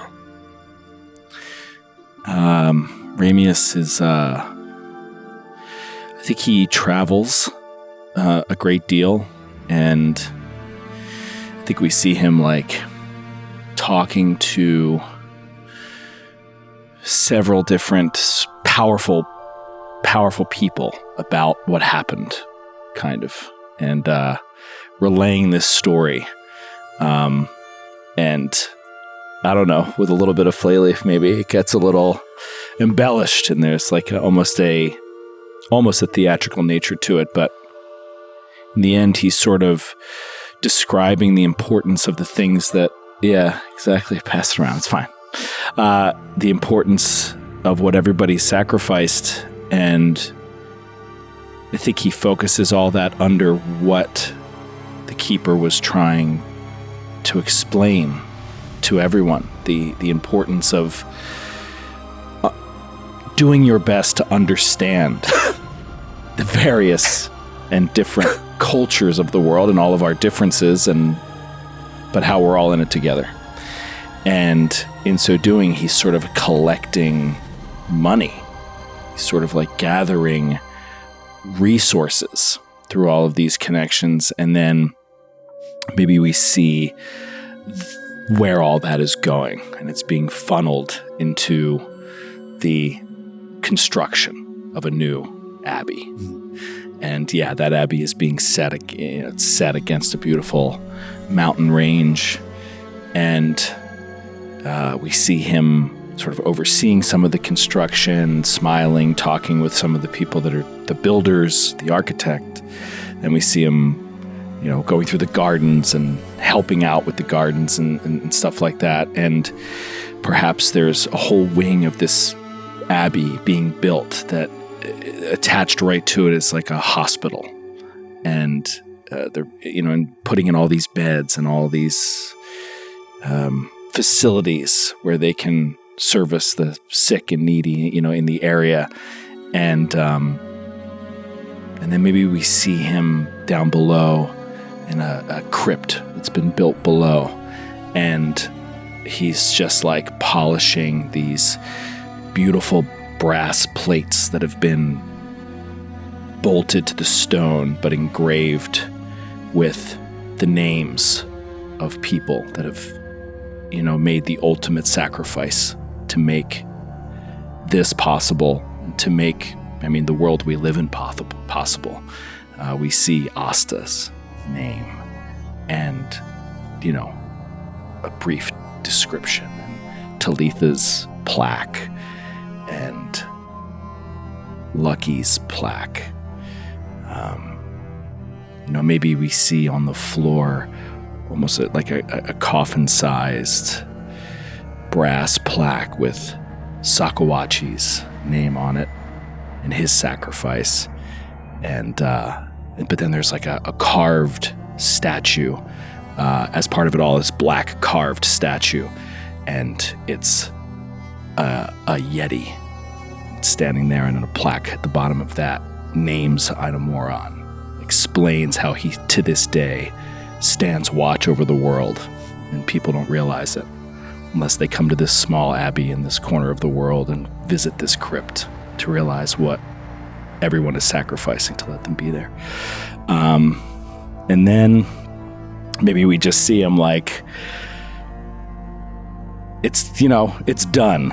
And maybe he just has a day where he's just like, we see him, out by the entrance of the abbey, which is like a long dirt road that travels up from the closest town, like up to the abbey, but it's flanked the entrance by these two huge trees. It's like this natural entrance to the place. And he's just sort of lazing under a tree, sitting with his back on the trunk, just smoking a joint and just reading a book and smiling, maybe laughing a little bit, just sort of like reliving a moment, a memory in a magical yurt in the middle of nowhere on the crown of the world one night, some quip that Zephyr said, or some way that Gick reacted to something Buggles did, or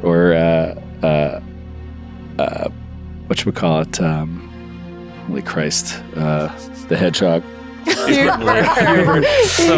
shit that Hubert said. Yeah, he's like, I'm so stunned. What was his name? Almost forgot him. Wow. And he's just laughing and so at peace and so happy. And you're so lost in this moment that you may not notice a shadow starting to grow up towards you and covering where you're sitting. And you hear the crunching of dirt on the ground and a child's voice say, "He looks just like you."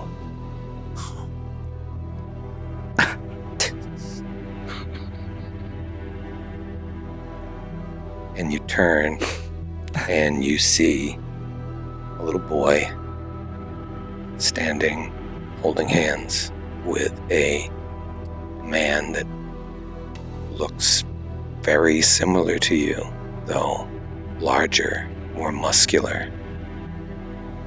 In the background is a woman that takes you a second, but you recognize her as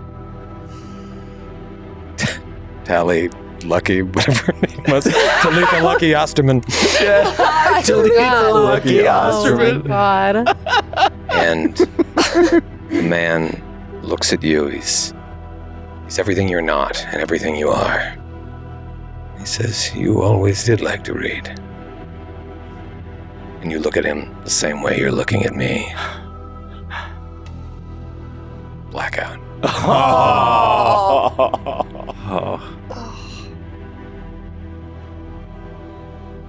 We see that place that Buggles saw for a moment. People waiting in line to get into these crypts, and we follow one of these lines right up to the edge of a temple, and we see cat ears. And we hear, "Daro Dolasa?" It's me. What's my accent? Not Gick. Fuck. Australian. That's me. I'm Lucky. That's who I am. Step forward. Okay, I've been waiting in this line for so. Jesus. Sorry. Hold on. Prongs on the babby. Prongs on the babby. Prongs on the babby. Ahem. Sorry, I've been waiting in this line for so long. I'm Darodola Sa, but you can call me Lucky. Daro de Lassa, yes, also known as Lucky. And you walk into this room, and there's just this like stone altar, and standing behind it is a figure. It's like hooded, and you see like just a skull for a face, and it's writing in a book with like skeleton hands. I reach for my kukris. They're not there. Those won't be necessary. You have done some terrible things in your time down there. Was that a question? No. I'm reading your list. What do you say for yourself? Do you think you deserve to move on? Move on to where? My dear, you've been standing in that line for some time. Have you not figured out where you are? No, I had an idea. So answer the question. Do you think, based on the actions you took in life, that you deserve to move on? Lucky stretches like cats do, like long tummy, arms, claws come out. She stretches back down. Listen, all I know is that I did what I was supposed to do. And I died. Right? How can I know? Who can I be to judge? I didn't get to do what I wanted to do. I left my friends behind. I didn't get to help them.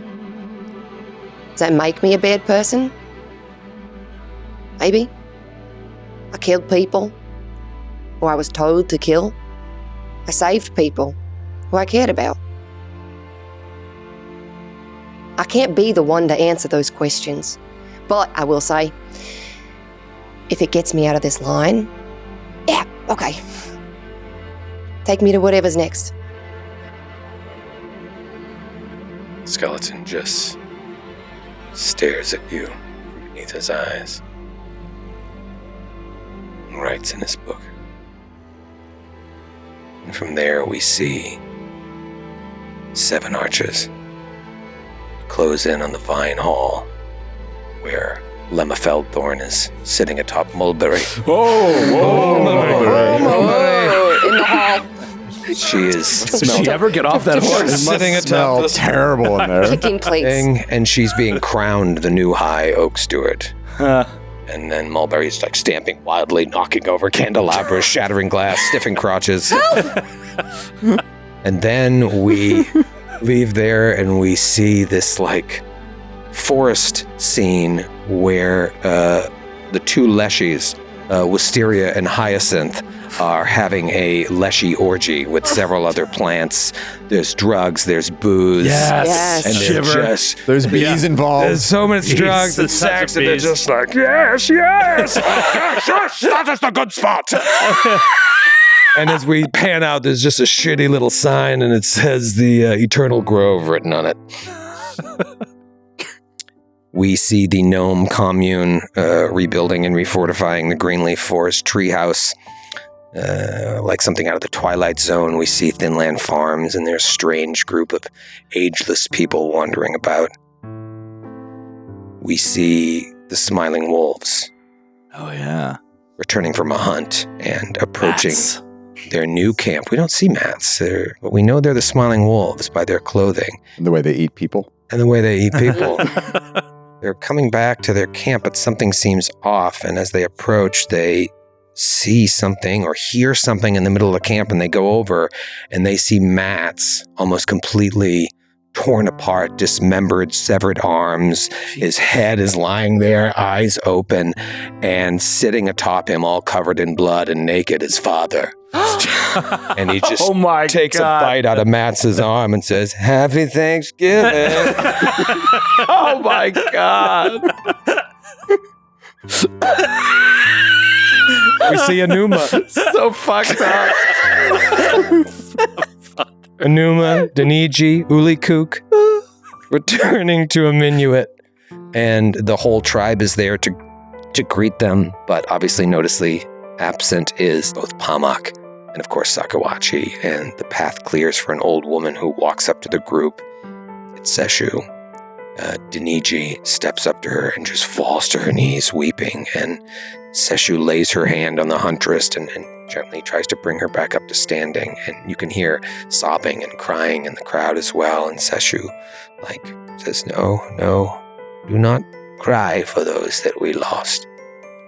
Our people and the people of all the land will live on because of their sacrifice. What a blessing it is to be able to do something that means so much to so many people. And I promise you this, you will see them again. They will come to you in dreams. And someday you will join them in the lands beyond. She just looks to the sky and closes her eyes. And lastly, we travel to Leberstadt. And we see Alwyn Kivarak, the major domo, just talking to workers. They're fixing up the house using all of Riddleson's money to repair it. He's hired back the mother of that servant. She smiles at him. She's working. Maple. Nice work. Maple, nice. I already gave you all the caps. And he's just very proud of the work he's done, the penance that he's taking part in. And he walks into the kitchen and he notices, or the dining room, he notices that picture of Riddleson and his parents, and it's crooked on the wall. And Owen stares at young Edward for a moment, and we see, just as he sees, a young, scared, angry little boy. And he just looks at the boy with sadness in his eyes. Straightens picture. As time goes on and your lives move forward, some of you may return to some sense of normalcy, while others may find themselves tangled up in new quests, now having a thirst for adventure. Every night when you fall asleep now, though, you dream vividly of the both planet-trotting and globe-trotting journey that you shared, the many lives you touched along the way, perhaps even of the desires that drew you to step through the gate in the first place, desires that you may still lust after or long abandon. But now, each night, you sleep soundly, and unlike the time between your fateful step into the missing moment, all the way up to the destruction of Astoyo, your dreams once again belong to you, and you alone. The end. Oh, what a campaign! Yeah. Oh. That's it. I think we covered everybody, right? Nailed it. I think that's everybody. I think that's everyone. Did we forget? No, not a I guess we should. single. Wait. Not a single creature. Who did we forget? I guess we should cut the cameras. Okay, what are you hiding over there? Good night, everybody. Good night, everyone. Where's Hubert? Oh, we should have an epilogue God for Hubert. damn it. All right, we'll do a quick post-credit scene. Nick Fury approaches young Hedgehog. I have a job for you. We see Hubert. I'm just going to cue up some horror music. Okay. The worst thing you've ever heard. Great. I think we see Hubert roaming across Galarian, and he stops in towns and cozies up to new groups of people, and he's telling stories of his adventures, and the people are hanging on his every word. They're buying him drinks and come with us, come hang out with us. And so maybe he joins a group of people, but it's not long before they come back and they see him fucking a plant or something. Yeah. And it wouldn't be long. Wouldn't be long. and so then we just see Hubert alone again, and he shows up in another town, repeats the process over and over, and as time goes on, he finds another group, gets kicked out of that group, and eventually it seems like a lot of time passes, and we see him sheltering under a bush, this overhanging of a tree, maybe in the rain. He's trying to stay dry from the rain, and he's just drawing in the dirt little images of all of his friends he met along the way. Friends from Galarian, friends from Castrovel, friends and things he did on the Crown of the World. He draws Gick to look particularly hideous with little stink lines around her. She's like buck fat, teeth. fat and stinky. Yeah, and big buck teeth, oozing. She's holding smell. like 2 guitars. Eventually, we see him show up to Mage's College. He's holding a brochure that says, volunteers needed for experiments. And so he goes in and he's subjected to this pretty brutal battery of tests. Jesus. Until he looks like all used up. And you see him like begging the wizard to make good on his promise. And finally the wizard just begrudgingly does. And he casts a spell and Hubert disappears. And Hubert reappears in a forest somewhere. He orients himself for a moment or two, and then he walks into the brush. And he walks for some time, and eventually he comes to a stone.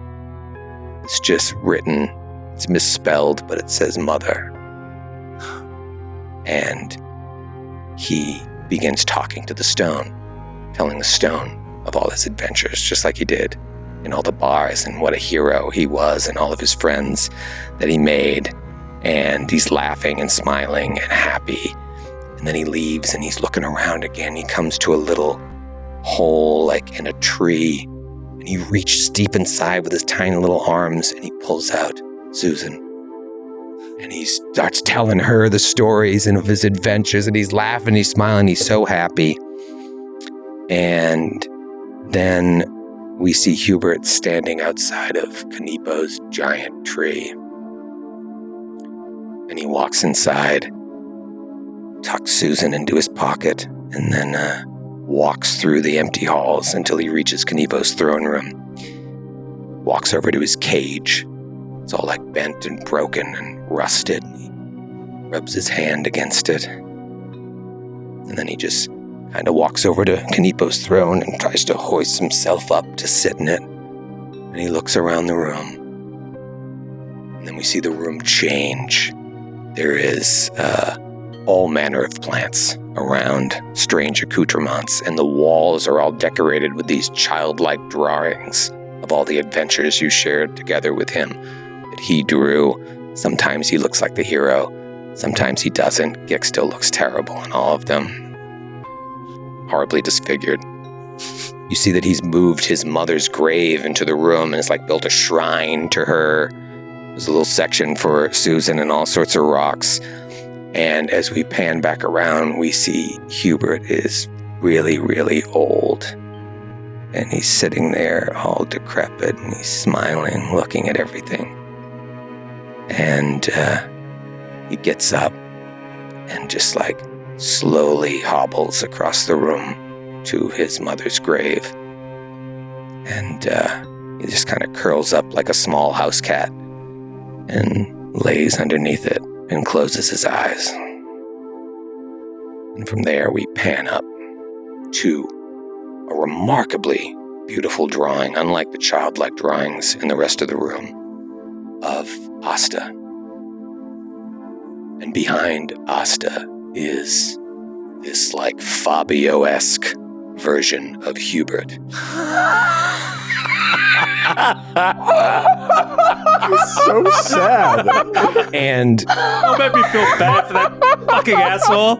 And he's railing her. Oh my God. Good night, everybody.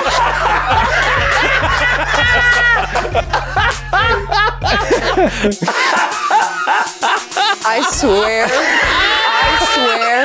if Hubert comes to where we're hanging out, I'm killing Asta again. Oh my God. If Hubert comes to the meadows. I never thought I'd say this. But I wish Sydney had gotten to play Hubert. I think it would have been better. That would have been better. I think it would have been better.